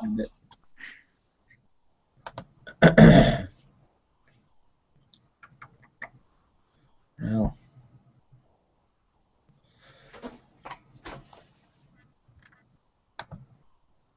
What is it Supposedly called? this radio is supposed to be like the best radio ever. Oh, is It's it only that? 190. Huh? Is it Tyrannus? Yes. Yep. Those are good for racing. The Fly Sky Trans. Everybody swears by those things. Oh, dude, they are the best. The Tyrannus, they freaking talk to you. They talk to you like, quad, ready. Like, it'll freaking talk to you. And then the good thing about the Tyrannus is that they come in with a built driver, unlike Spectrum. You can plug the Tyrannus into any simulator and use it as a controller. Yep, that's what he's saying. You can use any simulator you want. Yep, and that's the good part. Unlike Spectrum, when I ever want to use my my simulator, I have to first download a driver and make sure. These Tyrannus, they're top notch, and they're cheap too. Can't beat them. They even have telemetry as well. When I asked him about a radio, I was like, because that's probably the first thing I'll buy, and then I'll do some simulation before I, while I start to get parts for my quad. But I mean, for $199 starting out, and then he said there's a $20 game you can also use. Hot props. Is that what it's called? There's one that's called Hot Props, and then there's another one on Steam. That's what it was on Steam. Yeah, there's one on Steam. It's called I think it's X-Wing. I want to say. I have them on here. I think that sounds familiar. I think it's like X-Wing or something. I bought it. I have it on Steam, and that one is good because you can choose two different views. You can choose the FPV view, and you can choose the line of sight. Now, if you have HDMI, you can actually pop on your goggles, and if your goggles have the HDMI port, like my head plays, they have the mini HDMI to big HDMI. You can get yourself one of these. Let me show you. I have it on my this is my Fire wire, but it's a Fire wire from HDMI to your Mac. Where'd Jeremy go? He disappeared. He's a magician. Holy moly! And I thought I was gonna be the magician. Oh, he's back. Trick is done. I'm back. Now you see the magic man. But yeah, you get yourself like one of these.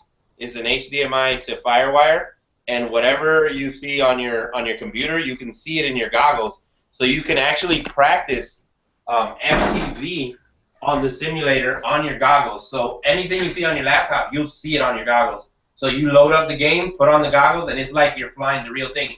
And that's what I would recommend. First, you try it because you can crash more on the game versus your actual. And trust me, I can tell you by experience because my FPV quad is. I need to change out a video receiver because the one I bought was junk. But I bought this one. This one is top notch. Whenever you buy one, it's the 200 milliwatt 5.8 gigahertz. Yep. Yeah. Yeah, we got that at the hobby store. Yeah, the cool thing about this one is that it doesn't have the little ticky marks where you gotta grab like a hobby knife or something to. Now you can do it all by pressing that button there. And this is what you want to stick to. 200 milliwatts is good for both FPVing on your own and racing because whenever you race, this is what they're going to require you. You can't go higher than this because then you're going to interfere. A lot of racers. Yeah, you got to have an amateur radio license to go higher. Yeah, so the one I have now is 600, but the one I have is more for range. So if I go farther, I can still see. And my quad goes about 500 yards or 900 yards, the length of my driveway, and I can fly back. But I have to change out for this one because I've been getting a lot of invites on multi-GP here in Texas, so I might go out and race with them once. I'm not a pro, but, you know, I'm kind of trying to get smoother flying. Like today, I'll take this mini one that I have, and I'll just make like an obstacle course here. I'll put the hockey table crossways, or like today, I no joke sunk it in the my son's little basketball net that he has, and I sunk the quad inside the net. It was stuck in the net. So, you know, I make like a little course and I just fly around the house. That's pretty cool. Yeah, but outside, wait till you see the video. Here, I'll give you guys a little snippet. I have it right here. I was still editing it before the call. Let me show you here. Let me share Hang on my. one second. I gotta look at that one. Let me share my screen. Okay. Whoa! There we are. A gazillion times. We're like in the Matrix. Okay. So let me show you here. It's right here. Check out this view here. It's like I have a natural FPV park. You can see it, right? Yeah. Okay, so Yeah. it's like a natural FPV park. Look at that. I have trees. This is that mini quad.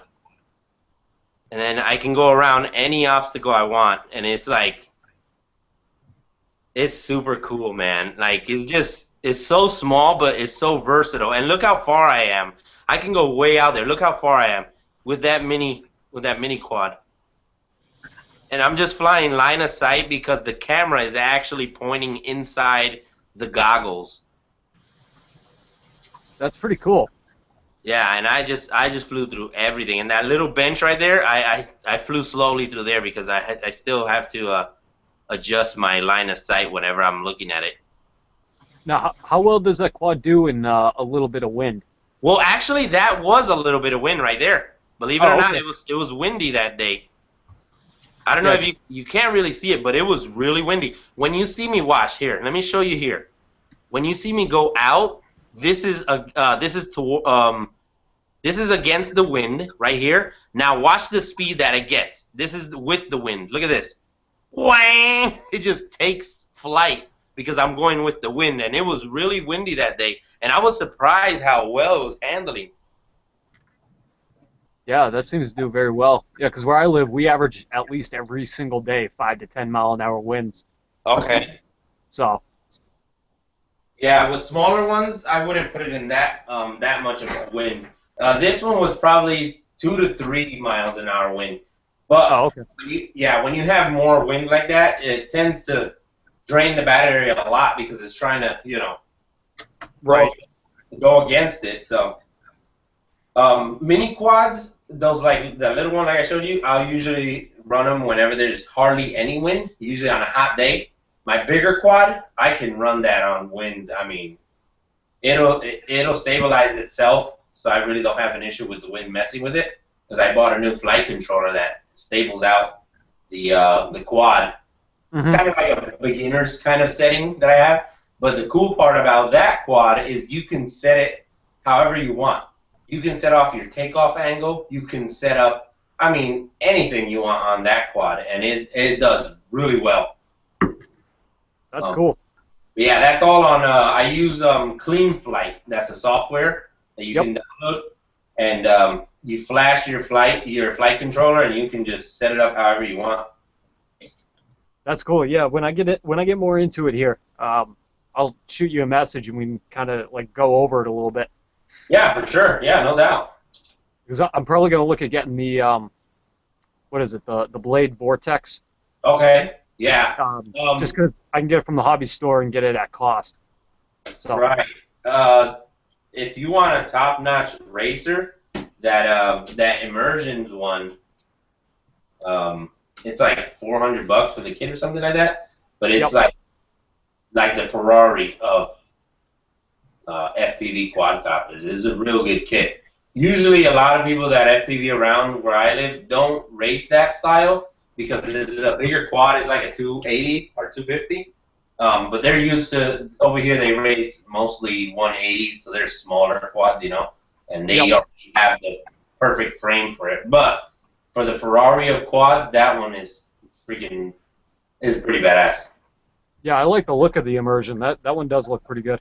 Yeah, I know one guy that has it, and he loves it.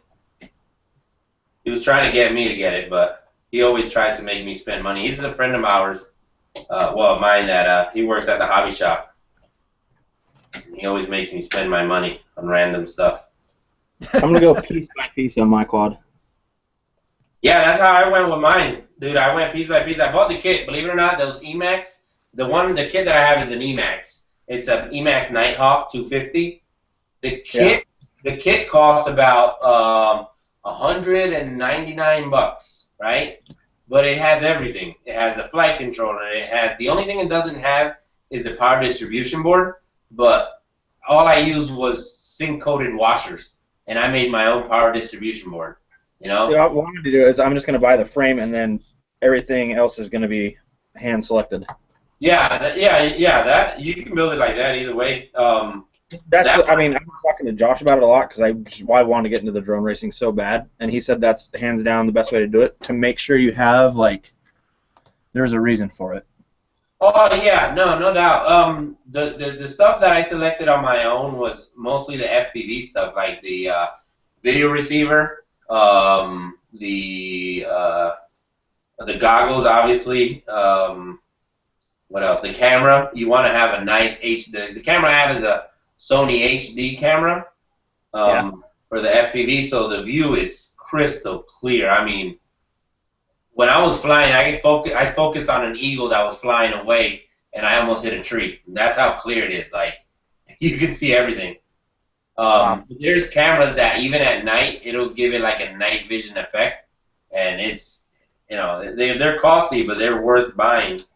When it comes to receivers, you want to stick to a satellite receiver, because a satellite receiver, you can solder everything onto it, and you don't have to plug it in, and the satellite receiver is probably this small and it's real flat. So you just plug everything on there and just you're good. You don't have it doesn't take much space and it doesn't add weight to your quad.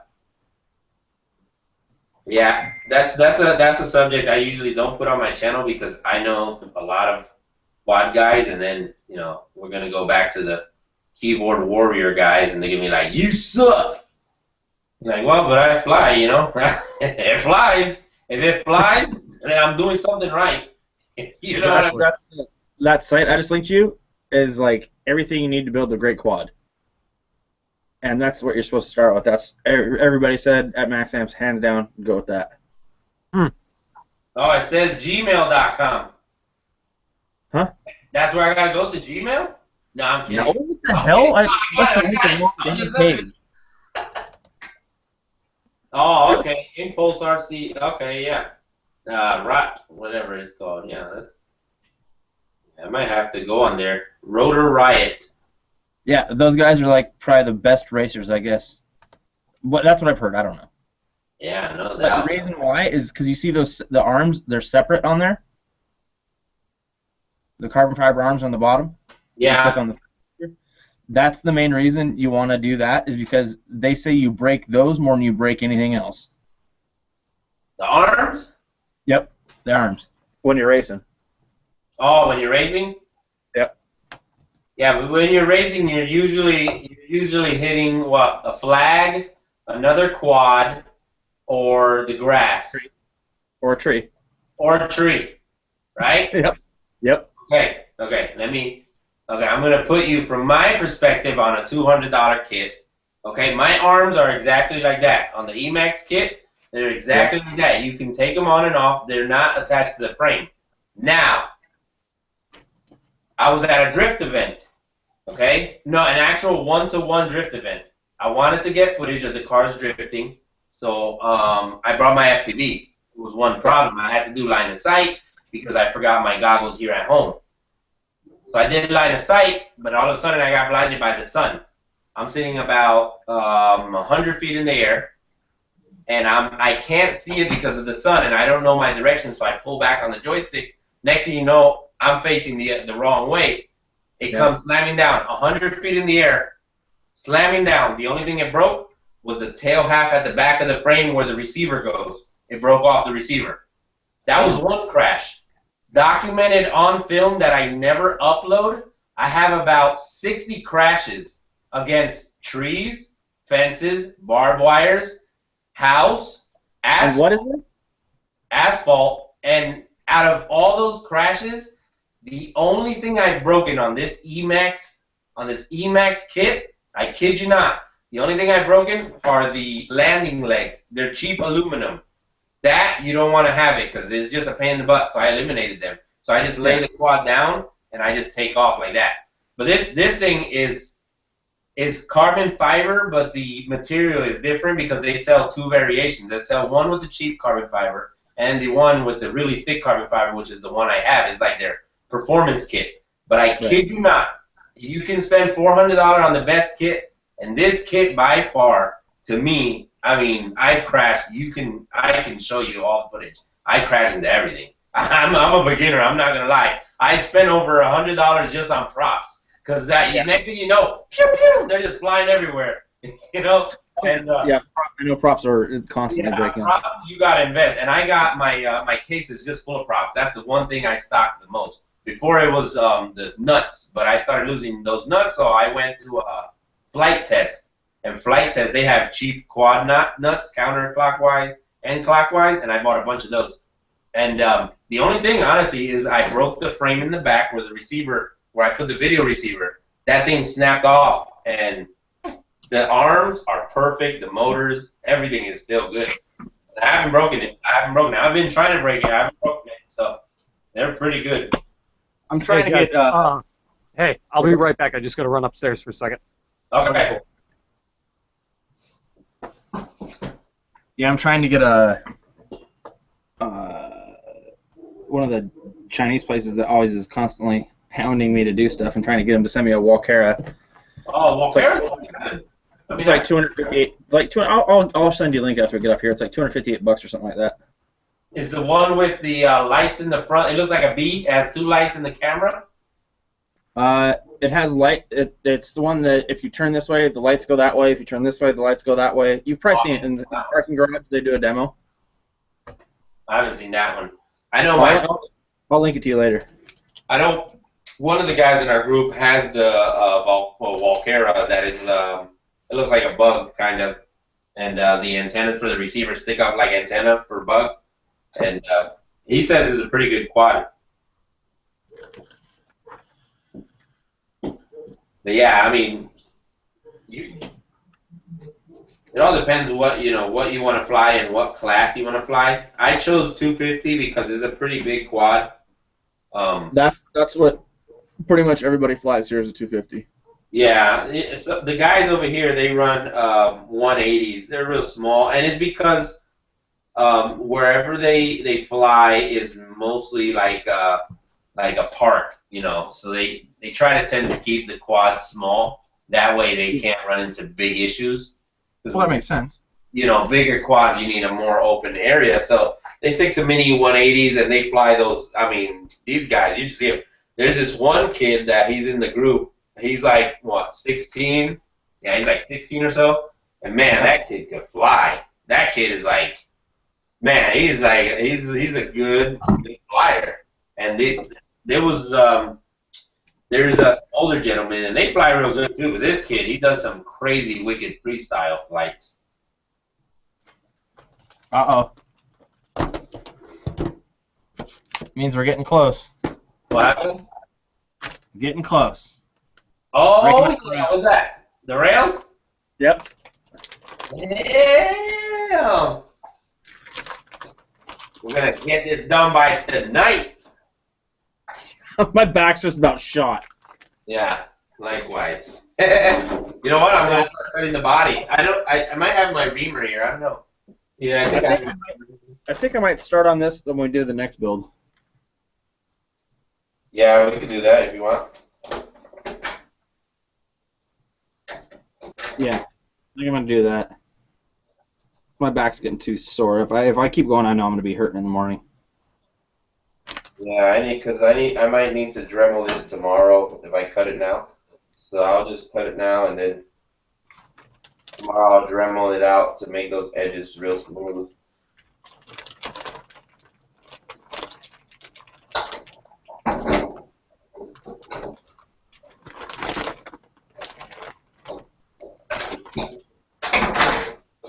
It's about Now. Huh?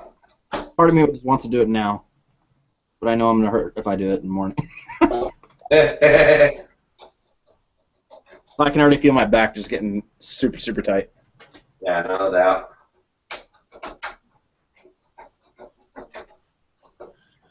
And you know what? It didn't do that during the entire time of the Ascender build. And the reason why is because I was using this. Oh, the drill. Because I had the hex drivers and stuff like that. Right.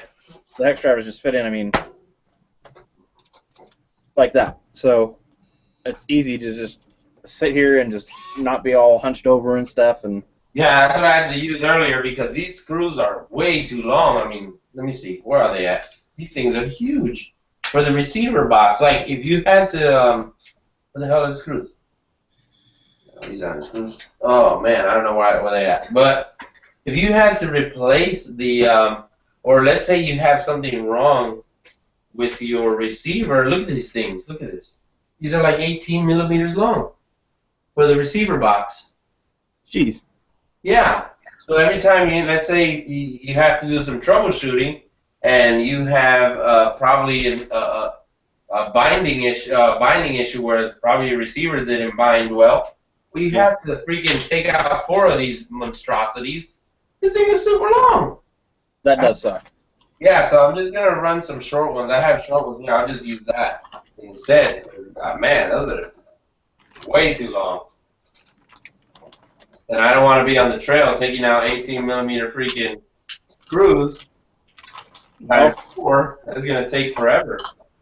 Let's make sure you put in your backpack a little driver. Yeah, well, that's what I always do. Whenever I go crawling, what I do is take out my backpack and I'll fill it up with a little box of screws, grub screws, any major parts I think I can snap, like drive shafts. If I'm running plastic ones, I'll take a bunch of drive shafts in my backpack, and then I'll probably take like a rod end in case I snap one on a link. What else? An extra motor and an extra servo. And usually that's what I pack in, plus all my tools, which is the one tool from Firebrand RC. Get yours today at your local hobby shop for $19.90. No, okay. Firebrand RC. But yeah, this is the only tool I take. My one tool, and then my Gerber pliers, because it has like a knife, it has screwdriver, and it's a whole. So it's like a Leatherman. Huh? It's like a Leatherman then. Yeah, just like that. It's a little. Yeah, I have a Winchester version that my dad bought me. This. I actually like it better than my Leatherman that I used to have. Oh yeah. Yeah. Yeah, mine is Gerber because that's the one they gave us in the military because it has the C4 puncher. They have what? All my Gerbers have C4 puncher. So whenever you got to put in your time fuse or your deck cord or whatever, or your blasting cap, punch the C4. You punch in your blasting cap. You run your time and kaboom! Why would you add a civilian-issued C4 puncher to it? No, it's a military issue. Same thing. It's just military. Yeah, they don't sell those in Walmart. It's only military issue. Oh, okay. I was gonna say I thought this was a non-military issue daily. Oh no. Yeah, I got mine off the military. I mean, we get to keep them, afterwards. So I got like 4 of them. Did you get to keep your guns? I wish, but I bought it, so I kind of keep it. What do you have? Do you have an SR10? No. I have an AP4 DPMS AR-15. Oh, nice. So it's chambered at 223 and 5.56. What do they issue you guys? Like World War II freaking M16s. Serious? Swear to God, they give us the cheapest shit. The Marine Corps is the second-hand store in the Department of Defense. We take whatever anyone decides to give us. So we get the cheap style freaking handrails. I mean, it's horrible. You don't get any M4s? M16s is what you get? We all get M16s. M4s are only for NCOs. They're only for NCOs, staff NCOs, and officers. So they get the cool shit. We M16s is the shit. Get the shit. Yeah. So yeah. Oh, and they get the Berettas. We don't get the Berettas. They get the Berettas. So they got a 9mm Beretta and an M4. Well, I don't know if I'd want a 9mm Beretta. They're good. I shot sharpshooter with it, and I got my badge. I'll take a Glock or a Smith & Wesson over that any day. What happened? I said I'd take a Glock or a Smith & Wesson over that any day. Yeah, I got Smith & Wesson, so I'm good. But yeah, I shot with the Beretta to qualify before I went to Afghanistan, and I shot sharpshooter, which is all right. It's below expert, but I can still hit something at 45 yards. That's what matters. And Berettas are cool. They are pretty cool looking guns, honestly. Yeah, they're double action guns.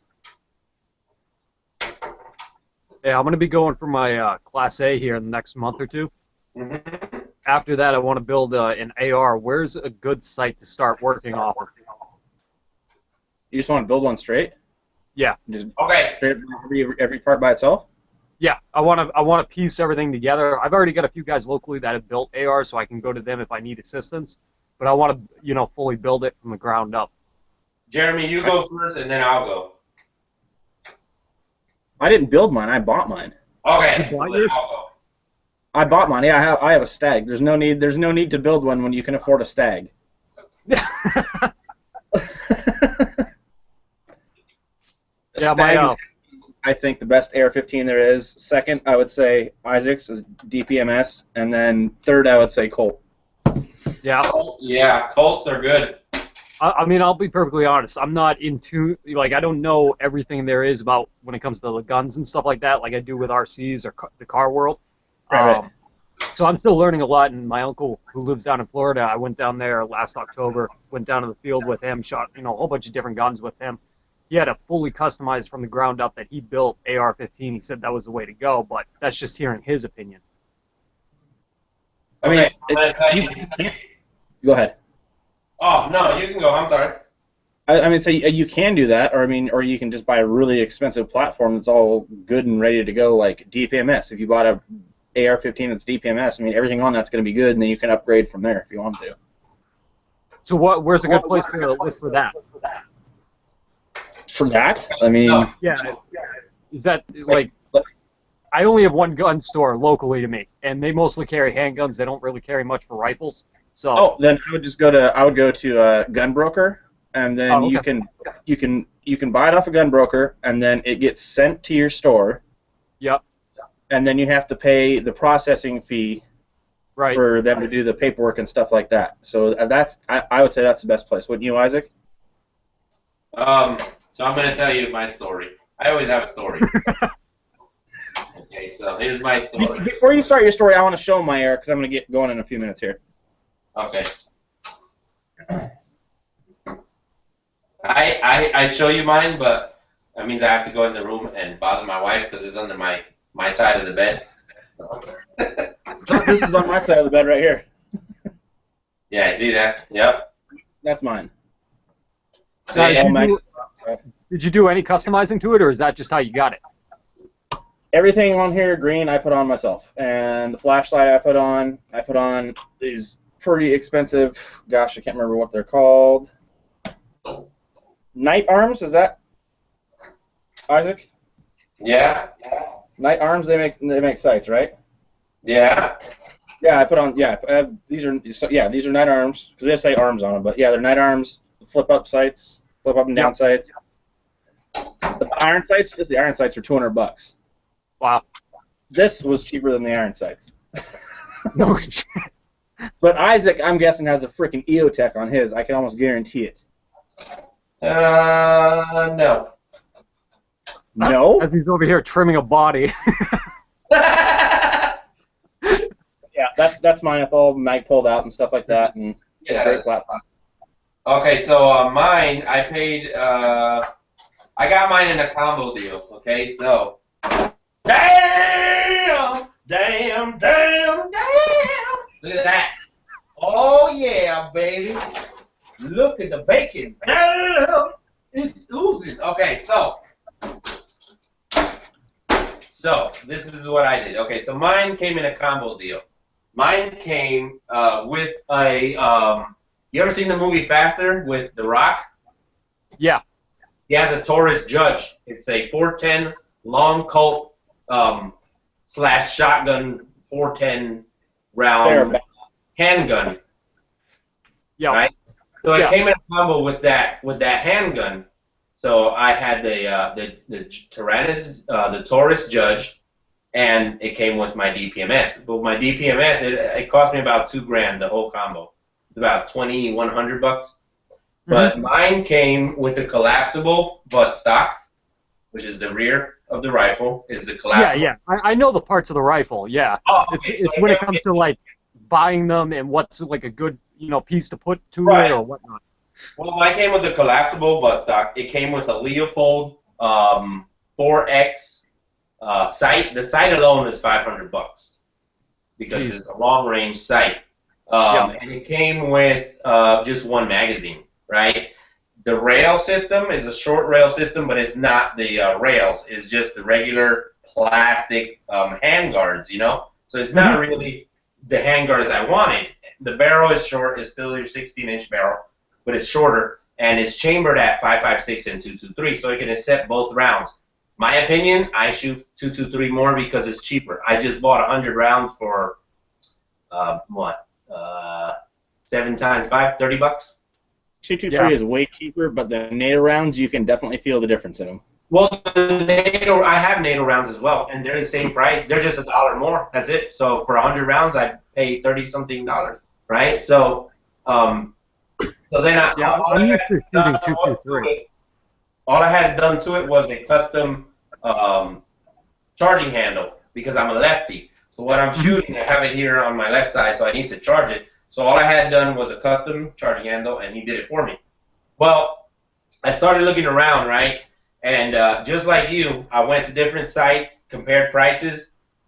Honestly, in all honesty, if you saw Jeremy's rifle, how it's set up, I set up mine for way cheaper by going to gun shows. They still sell the top-notch stuff. They just sell it at like if they're getting rid of their inventory. I bought the whole frame rail, the whole handguard rails, right? The handguard rails and the bipod broomstick, the whole, the exact same set. I went to a tactical store the other day. It was about $120. I paid $40. No shit. This is just going to a gun show. Whenever you see there's a gun show, go there. And you can build Always go to a gun show. Yeah, always. They're always gonna sell stuff 10 times cheaper than what they would sell it at a tactical store that's trying to make money off of it. I'm telling you, they'll sell a combo. I kid you not. A combo. It's a 22 long rifle, right? It's a little AR-15, but it's 22. I kid you not. I was gonna get my daughter one because she likes shooting mine, and I was gonna get her one. 22, pink camo, collapsible buttstock, tactical red dot, green dot. I kid you not, $250. No kidding. No kidding, dude. And it was in a nice case and everything. $250. They were selling them like candy. They had tons of them. And that's the thing. You go to a gun show, you can get so much shit cheap. I got PMags. PMags, you can find them at the store. PMags, they sell them for $15 each magazine. I got a bunch of PMags for $5. Wow. Why'd you have to get a different charging handle, Isaac? I'm lefty. I say I don't understand. This is the only AR-15 I've ever held, so how would that not work for a lefty? It doesn't. How come? Because I have it on my my shooting arm. So I have to if I'm shooting, right, my hand's on the trigger, I have to release my mag, load another one, and if the charging handle is already forward, there's no round, I have to rack another one. So I have to use my strong arm. With a righty, if you have it on your shooting arm, you can always rack with your left hand. But I can't do it in a smooth motion because there is a different grip of this versus this. So if you're shooting right hand, you have more grip on your thumb and your meaty part of your hand versus on my freaking 2-inch pinky and my meaty side. So extending the charging handle is easier for me because I can go quicker like this versus trying to do this odd position. You know what I mean? Oh, I So see. if I'm doing a quick reload, I can do 2 shots, boom, boom, release, So you're saying charge it, you and just have the one side that's have to come up is that's the difference then? yeah. You always charge like this and not like this. Yep. Okay. Quicker. It's just quicker because if you look, the motion is quicker this way versus this way. You see what I'm saying? Yeah. When you pull this way, you're pulling most of your pulling action is going towards the side of your body versus like this, where you're actually not making so much shoulder motion and it's just you're stuck. You can't go farther. You can roll it quicker than it versus yanking it. Shooting an AK must be a bitch for you. Huh? Shooting an AK must be a pain in the ass for you then. Yeah. Whatever. If the charging handle is on the right, let's say a 50 cal, 249. Yeah, those are. I just have to go down. My AK, it's really that's what I like about the AK versus the AR. It's just so much simpler and everything. And plus, I mean, also I have a question. When you you empty this mag, don't you just hit this instead of having to do the charging handle again on yours?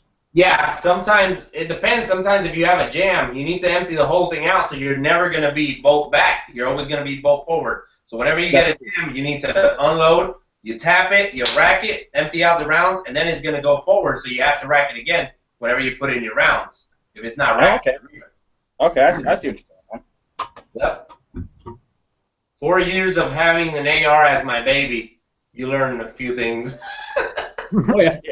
That was My a freaking 7-pound child I had to carry everywhere with me. My AK-47 is my baby. Yeah, no, man. The AR-15, we had to eat, breathe, and sleep. And this is what we did in boot camp. I kid you not.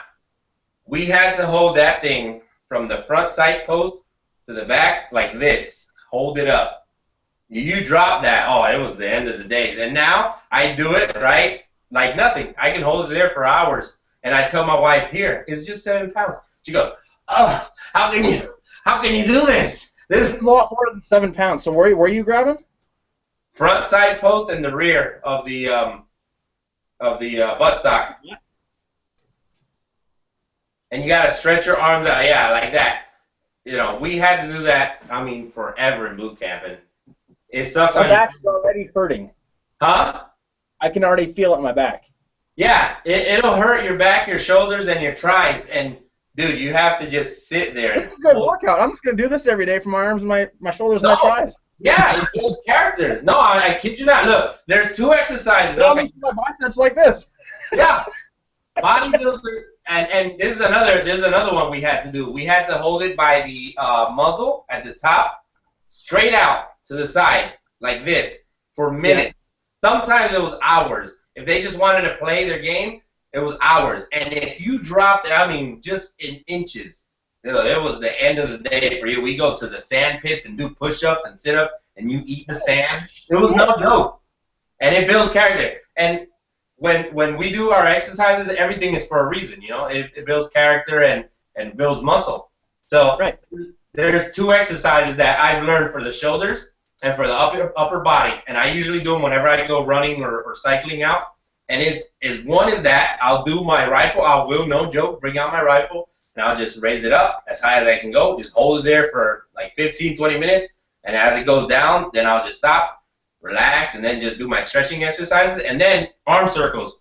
Oh my God, I can do this. I can do like 9 million of these, and I won't get tired. And trust me, if you do at least like 400 of those, you'll be in pain. And it's one exercise that we never.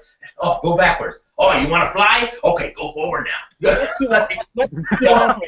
I just want to lift weights like this, and then lift weights like this. This will build so much like upper body strength, dude. It's crazy. My wife is like, sometimes I'll be outside and I'm 213 pounds, and I'll still do my 20, 40 pull-ups, and I'll just be. She's like, oh my God, how do you do that? You weigh so much. How do you do 20 or 30 pull-ups? You have to. We have to do 20 in the military. In order to qualify, whenever you do your physical training or physical test, males have to do 20 pull-ups, and then 100 crunches in under. I forgot. And under I think it's under 3 minutes or something. I think I do that. 3 or 5 minutes. You have to do 100 crunches. And then you have to run 3 miles under 18 minutes. My fastest 3 mile was 19 minutes. That'd be hard. Yeah, you have to do pretty much a turnaround in about 7.5 minutes, right? Yeah, give or take. Not 7.5. Sorry, 9.5 minutes. If you want to be fast. So until I got hurt. Still, my 3 mile run today is about 22 minutes. But that's because I have an injured hip and leg. And I still, with my injured hip and leg, I will do a 3.5 around 20 minutes. That's crazy. Yeah, when I was working, I had a buddy from Louisiana run 3.5 in 16 minutes, okay?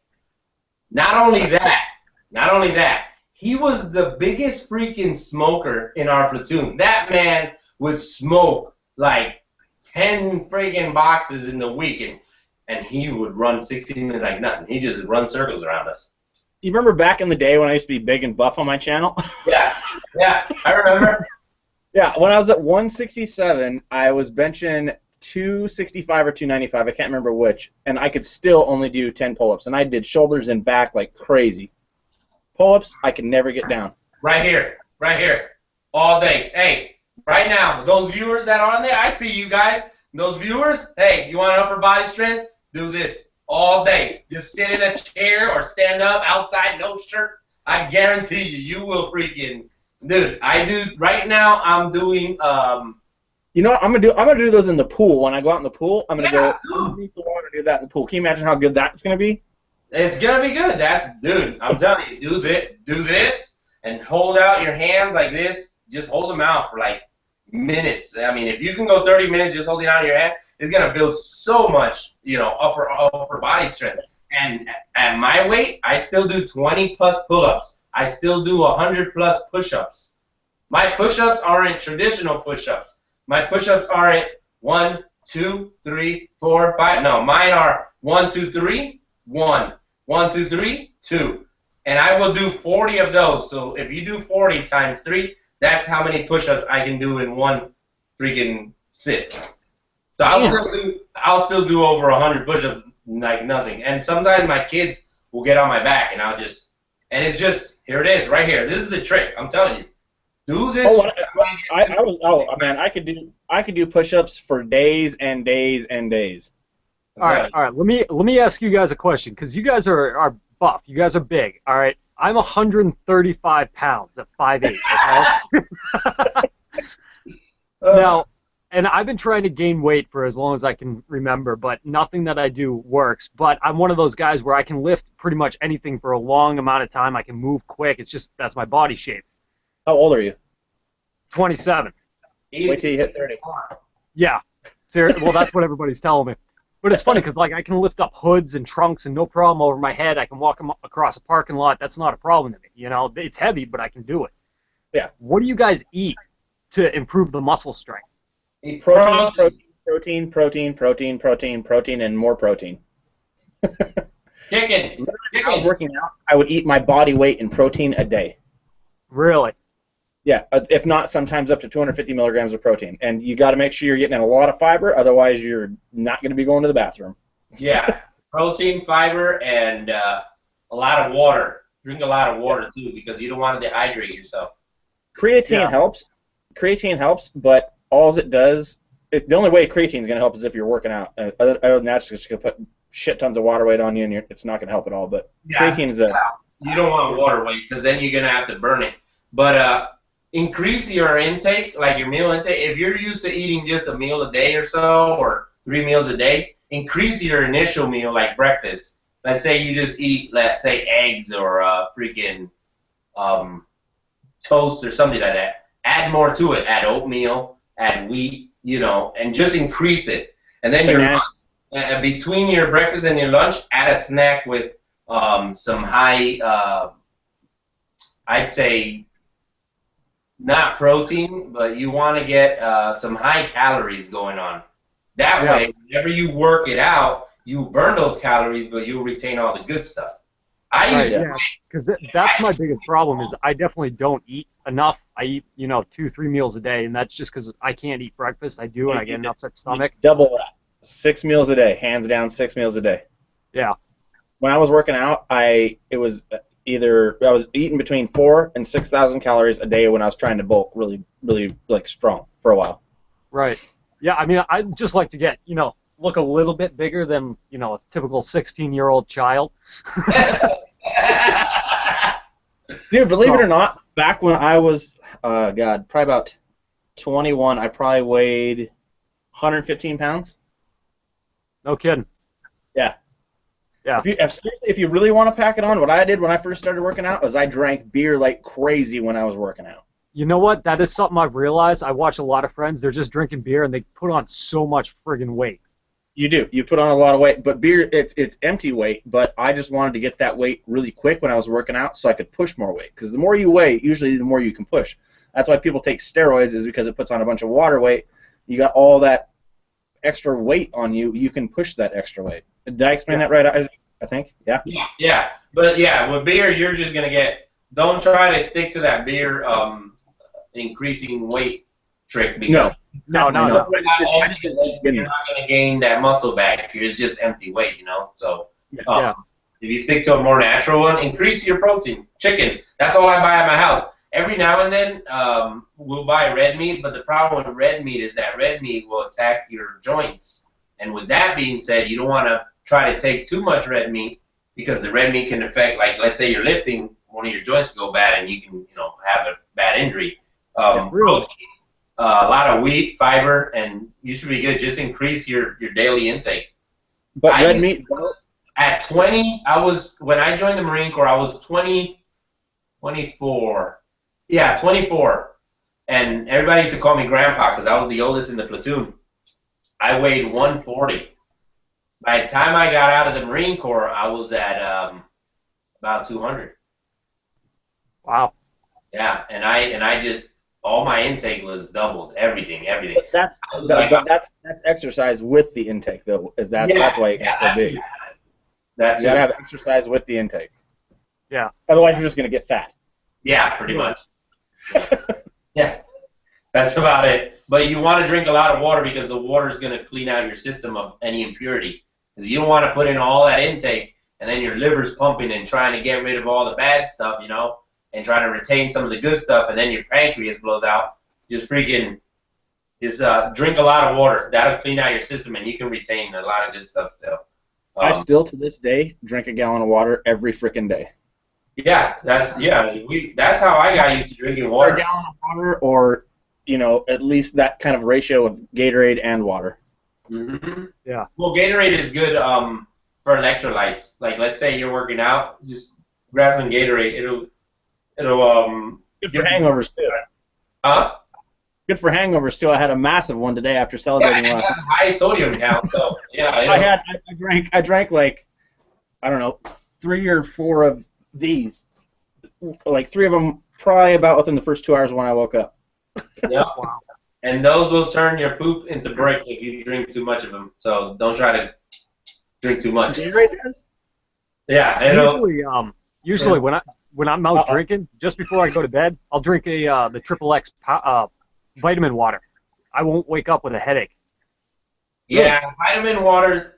I mean, they're all right. They're not really vitamin water. It's just a name so you can buy them. But. No, but it's something weird, though, because I was taking vitamin water for like 2-3 weeks there when I was working at the school over the summer. I'd just go and grab one from down the street at the store.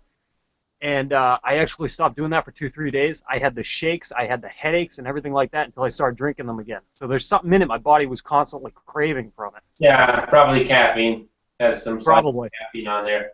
Yeah. Have caffeine in it? Huh? Does vitamin water have caffeine? I didn't think it did. I don't know. If he's getting jittery, it might be some. Or probably, did you drink coffee in that time or no? I drink coffee every day. I have a nice coffee every morning. Yeah, probably reacting to the caffeine. You can add caffeine to your diet, but you can't abuse of it. Caffeine isn't always good. A lot of people say coffee keeps you awake, but the problem with that is affecting your nervous system. And what a lot of people don't know is that caffeine has an ingredient that can harm your nervous system. That's why when you stop drinking coffee, you get the shakes. Yeah, because your body needs that fluid to recover from those damaged nerves. So that's what caffeine does to you. I used to drink a lot of coffee when I was, 16, 18, all the way till like I was 20. After that, I don't drink coffee as much. My mother-in-law gave me a Keurig. The thing's sitting there. I just drink it every now and then. But, you can add it to your diet. Let's say if you want to do workout, caffeine is a good supplement for energy. So drink it like before a workout if you want, and dude, you'll start freaking running like fast as shit, or lifting weights. But it's more of an energy source than any other supplement. But the more you drink it, the more harm you're gonna do to your nervous system. See, I don't drink caffeine. I haven't drank a drop of caffeine for the last 5 years. Yeah. 6 years. 6 years. I haven't drank caffeine, not one drop for 6 years, except for when Jameer accidentally bought me something that had caffeine in it.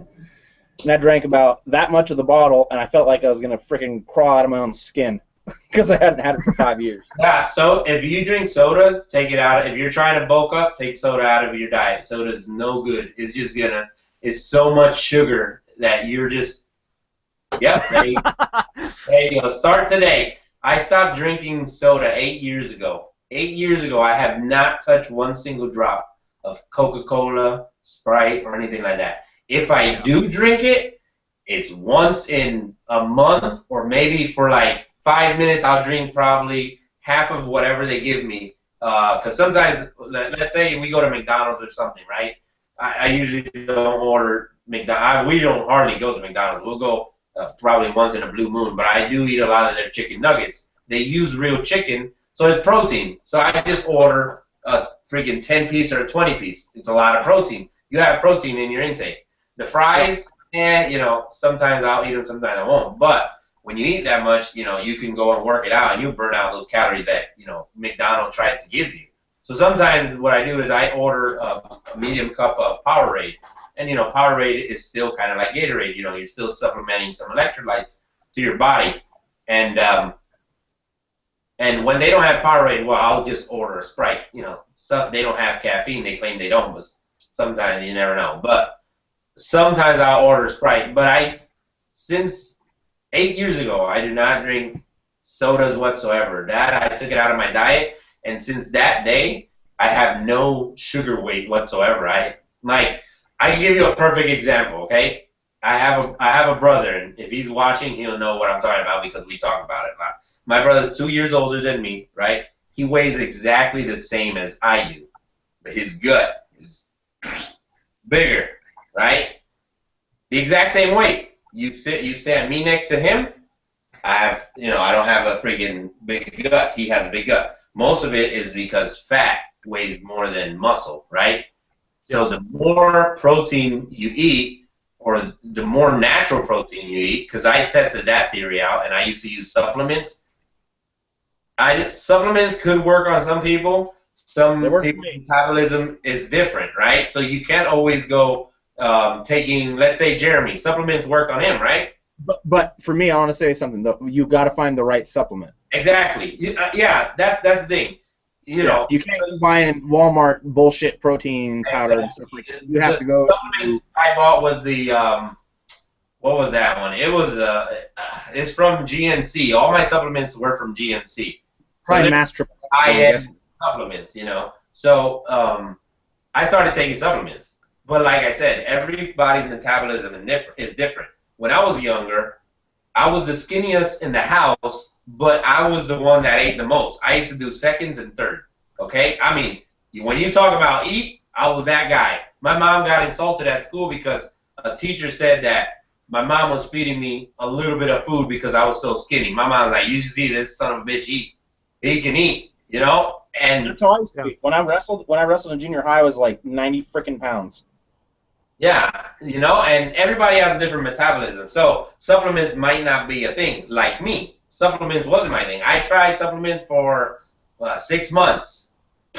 Did not gain a thing. Did not improve. And that was always better.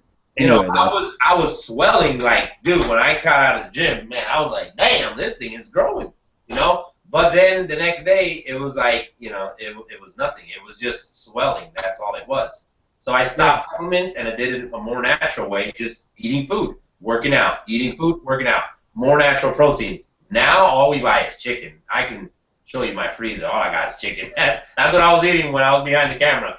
Freaking wings, chicken wings. But that natural intake is what made me gain up to 200 pounds. And I can keep the weight, and I can drop weight quick. So it's just a balance of you working out and pretty much eating healthy. Yeah, that's funny. It sounds. Sorry, go ahead, Jeremy. Oh, I was going to say one of the main reasons I did supplements is because within 15 minutes to a half hour, you're supposed to get in at least 25 to 30 milligrams of protein right after working out, and that's the main reason I did supplements and protein shakes. Yeah, after a workout, you do want to eat, because you want to regain whatever you lost, That way, it's kind of a cycle that you keep going, you go after. So, usually when I work out, I either eat like a big snack. It could be anywhere from a fruit bar and some fruits or nuts or something like that, and then pound a lot of water. Or that's actually really good source is nuts. Yeah, almonds are amazing. Dude, I got nuts. You want to see my cover? I got nuts. I just buy these huge things of freaking Blue Diamond almonds. That's all I freaking eat is Blue Diamond almonds. Big ass nuts in my cupboard. It's funny. Going back to what I was trying to say, I have an extremely high metabolism where I can eat, a large pizza all to myself, not gain a single friggin' pound from it. It's gone within less than 24 hours. I've tried the supplements before in the past, and it's just done nothing but cause intestinal problems, and I never gained anything from it. But I have been lately since I've been working at the school, and I'm constantly waxing the floors. I'm constantly moving around nonstop. I'm eating chicken almost every single night because it's just what I'm craving. So I'll go down, hit up Burger King or Wendy's, and just grab a chicken patty. And I've already noticed a slight increase in muscle growth, but it's minor. It's not anything substantial.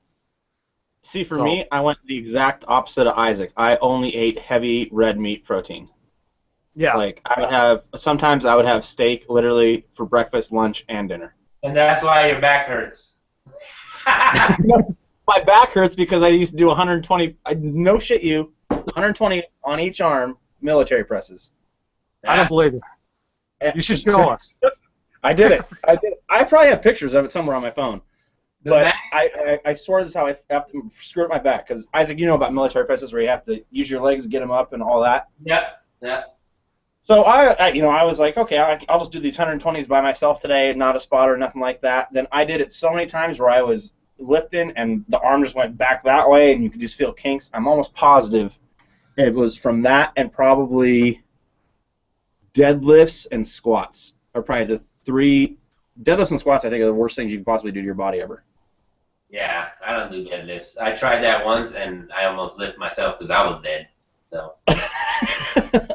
Yeah. My buddy's like, yeah, you could do it. Come on, man. I said, no, I can't. No, this is the I can't moment because I can't do it. They are terrible for you. Deadlifts and squats are, especially squats if you don't know how to do them right. Squats, I did a few squats, but what I did to kind of overcome squats is I ride a lot of bike. I've been riding bikes since I used to go to college in a bike, and college was about 15 miles away. Yeah. Every day to college, I rode my mountain bike. In the rain and in the snow? Huh? Yes. What was that? Did you do it in the rain and in the snow? Nope. I didn't do it in the rain. If it was raining, I didn't go to college. You didn't have to go both ways, though. But yeah, I did a lot of cycling, so that's how I kept my legs, big, because if I did upper body and not legs, then I'd look like a freaking lollipop or something. But I did a lot. That's what I looked like. Worked out. So I kind of skipped deadlifting and squats, and I went that route. I do a lot of cycling. But when I did bench presses when I was 187, I was benching 225, and that's just bench press. That's incline. It was a decline. Yeah, decline. Incline, I couldn't do that much, but just regular bench press, my top was like 155, I think. Incline's the best building muscle. Yeah. Actually, you know what? You can get rid of bench press. You can get rid of incline. You can get rid of decline. All you need to do is flies. Cable flies. Oh yeah. Quicker. I got the Bowflex in the garage. That's. Yep. But no, let me ask you guys a question here. You can isolate your muscles when you do the flies. Like when you do so this would be a what? This would be a decline, Isaac? Yeah? Yeah. So this would be a decline fly, yeah. You can feel, like, just right here, I can totally feel everything just pumping up. And try not, this is the thing, Matt. Yeah. If you're trying to bulk up like that, try not to go with heavy weight. Multiple repetitions of lesser weight will bulk you better and cut you better than heavyweight can. Right. See, I found the opposite. Yeah, you just dude, you can grab a 20 pounds all day, and dude, you can fucking do whatever exercise you want, fucking like this, and trust me, it'll start burning. It'll start burning. Yeah, you just kind of have to find what works for you the most. What I found worked for me the most was I could not do high reps, or otherwise I'd just get cut when I was trying to bulk. Mm-hmm. And if I did 5 sets of 5 and had 3 minutes of rest in between each set, that was when I was repping 265 at 167 pounds. Wow. Yeah, I couldn't tell you what I bench at, honestly. It's been so long. that I have no idea. I know Well, I well- can pick myself up. That's no problem. In all honesty, in all honesty too, straight bars, I cannot stand them. They mess up your shoulders so bad, it's ridiculous. Dumbbells are so much better. Yeah. And especially like if you're doing a bench press, I don't know, I'm sure you did these, Isaac, with just a one-handed bench press. Yeah, yep. Yep, you have to stabilize your body like crazy, it works your core like a mofo, and yeah. Oh, for core, just do planks. Dude, just sit Planks, I love doing planks, man. People hate them, I love the hell out of them. there for hours, man. It'll build your core up like no other. There's nothing better than a plank. Yep. I have a Seems like I six-pack. got some work to do. Well, yeah, I have a six-pack, but it's just sitting behind all this, you know? It's protected. I have one too. Here, I'll show you guys mine just real quick. All right. So there it is. Oh, yeah. That's a hell of a six-pack right there. It's cut it Well, if in. that's the case, then I got a 12-pack to show you. Holy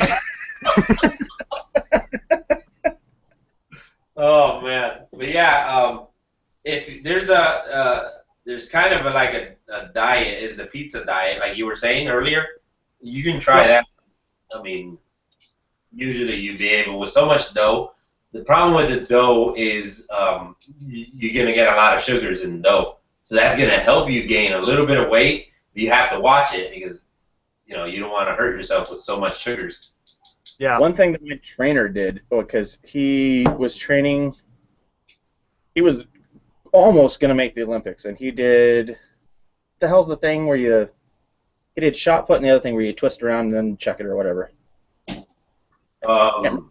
Disc? Is it a disc or? He did shot put and he did, I don't know, where you throw heavy crap. Yeah, hammer. Like when you launch the hammer, it's called the hammer, but I don't know the. The guy my trainer was huge though, and he had to get in 6,000 calories or more a day to keep up. For a month straight, all he ate was lasagna. That was it. Yeah, pasta. Lasagna will bulk you up like a motherfucker. It Yeah, really like will. all that pizza, pasta, and stuff, dude, that'll get you free. Go to Olive Garden every day. Oh yeah, if you go to Olive Garden every day, you're gonna pack on the calories real quick. Yeah, you will freaking blow out the calorie freaking chart. Ah, god dang it! Now I want to work out. Yeah, I have a treadmill and freaking a Bowflex there that I use. I really want to buy a bench. I'm just waiting till somebody in town sells theirs for really cheap, and I'll get it. I'm just getting my membership back at the gym on the 31st. It's only $29 a month, and that way, if I'm paying for a gym, I make myself work out versus having it at home. Because for me, I just don't have the self-motivation to do it because I'm used to a gym, and being at home, it just doesn't do it for me. Like the environment and everything like that makes me want to go harder and harder and harder. Just do like I do.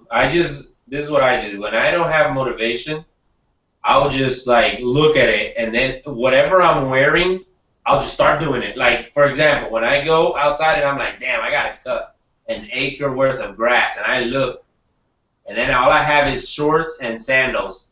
I get on the lawnmower, and I'm like, yeah, I'm cutting it right now. Woo! I just cut it, you know? So whenever I go into the garage and I look at the Bowflex, I'm like, man, do I really want to do it? Yeah, let's do it. And I just do it until I get beat tired to where I'm like, I'm not going to do it tomorrow. So then I'll just wait. So the way I do it, I'll separate my days. I'll go Monday, Wednesday, Friday. And then, you know, Tuesday and Thursday I relax, or I just do light workouts where, you know, I'm not going to bust myself so much. But for amino acids and stuff like that, let's say you get swell and you start, you know, your muscles start hurting, just eat a banana. Banana will freaking take that away, and then you can. Amino acids are good though when you're working out too, though. But you got the right kinds. Yeah, usually when your muscles, the way your muscles work is inside you have amino acids, and the amino acids are going to help those muscles recover in times of strain, like lifting weights, running, exercising. So you know, once they deplete, that's what you feel swelling, and that's what hurts whenever you swell. So what I usually do is I eat a lot of bananas, and that'll take it away. I mean, there's pills. You know, I have amino acid pills, Yeah, if you don't have a freaking pretty large throat, you might die choking on those sons of bitches. Yeah, they are big. I'm talking about like a horse pill. You have to split them like in three pieces because you got to take them all at the same time. But it's just one big amino acid, and it'll bring up your amino acid level quick. Like from one day to another, you'll be like, oh man, I feel good. Let's go. Let's go some more. I was talking to a girl that used to be a bodybuilder, and she was saying for exercising, like one of the main missed vitamins is magnesium and niacin. Nice, and yeah, I think so. Yeah, I guess those like help muscle recovery like no other. Yep. There's all kinds of stuff, man, and it's all like it all depends on your body. Like you know how Isaac said the high reps work for him. They didn't work for me. I have to go low reps to get big. But you want to get in those. I still had to get in those high reps to keep up the stamina, as well as So I would switch it up. I'd do low reps 1 week, high reps the next week, or 2 weeks, low reps and high weights, and then the next week, high weight, low reps, high weight, low reps for 2 weeks, and then lightweight, high reps for 2 weeks. Yeah. And just always switch it up. Always switch it up, or make sure you do the exercises in reverse order, or you just got to keep confusing your body if you're gonna exercise. But other than that, just eat as much as you can if you want to gain weight. Now you need to bulk up, eat a lot more. Yeah, I mean, I gotta quit smoking too. So. Oh, dude, if you quit smoking, dude, you're gonna. Yeah. I've been trying for a while. It's not easy. This is the only thing that helped me quit. This is the only thing that helped me quit. I started smoking these on July 13th. It's been five years I've been smoke free, and I used to smoke 1.5 to 2 packs a day for 17 years. Wow. Yeah, and I felt the reason I quit though is because I would get out of the gym, take a shower in the locker room, all that kind of stuff, get my clothes on, go out to my truck, then I'd park somewhere where nobody could see me at the gym. I'd get out and smoke a cigarette and drink my protein shake. And I was like, what is wrong with this picture, Jeremy? Yeah. I have tried those the vapes, and they do work for me. But the problem is I keep getting such a sore throat, and I actually get sick from it. And then that's mostly, I think, just quitting smoking, that I actually have to go back to a cigarette in order to get my throat to calm down and get my stomach back in order for a little bit.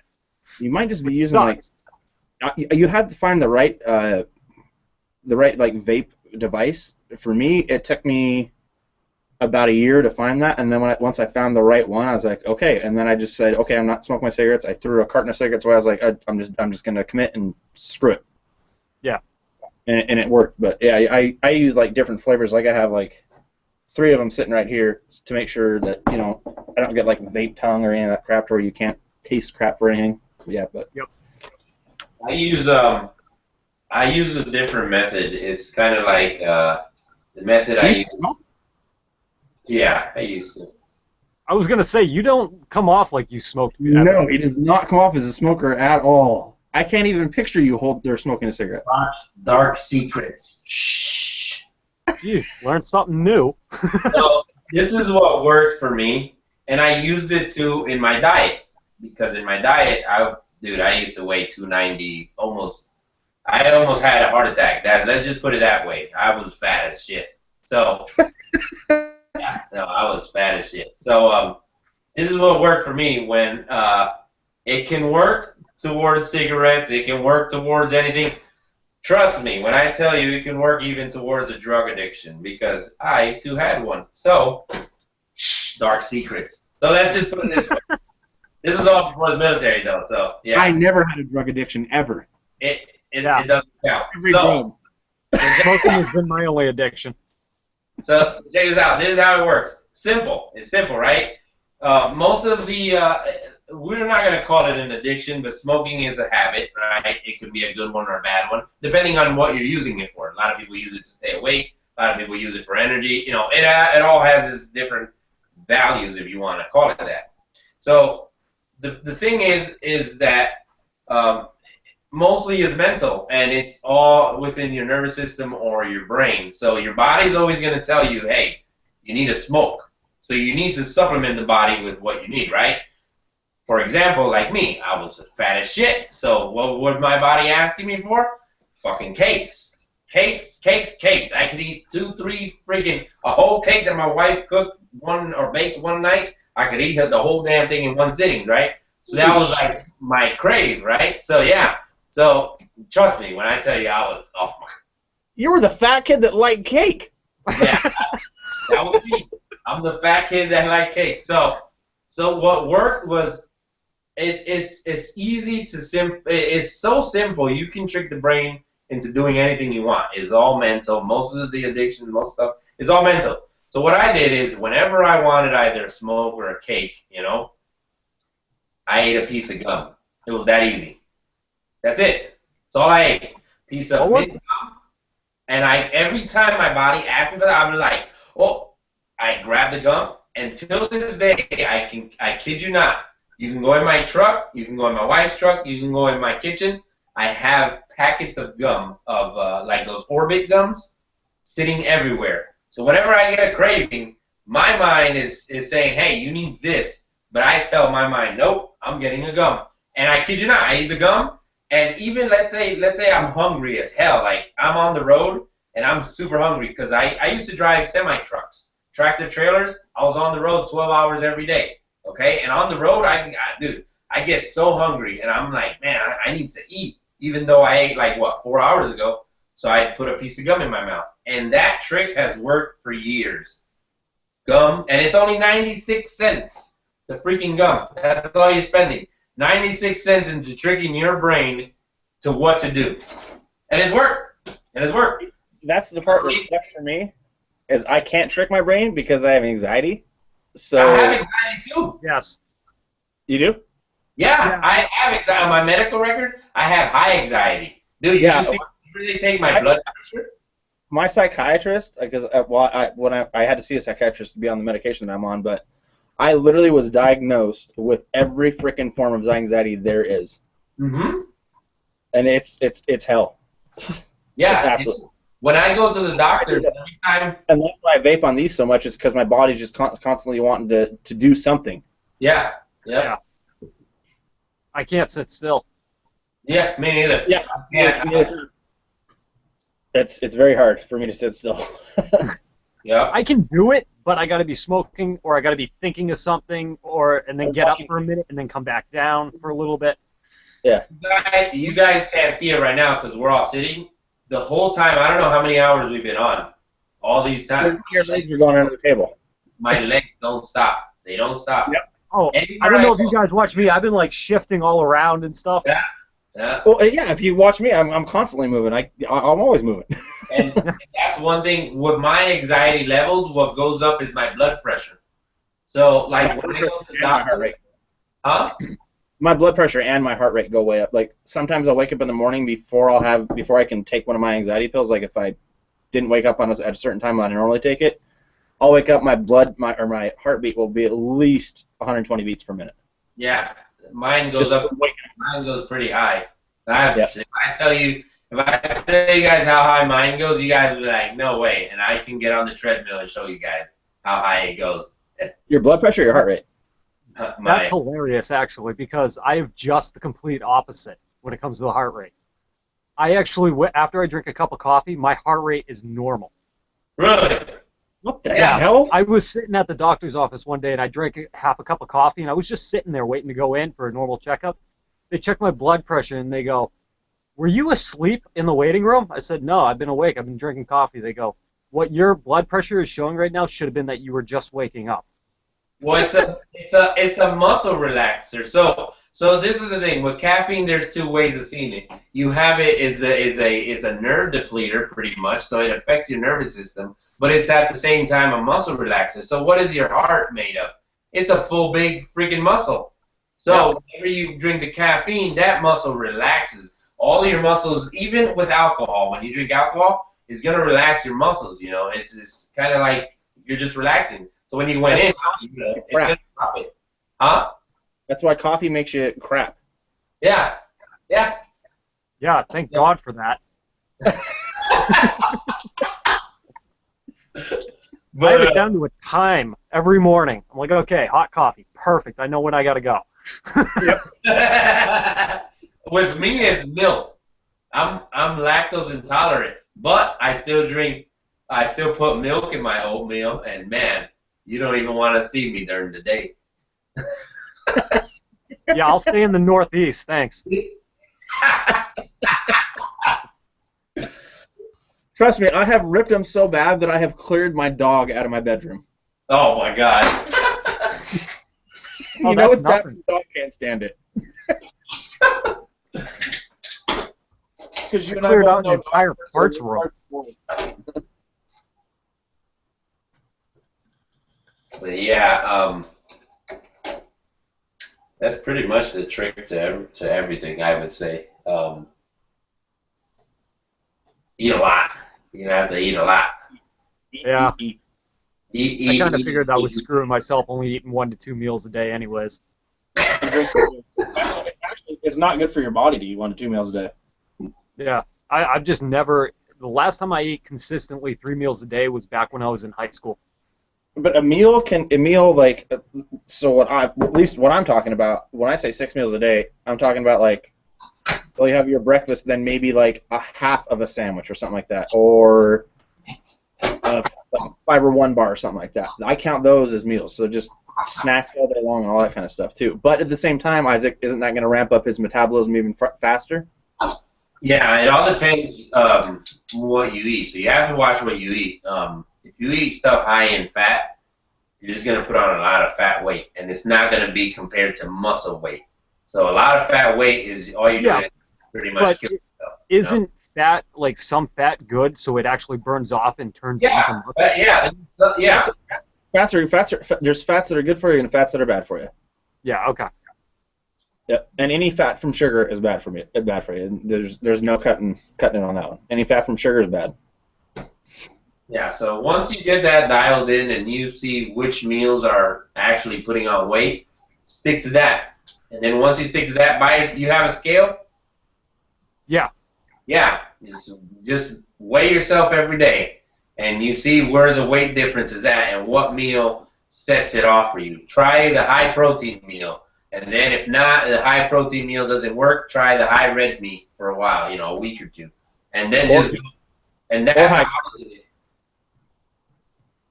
high carbs too, potatoes and shit. Yeah, carbs, potatoes, yep. My wife. Bananas make you gain weight like a mofo. I mean, they really do. Bananas are probably one of the most fattening foods there is. Really? My wife. Because I eat bananas all the time. What? You just must have a crazy fast metabolism. Oh, I do. My uncle used to, kind of like you guys, go to the gym all the time. He was a Marine as well. And he told me, after watching me eat and everything, and same with my doctor, they said, you could go to McDonald's 17 times a day, and you're not going to gain anything. Yeah. I go, we hate you for this. You might just have to wait till you get a little bit older and your metabolism slows down. Yeah. I mean, honestly, I think if I quit smoking and I start eating at least 3 meals a day, 3 to 6 meals a day, I guarantee you I'll start gaining something. But I think smoking right now has a lot to do with my issue. Yeah, because smoking does speed up your heart rate. It speeds up, and if your heart rate speeds up, your metabolism speeds up. Yada yada yada. You know the circle. Yeah. Plus, it also hides hunger too. It does, big time. Yep. That's the main reason I wanted to do these, so I still had the nicotine in there to suppress my appetite. Yeah. But that was one of my main reasons for doing that. Bubble gum. That's what you need right there. Bubble gum. I tried gum. It didn't work because when I smoked, I didn't smoke in my car. Uh-huh. So I'd always have. I mean, I'm like you. I still have gum in my truck and Jamera's car and all that kind of stuff for just when I'm driving. But gum, it just never ever worked. And a lot of the times after I chewed gum, it would make me crave a cigarette. Yes. Yep. I don't know why it does though. Same with lollipops. I tried the lollipop thing. Try scratch-off tickets. Instead of buying cigarettes, you'll be like, no, give me $10 worth of scratch-off tickets. Just take your frustration out on a scratch-off.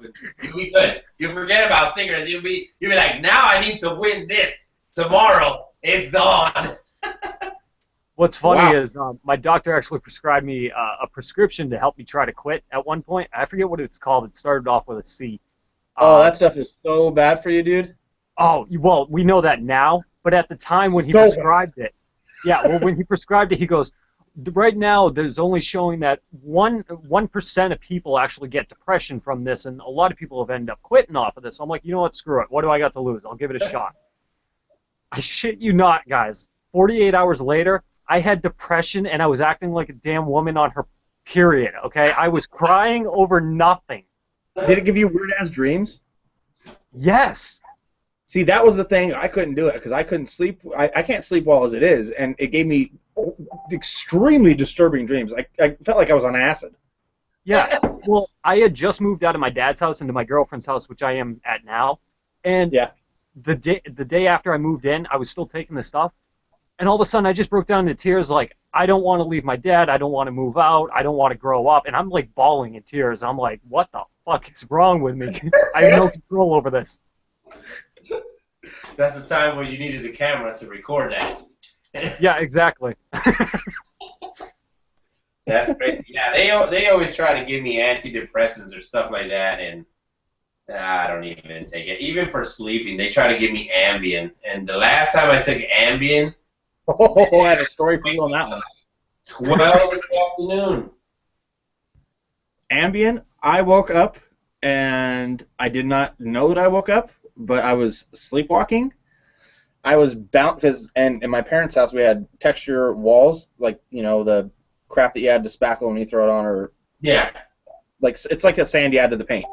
Yeah. So I was literally bouncing off the walls in the hallway because I was sleepwalking, didn't know what the hell I was doing. I was on Ambien. And then my parents finally caught me. I was just walking straight into the wall, straight into the wall, straight into the wall. I hit the wall so many times, like all my skin was scraped off under here, all over here. I had to go out in the air. If there was any breeze at all, I had to cover my eye because it hurts so bad. Golly. Wow. Yeah. And Jamera, when she was on Ambien, she used to order stuff in the middle of the night for people on the internet and not remember it the next day. Wow. And then like 3 days later, somebody would get a gift in the mail. And be like, thanks for ordering me this. I really appreciate it. I don't know why you got it for me. And Jamera's like, I don't know why the hell I did either. Well, Jamera, if you're listening, I'm going to give you Ambien because I need some... Wait, I should give her Ambien. Yeah, exactly. Those tires, man. You need... Hey, can you hook me up some Ambien, man? I'll hook you up. I'll send you some. No, I don't take my Ambiens, man. After that time, I said, no more, man. I don't take Ambien either. I take Trazodone to help me sleep. I use a machine. I look like, what's his name? Hello, Batman. What are you doing today? Look like Bane. Oh, yeah. My sleep apnea machine. Yeah, back in high school when I smoked weed a few times, I would get the best night's sleep I have ever had in my entire life. I keep telling everybody, like, I'm just gonna smoke again, just so I can start sleeping normally. Well, the first time I smoked that, I fell asleep while I was driving. What? I kid you not. Check this out. So, I was always a good kid. I used to go to church a lot, but then I left my house and I turned into an asshole. So, hey, I'm being honest, okay? I'm not gonna hide who I am. You know. It's kind of like me. I gotta take a phone call from Jamera real quick. Actually, I'm probably gonna hop off here real quick. Okay. Well, I'll Hey, finish. I'm gonna call this tonight. I gotta talk to Jamera and get some stuff done. So. Okay. All right, I might tune back in after I call her. Okay. You guys All right. All right. Later, man. Later. So like my buddy's like, oh, you need to smoke this. This is some good shit. I was like, oh, well, I never done it. Oh, today's your day, so I did it, right? And I was like, damn, well, what is this? And he's like, oh, that's shit. I started coughing a lot, and next thing I'm like getting drowsy. So my friend's like, hey, can you drive, Antoine and this girl over there? I said, yeah, I can drive them. Sure. And the funny part was my car was a manual, so clutching, freaking shifting. Yep. And he said, yo, are you good? I said, yeah, I'm good. So we drove, and I'm driving down the highway. I kid you not, this is exactly what I did. Yeah. We started going over to the bank, and he's like, whoa, wake up. I was like, yeah, I'm awake, man. That's what he told me. This is all that he told me. He said that I was like drowsy going, I'm awake, man. He goes, you want me to drive? I said, nobody drives. Like, I fell asleep again. So he had to smack me so I could wake up, and I woke up, and then we pulled over. I took the girl and him to her house, and then somebody drove me back. But yeah, I fell asleep while I was driving. It was horrible. I drive like a grandmother when I was. Yeah? I was so slow. Oh, man. But it felt like I was doing like 100. Yeah. Yeah. Good times. Good times. It is, yeah. Be a teenager again. Huh? To be a teenager again. Yeah, no doubt, man. And it's funny because at my daughter's school, everybody thinks I'm her older brother, my 12-year-old. Really? I kid you not. I go to pick her up, and they tell her, hey, your brother's here to pick you up. Yeah, well, thank you. You know? Yeah, I'm the older brother. That's me. I'm the guy. Yeah, I'm the older. Yeah, it's funny. When I drop my son off to school, me and my girlfriend were like the two youngest people there. Everybody else is like in their 40s. You know, so we look like we're 16. Like everybody looks at us weird. Like, no, I'm 27 here. I don't have a kid when I'm 16. Seriously. Yeah. Yeah, that's what happens to me. Even when I go to like the liquor store or something, like, is this a real? I'm like, 32. Can't you tell? Like, yeah, seriously. Do I look that young? Just give me the damn alcohol.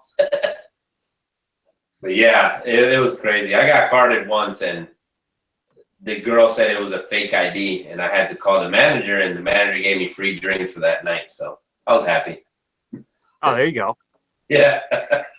I went to a casino with my girlfriend. We walked into this one area, and this guy looked at her and just waved her in. I was probably like 10 feet behind her because she just bolted in. I start walking in. He's like, come over here. I need to see your ID. And then she turns around. He goes, what's going on? I'm like, they're IDing me. And then he goes, are you with him? She goes, yeah. He goes, all right, you guys can go. But she's the same age as me, and she looks the same. She's your guardian. Like, sorry. I didn't realize my mom came with me. Yeah. Yeah, man. Oh, it's good times. Oh, man. What time is it over there? It is. We're in the future. It's 11:37. Oh. Damn, it's 12:30 here. There, huh? Yeah, it's 12:30 here. Damn, you gotta get up early, don't you? No. My kid doesn't have school tomorrow. My girlfriend's not working tomorrow, and I don't go in until about 2 in the afternoon, so. Oh, man, yeah, huh? So. Oh, yeah, man. I just wish it wasn't raining tomorrow. I really want to paint this tomorrow. That way I have it done for next Sunday. Hopefully it doesn't. Yeah, it took me about 2 weeks before I finally ended up painting mine after I built it. Yeah, we just had 2 storms come through. The other day, and then yesterday it was storming really. I mean, it was storming bad. Yeah. And I won't have. I mean, if it's that cold, I really don't want to paint a body when it's really cold. What's the temperature there? It's still like in the 70s when it rains. That's not too bad. Yeah, I don't know. I just don't like painting it too cold. Last time I painted a body that was about this temperature, it just cracked up on me while I was driving. That's weird, because a lot of the bodies I have painted right now, I actually did over the winter in like 40-degree temperatures. Really? Yeah, I haven't had a problem. Well, if it doesn't rain tomorrow, I'll go. Because if I paint it in the workshop, the problem is that in the workshop, it's just the smell's gonna stay in there. Yeah. And it's gonna suck every time I go in and out. That's why I wanted to stop raining so I can do it outside. Yeah, that would be ideal. Yeah. But if it's raining tomorrow, I might just Dremel out the wheel wells better. Because these scissors, they only cut like at a certain angle, and since they're square. Yep. But what I don't see is how do the bumpers fit is what I don't get. You got to trim underneath the grill in the front. It's going to create like a really fine line. I actually cut right at the edge of the grill. So you cut the whole front bumper off, basically. And then it just sits down? Yeah, here. Come on. You can. See how the grill is? So these two like bars here, they go? Yeah, I took that whole part right off. So that way the grill was open completely on the bottom. Oh, I see. And then how about for the rear? The rear just sits on those ledges there, huh? Yeah, you'll see it kind of like a line that goes at the bottom of the lights. Follow that line all the way across, which you can kind of see on this. Oh, yeah, yeah. So, and then you just move the bumpers and square it off.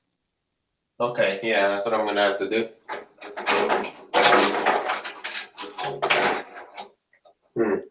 That's crazy. Yeah, I'm going to have to adjust all this. Yeah, this is going to look pretty cool, pretty rad.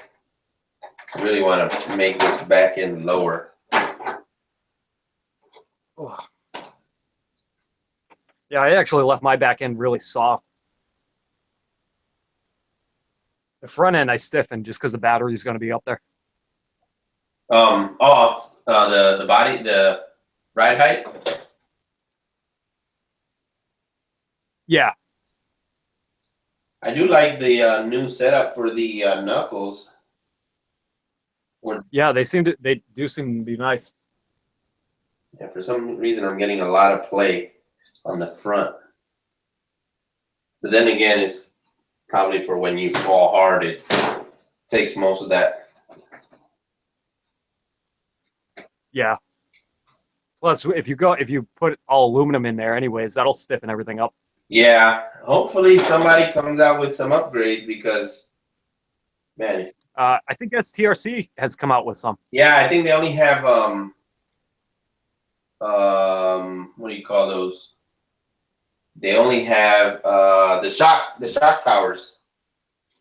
No, actually, they just came out with a new press release. Hold on. Really? Yeah, I'm gonna go into my email, see if it's still there. Okay.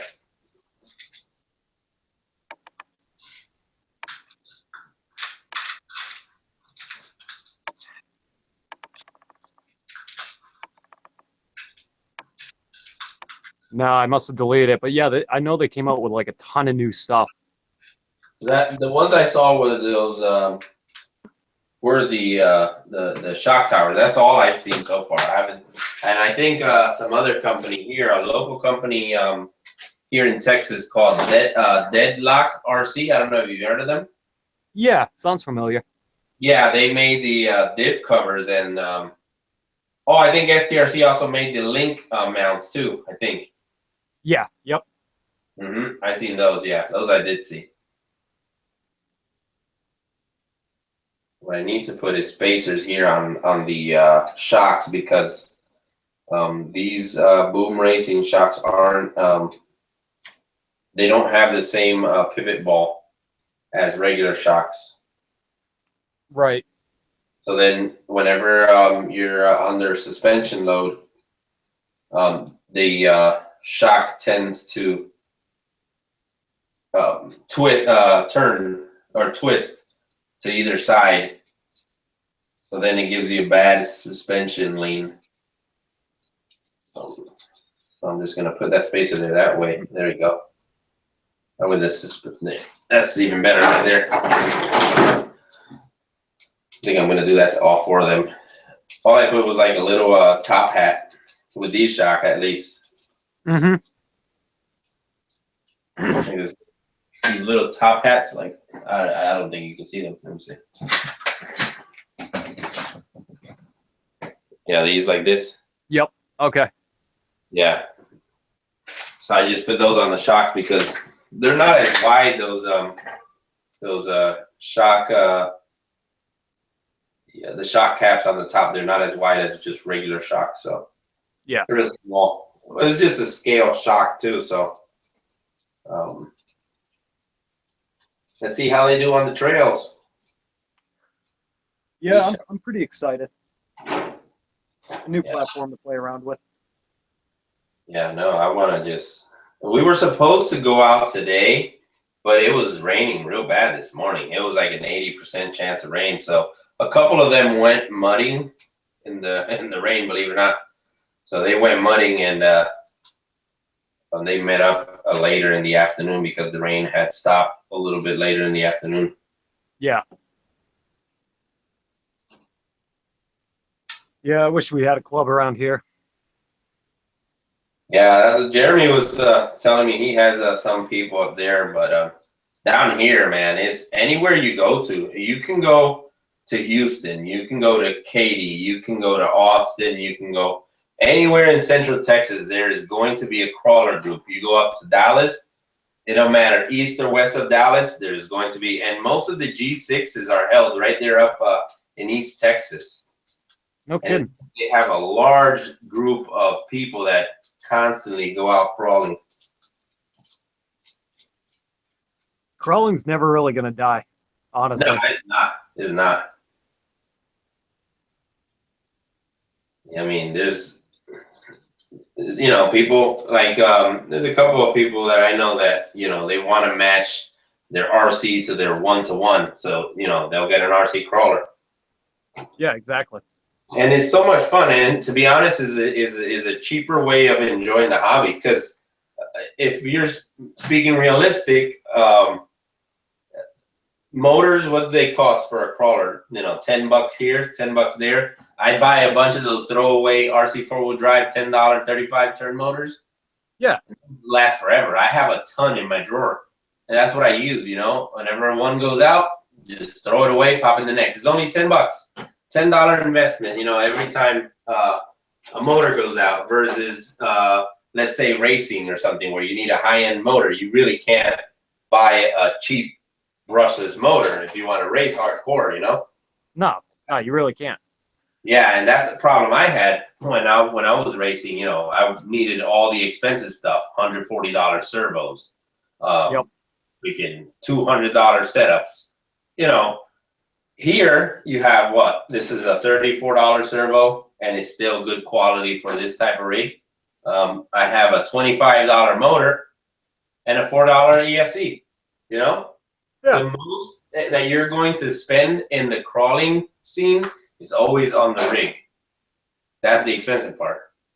Yeah, exactly. The rig's always going to cost more than any setup you put. But then again, when you look at the parts, they're pretty much pennies on top of dollars. You're not going to spend that much, and it's fun for anybody. Like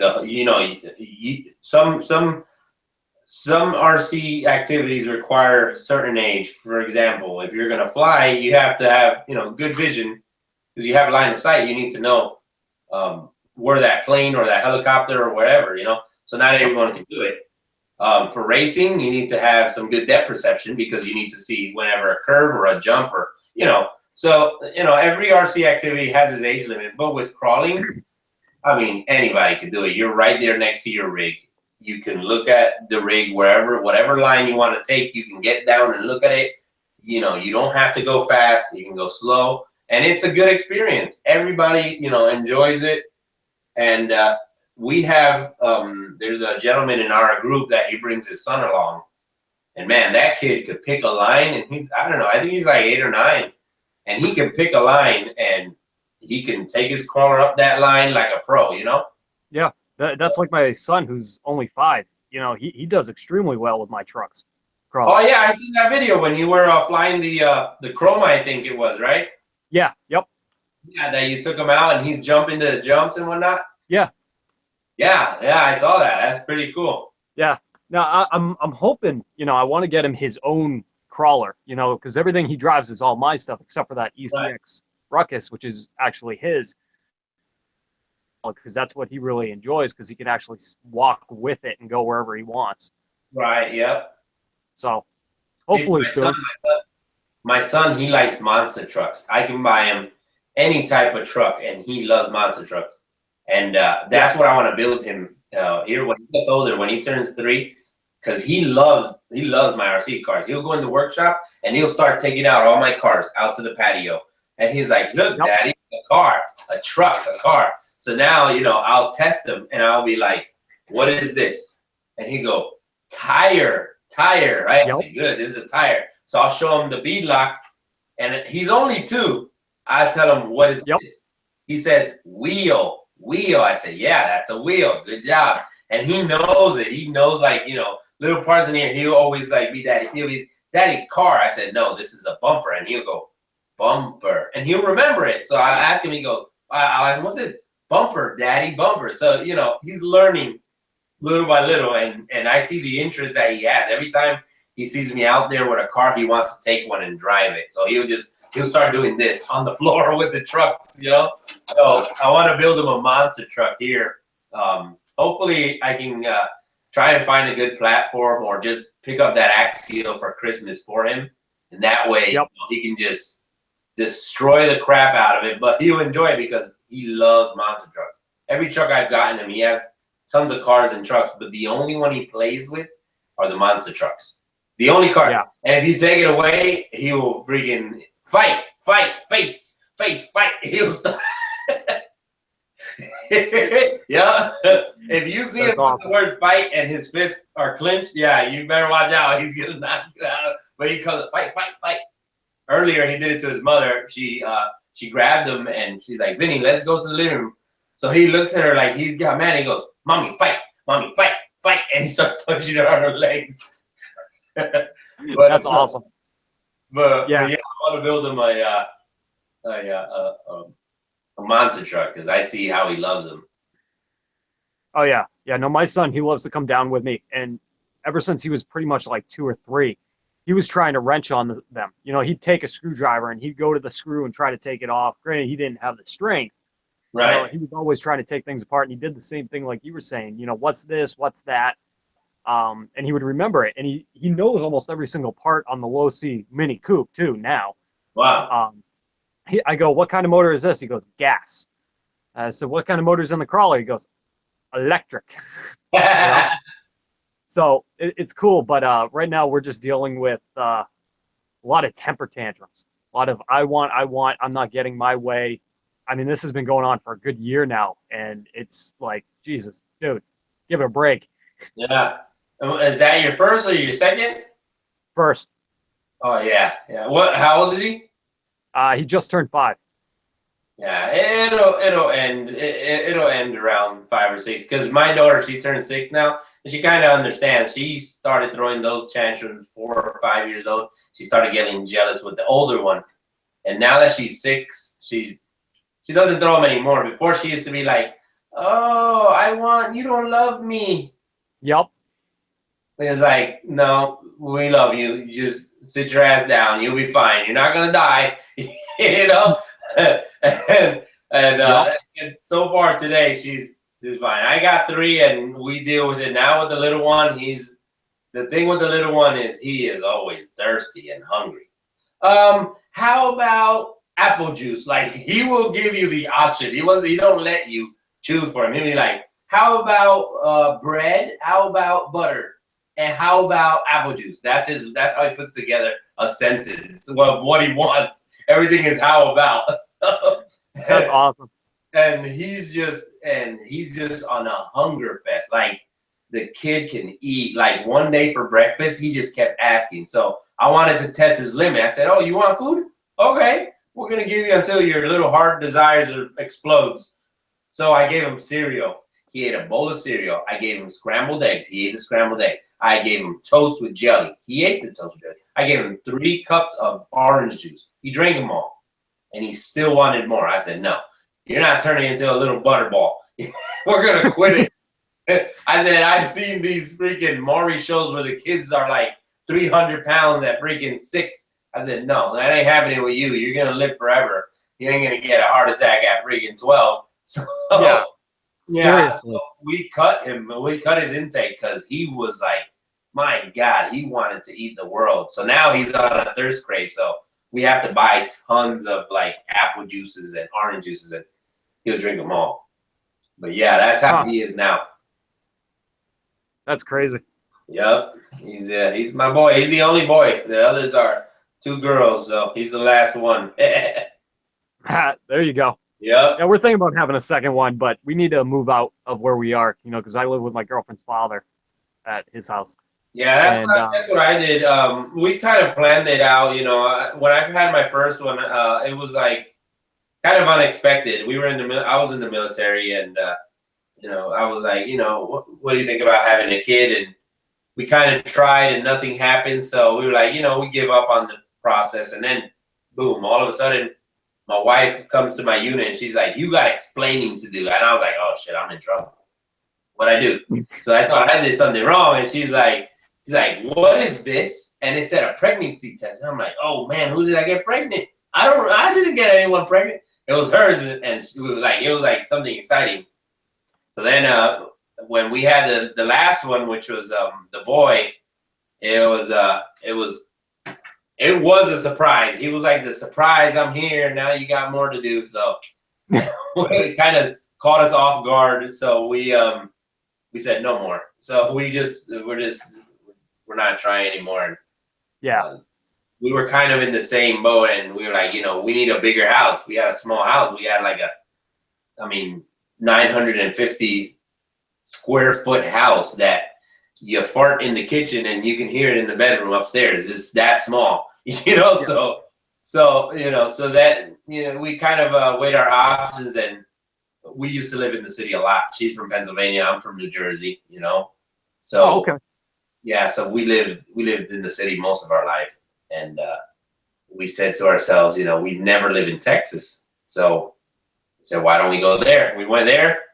We've been here since then, and it's been great because the country, dude, is the cheapest, most well-living place you could ever live in. And and my bills racked up. You can't compare it to city bills. Down here, everything's cheap. My light bills, this light going on here, the internet, the AC, it doesn't even equal up to $300 a month. Wow. I pay like $1.40 for light. That's just electricity. And I have central AC, central heating.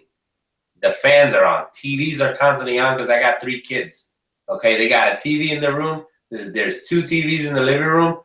There's always a TV. In this house, there's always a TV on. Yeah. Plus, they have Xboxes in their room. Yep. And our light bill is always low. It's never higher than $200.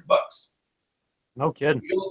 Even in the summer, and out here is just like it's cheap to live out here. Is cheap. I don't pay for water because the water comes out of the ground, so it's like well water away.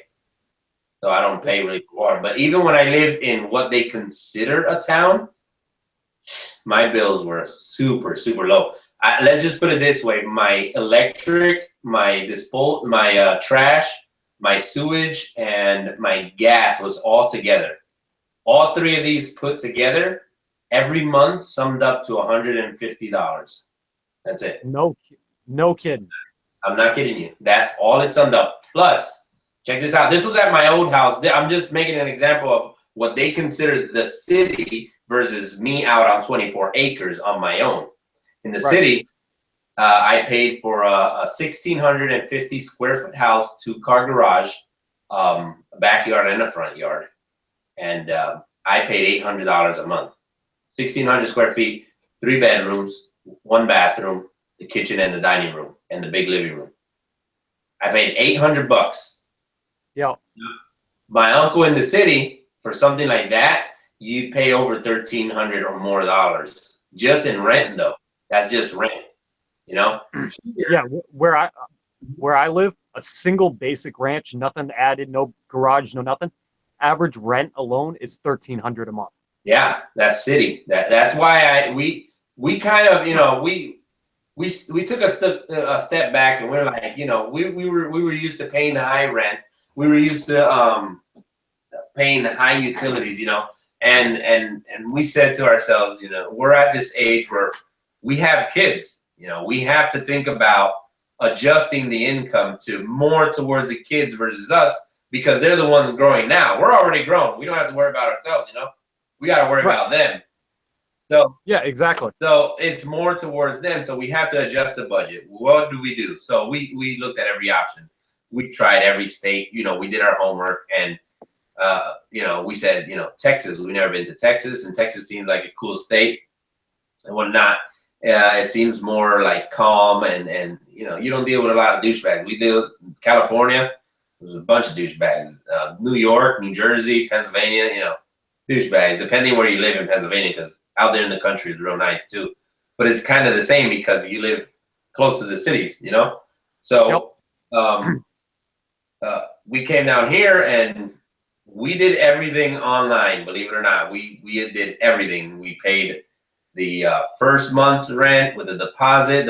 And the cool thing about Texas is that usually in big cities, they include the deposit the same as the rent. Here is different. Right. You can pay your first month's rent and then the deposit will be half or probably a quarter of the whole rent.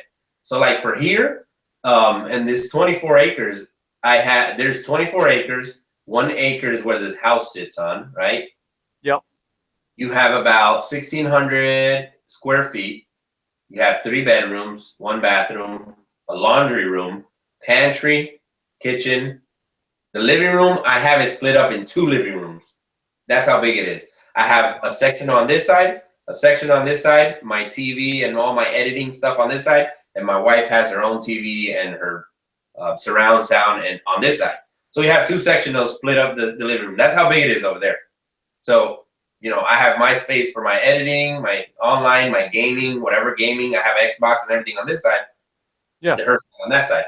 Plus, we have the workshop. We have the 2-car garage with a storage inside.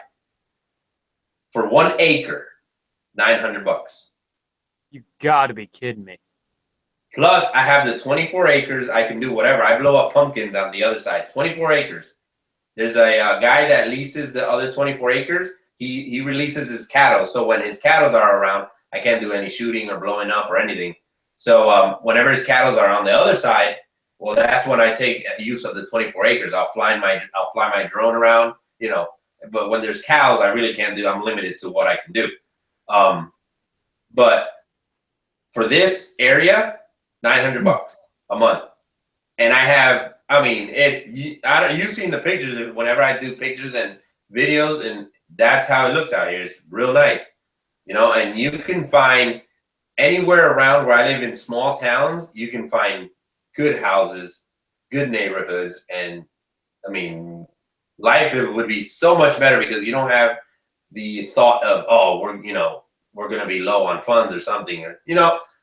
Yeah. And it's kind of like, you know, what I tell most people that I talk to that are always looking like for a way out and saying, you know, I don't know where to go. And when I always look for a small town out in the country, you know, yeah, we have to drive to Walmart 19 miles down the road or 34 if we want a super Walmart. But it's better than, you know, living closer to a Walmart and paying high rent versus having just to drive. What's driving? Probably what?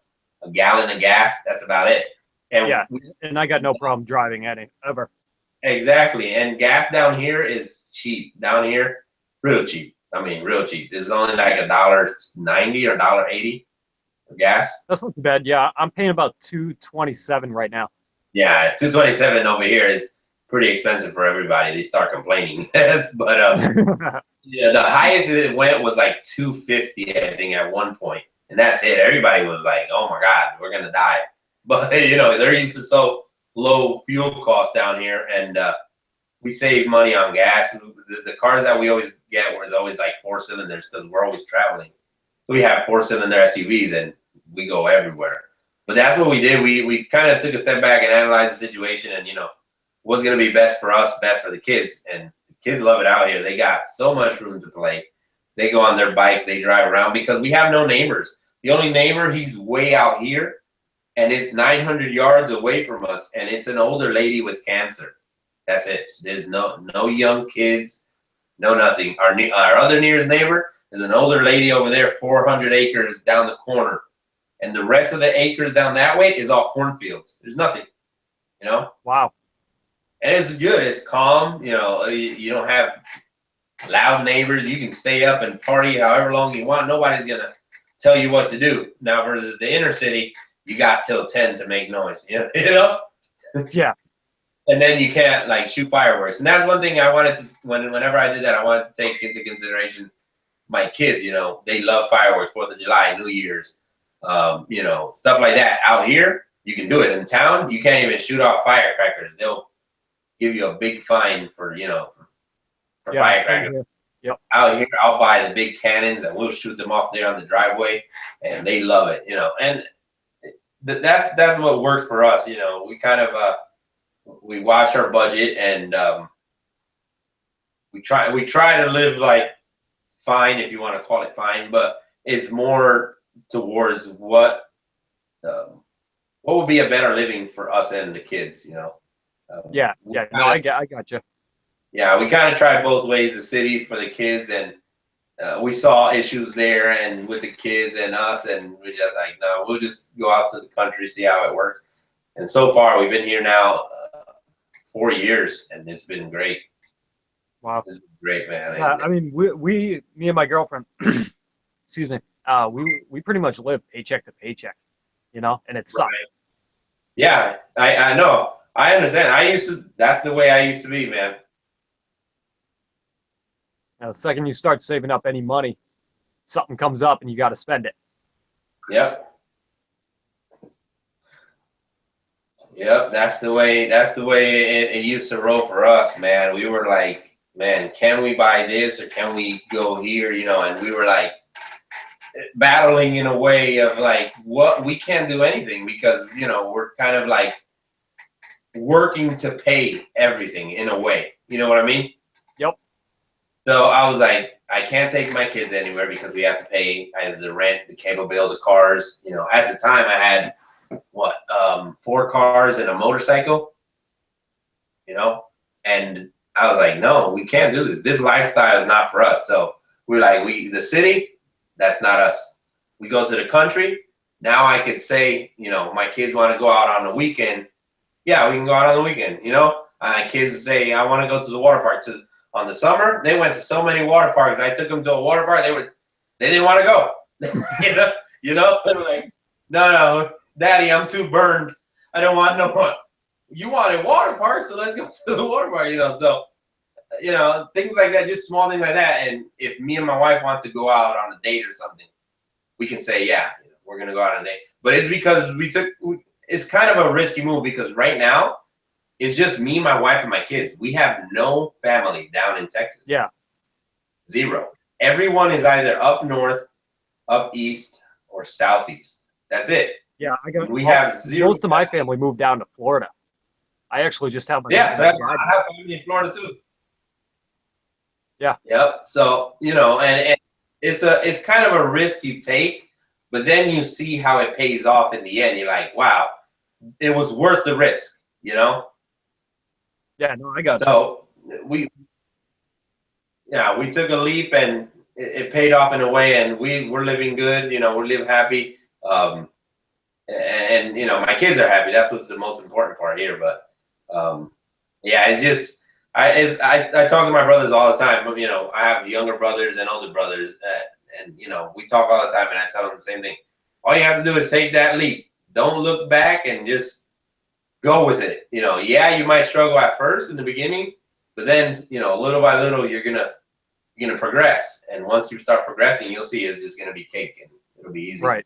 But yeah, I mean, for us, it's trying to come up with that last insecurity, and then, you know, even because we want to move, we want to get out of here. Definitely, that's not even a discussion. Like, we want to get out of here, but it's also coming up with the money to be able to move out of here is the hard part, you know.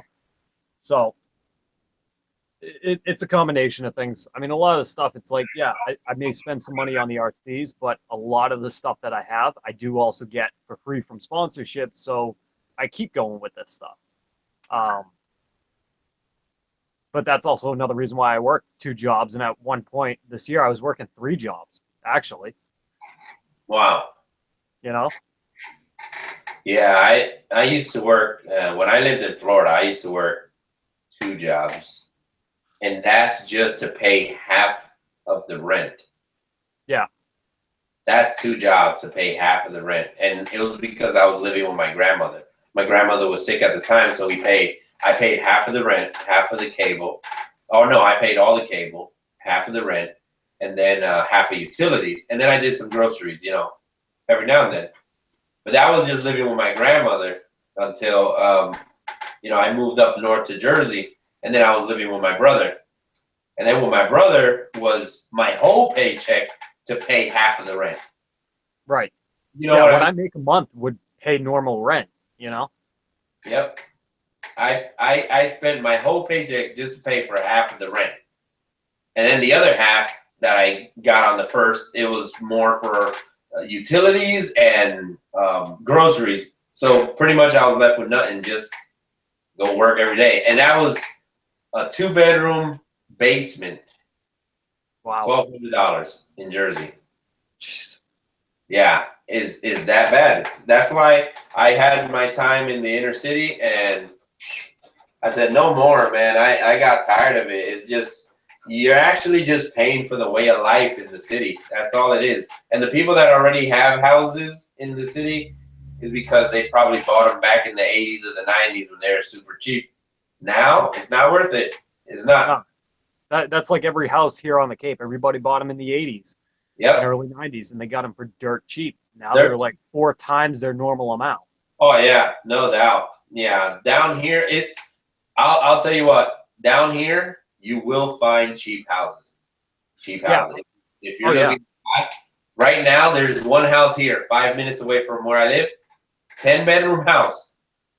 Okay, 10-bedroom house, a big ass pool. 1 acre of land, and then the other house the house that it has 5 bedrooms in one house, and then aside from it has another house with the other 5 bedrooms. Now this house looks like a Spanish style house, like Spaniard.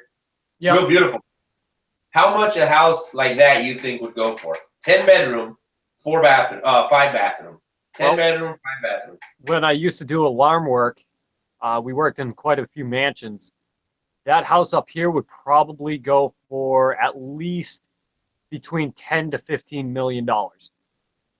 This one went for $190,000. You're shitting me. I'm not kidding you. And they're still selling it. $190,000. Probably might be lower because they were selling it initially for $210,000. Nobody picked on it, so now they're selling it for $190,000. You are shitting me, right? I'm not kidding you. We went to see a house there. Okay, we did our comparisons. We compared houses in Jersey versus the house because we went house shopping, which is why we're trying to find a house for ourselves. So we've been looking around and we saw one here in the city. Believe it or not, in the city. So in the city, in a gated, it's kind of not like a gated community, but it's like it's like a suburb of houses and whatnot. Yeah. It's a 4-bedroom house, 2-car garage, has a backyard, front yard, 2 stories, has 2 bathrooms, laundry room, kitchen and dining room, and it's all carpet. What else?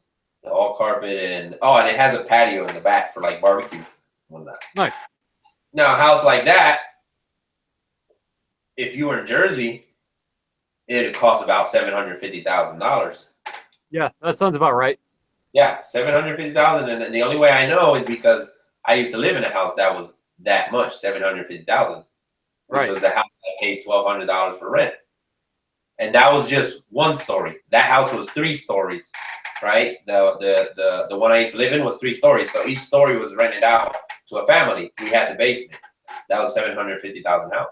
This house that we went to, the exact same house like I used to live over there, but it had the backyard and the front yard. $178,000. Jesus. Yep. And that's the market in the summer. Mind you, the summer where mostly people are looking for a summer home down south, right? Yeah. That's in the summer. $178,000. Okay? That's incredible. We see they sell those what do you call it? Those pre-built houses, like double wides. Yep. They're decent houses. They're just like a double wide house that you'd have to have a land. You put it on whatever foundation you built. Yep. But the inside, they're beautiful. They have wooden floors. I mean, granite countertops. They come like built. And the only way I know is because I had a close friend that he lived in one of those. And Yeah. oh my God, the house was beautiful inside, right? Yeah, I got family that did that as well. How much did they pay for something like that? They moved. They're down in South Carolina, and I think they paid total. Trying to remember because they did a lot of work to the land also. Right. I want to say it was in the ballpark of like 110 to 140. And that's just the house, right? Yeah. Yeah, you want to know how much they sell them down here? How much? As much as you'd pay for a Toyota Corolla, $15,000. You got to be kidding me. I'm not shitting you.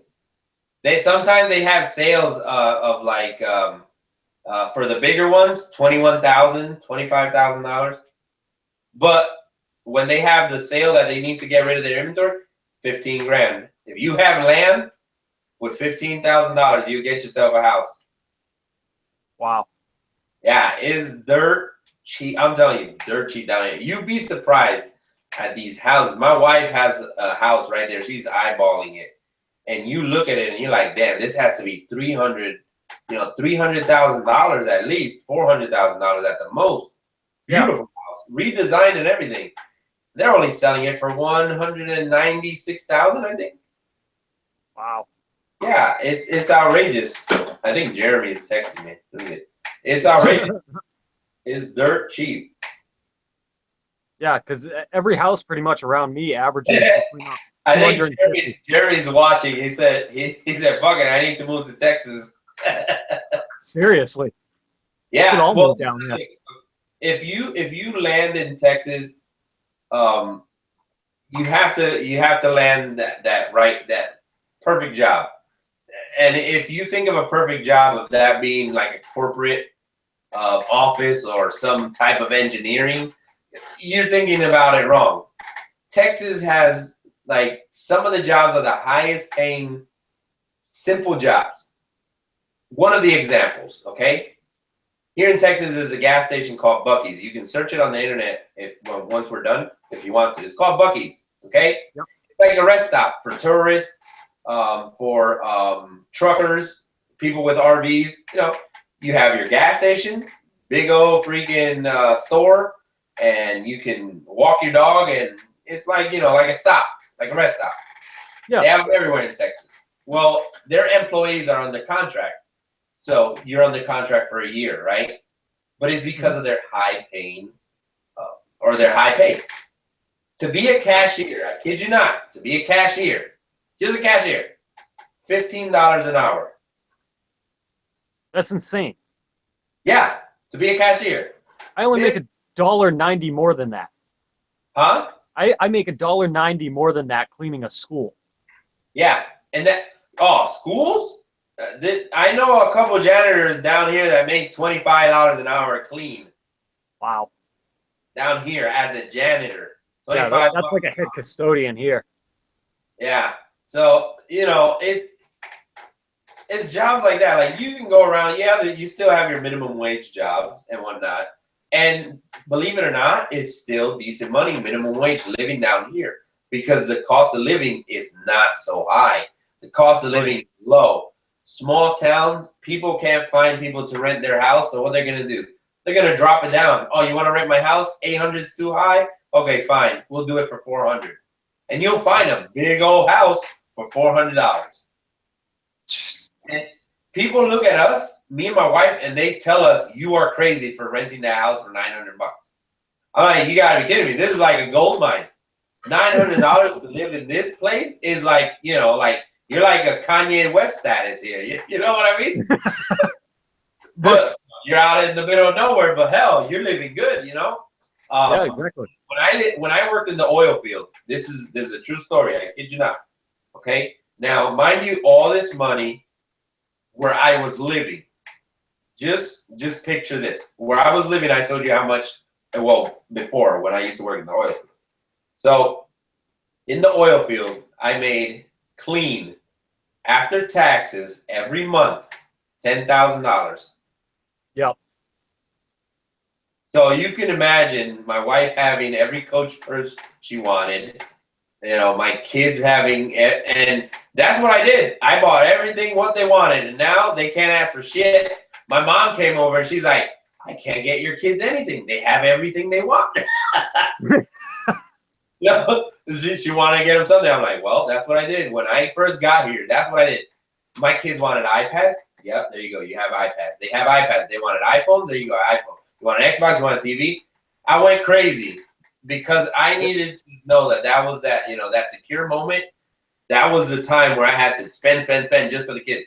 So those $10,000 a month went towards kids, cars, clothes, and it was just mainly off of them. RCs I bought here and there.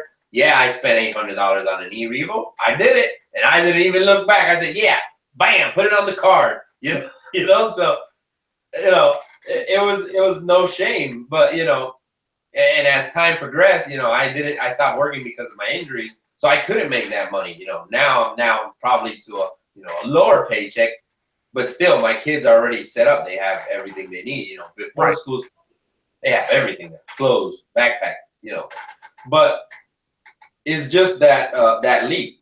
Once you take it, just don't look back and deal with the adversities that you might have at first, and then trust me, you'll be and at your age, you're good to do it, man. Because when I did it, I already had 2 kids with me, so you know, yeah, it was kind of a struggle. You know, getting stuck in Arizona with 2 kids in a flat tire and a freaking $20 a night hotel ain't no bueno.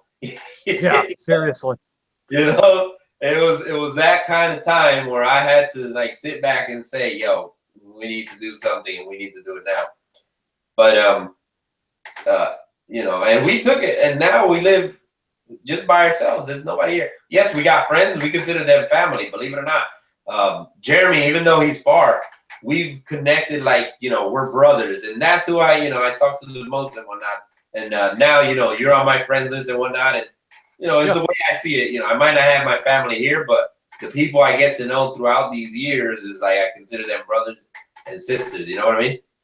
No, I agree.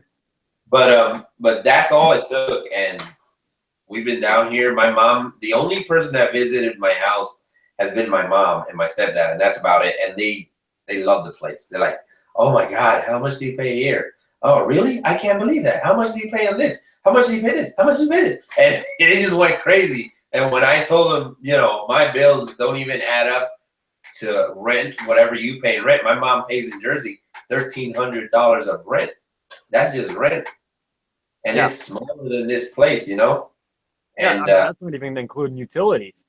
Exactly. That's just rent. 13 is just rent, not utility. Utilities, you got to add on more. Plus, living in the city, you have more things to pay for, like sewage and, you know, other stuff. And it can rack up, and then you got kids too, and it gets bad from there. And I try to always, you know, advise people. I don't tell them how to live, but I kind of give them a way of what's worked for me and how it's worked, you know? Right, exactly. And, you know, I can't, trust me, I went from living in my Mazda 3 for 6 months to just now just relaxing and watching my kids just enjoy life, you know? That's how deep I went down. I lived in my car while paying my own car too, because it wasn't even paid off. It was brand new off the lot. I slept in that for 6 months. Wow. While still working a full-time job. I'd shower in a McDonald's or something, do like a quick wipey shower, put on my work suit, and let's go. And that, dude, I was busting my butt, and I said, you know, I'm gonna get up top, and that's what I did. And then to straighten out my act, I joined the military. Yeah, I joined a little late, but I joined it, and I said, you know, I'm gonna do 4 years of this, try to, you know, experience a little bit of it. Almost died in the process, but hey, it created character, and I came back, and I came back a little bit mentally strong, and you know, having a different view on life and whatnot. And I was like, man, you know, Yeah. and you know, kids come along, and you're just like, now, you know, you got to put your big boy pants on and get shit done. And that's what worked out for me, man. And since then, happy wife, happy life, and that's all I need for now, because I got 3 women in the house. They can jump me. Yeah, you get your hands full there. Oh yeah, no doubt. Now I got a backup, so I just gotta wait till he grows up. So. Yeah, that won't be long, believe me. Oh yeah. But yeah, That's awesome, man. Yeah, that's what I came from nothing. I used to have it all, believe it or not. I used my mom and my stepdad, you know, the way they raised us. We couldn't even work, man. They were so protective over us, you know. They gave us everything, but we couldn't even work. I didn't know what work was. The only work I knew was cutting the grass every Saturday and, you know, building cars with my stepdad. But I had to leave, and I left, and man, it was just, since then I knew what was rock bottom, and I started busting my ass. And sometimes you got to go down before you got to go up. Oh yeah, no doubt. Yep, no doubt, and yep. But I think I'm gonna head to bed, man. Yeah, same here, man. I'm just contemplating this thing, and I just want to paint it. I don't think I'm gonna paint it right now. Yeah. Ah, geez, it's 1:30. I didn't even realize. Yeah. Oh yeah, it's late. I got some stuff tomorrow. I gotta do assignments, man. Yeah, you have fun with that. Oh yeah, no, I am gonna have fun, because I think I gotta do some animation tomorrow. It's gonna suck. Nice. Yeah. All right, dude. Well, hey, it was a pleasure talking with you. Yeah, it was good having you, man. It's you know, it's something new that I wanted to try out with Jeremy, and you know, extend the invitation to you if you wanted to. But I appreciate you coming along. It was pretty cool having you. Yeah, I mean, I figured I'd only come on for maybe like an hour or two, but next thing you know, it's 1:30 in the morning. Yeah, usually that's what me and Jeremy, when we get on, we say the same thing. You know, we text each other on Messenger, and we're like, you know, try to do it for an hour. We go for like 3 hours. We just start talking and building. It just goes out of hand. But you know, I don't know. It just gets that deep, I guess. It's kind of like a brother love. It's not a bad thing, you know? Yeah, no, it isn't. Yeah. So, but yeah, definitely hit me up next time you guys do it, or something else sure. that's going on. Okay. Yeah. So, but until then, man, I will catch you later. Okay. And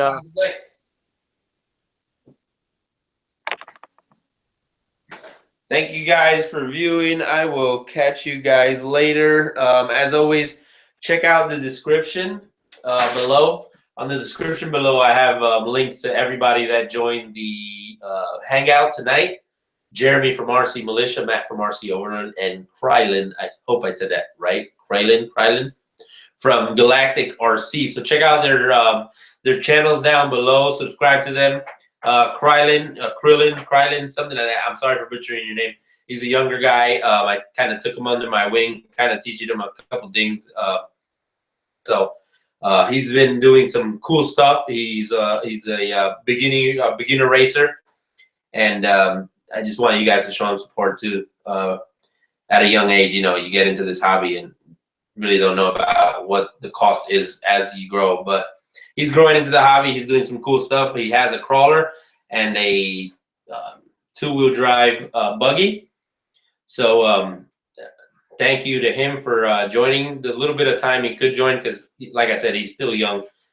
He has to abide by his parents' rules. So he has a certain time he can stay on until. So I appreciate him coming along. And thank you guys for viewing till now. Those that stayed, I really appreciate that. And you guys don't know how much it means to me for you guys to show your support.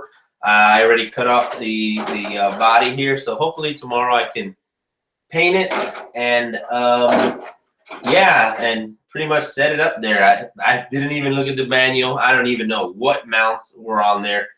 I was just talking with the guys, and I'm pretty sure they're these, but I don't know. I'll look at the manual tomorrow or some other time, and then go from there. But yeah, hope you guys have a good night. I know it's a little late in the night for the guys on the East Coast and those in the West. You guys are still like in the future or something or in the past. Did I say that right? And I just noticed my son just wrote on the wall. So I'm gonna have to clean that up. He colored on the wall. So it's about his height. So I know that's him. Yeah, you guys have a good night or a good evening or it's a good night. Good night. Yeah, good night. And I'll catch you guys another time. Once again, I appreciate you guys for tuning in. Just take away whatever you want from these hangouts. Keep in mind that we do hit up on several topics, as you saw. Some may be RC related, some may be not. You know, life experiences is all good. This is what we do in the RC community. We're not all stuck up, all technical, and we're not all about ourselves. So this is about, you know, sharing life experiences within the hobby and out of the hobby. Those that are interested in the hobby experiences, well, you have things like this, like a crawler build. And you guys can see that on our other social media outlets, such as RCMilitia on Facebook, RC Overload on Facebook, Galactic RC on Instagram, and myself, RC in Motion on Instagram. So with that said, like I said, take away whatever you want from these hangouts. We're having a good time. I hope you're having a good time. This is just a great experience to have guys like these guys that come and join, you know, us smaller guys. You know, I'm not as big as they are in the YouTube phase or the social media phase, but, you know, we get along no matter the numbers. It doesn't matter how many numbers, or numbers do not define us. It's more about family and just enjoying the hobby. That's what it is about. RC in Motion is about enjoying the hobby. It doesn't matter if you do know, if you don't know. It doesn't matter. If you don't know, that's what we're here for, to help you. If you have any questions, put it down in the comment section below, and we'll, you know, to the extent of our knowledge, we will answer that. So that being said, do not expect us to be all technical. Do not expect us to be all savvy, because at times, you know, we could have a brain fart. We're not all savvy. Like me earlier, you know, there's some terms I do forget, but it's about enjoying. As long as you know what you're doing, you can do it right or wrong. It doesn't matter. You're having fun. This hobby is about having fun, enjoying it, family, friends. You know, it doesn't matter the age. Like I was talking about it earlier. You can be 80 years old. You can still enjoy one of these little toys. Because in the end, we're just playing with toys. So I hope you guys really enjoy these hangouts. If you don't, be honest. Say it in the you know, I enjoy honesty. We have a viewer that he comments, you know, and he gives us some, you know, some honest opinions, and we'll take them. We might do, you know, have a little bit of change. But we do appreciate the feedback, and if you have feedback, good or bad, put it in the comments below. I took a comment about quality, video quality. Yeah, it was horrible at first, so I bought a video webcam, so that worked. But please feel free to show support, and just tell us, what do you take away from these hangouts? You know, is it good or bad, or you think we should keep it? Well, really, we're going to keep going. I mean, it's not about keeping or taking away, but we're going to keep going. But yeah, like I said, take away whatever you want from these hangouts, and I hope you learn a thing or two. We're going to do an in-depth review on these rigs. Jeremy with his Vitera, myself with the SCX-10 2.0, and then you can get some knowledge from that. So I think I made this a little too long, and I hope you guys have a good night. I'll catch you guys. Yeah, I'll catch you guys later. Thank you again for joining. I really appreciate it.